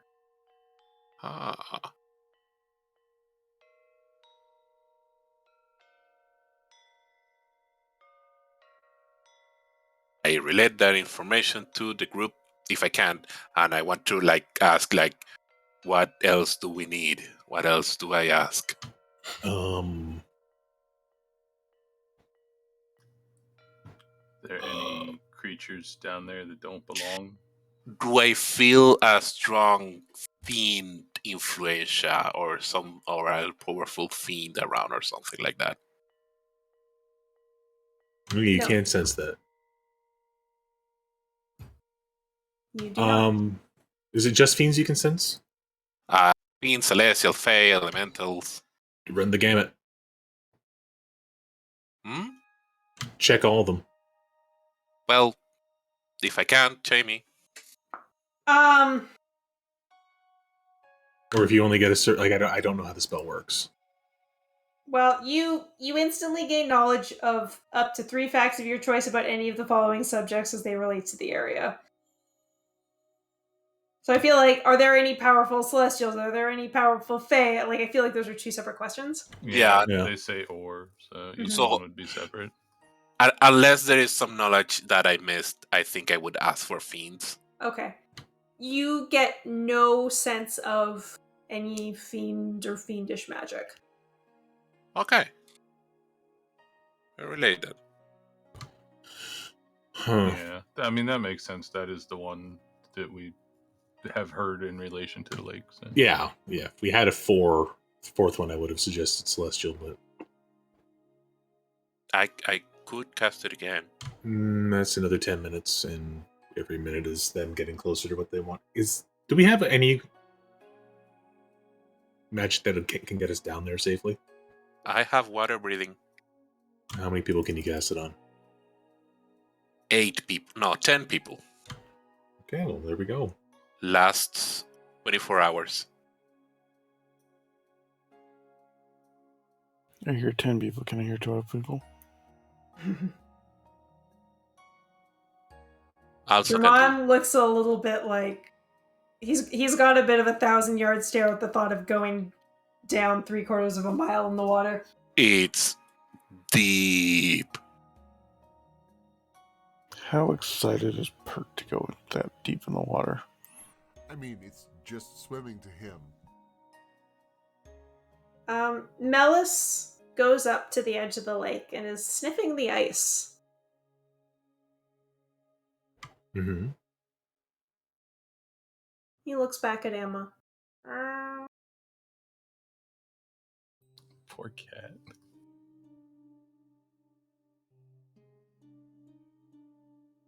Do we feel like a worry kitty? Not really. Emma, make a wisdom check.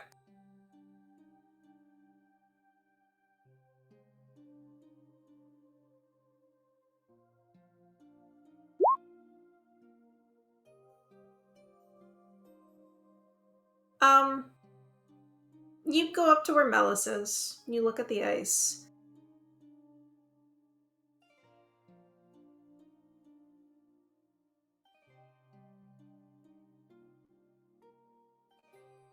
You don't have necessarily, like, the ability to sense magic in the way that Zoe does. Or fire. The ice almost feels alive in a way that you can't really describe.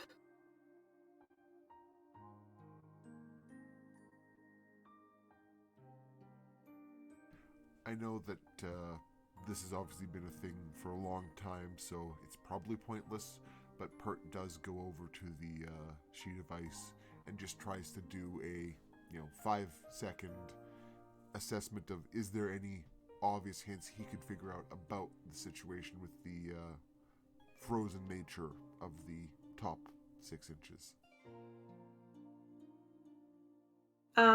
Make a nature check.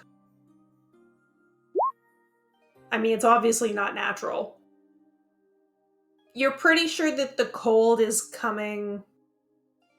Like, if the ice is... Like, it's liquid under that 6 inches, from It what is. I can tell.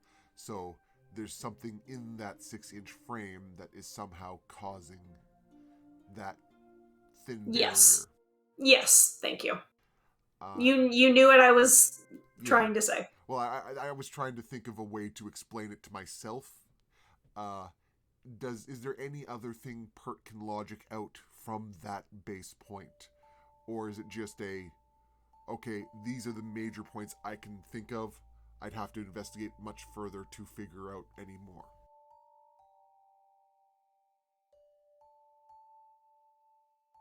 Like the water is actually lapping at the bottom edge of the ice?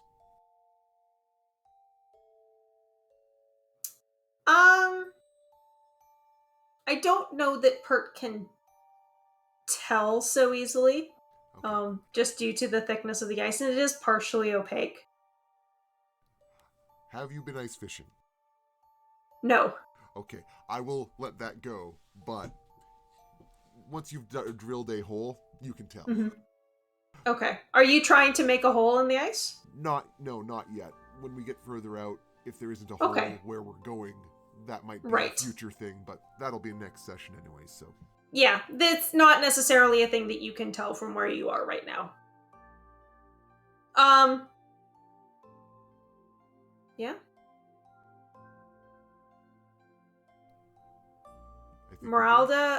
Both Meralda and Kara are all game to follow the cult down into the lake and see what's there. Dramon is a little more hesitant, but he will go.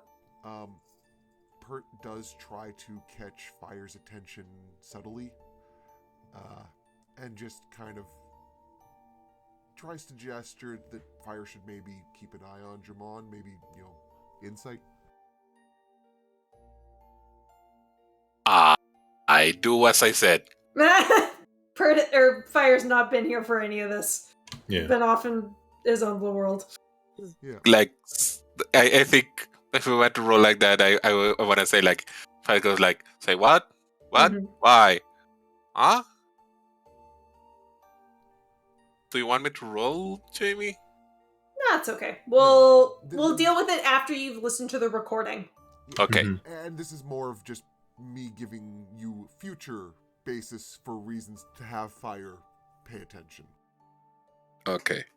Also, Pert just being Pert. Yes, that too. I want to relate to the group that if we can wait, I would prefer to cast water breathing as a ritual too. Okay. Maybe we should get out there and reassess. Yes. If there's a 5-foot hole and then no water underneath, that's a totally different situation. I start walking out onto the ice then. Yeah, let's get this moving. It's been a long night already. I just sense that there is water. Yes. We'll find out in a moment. Okay, so you all walk out onto the ice. It is not so easy to tell now that those people are gone where exactly they were. It all just looks like ice, you know? But like Ammo's a pretty good tracker. Rizwin rolled a really good perception check. You get to the spot where you think that they were, there is no hole in the ice.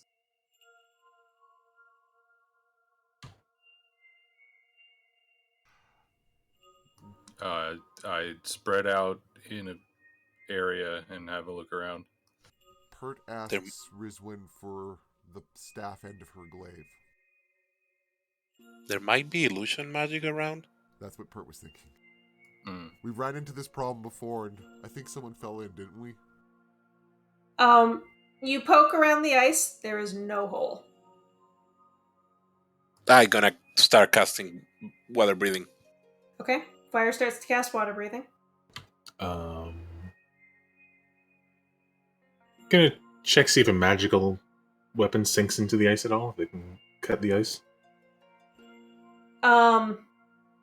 It impacts ice like a sword would impact ice. It makes like a little chip, and that's about it.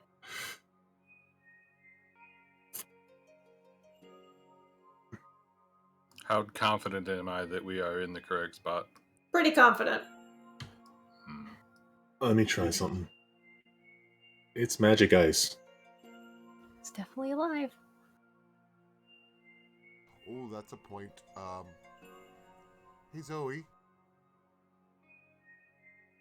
Yes'm? Maracas?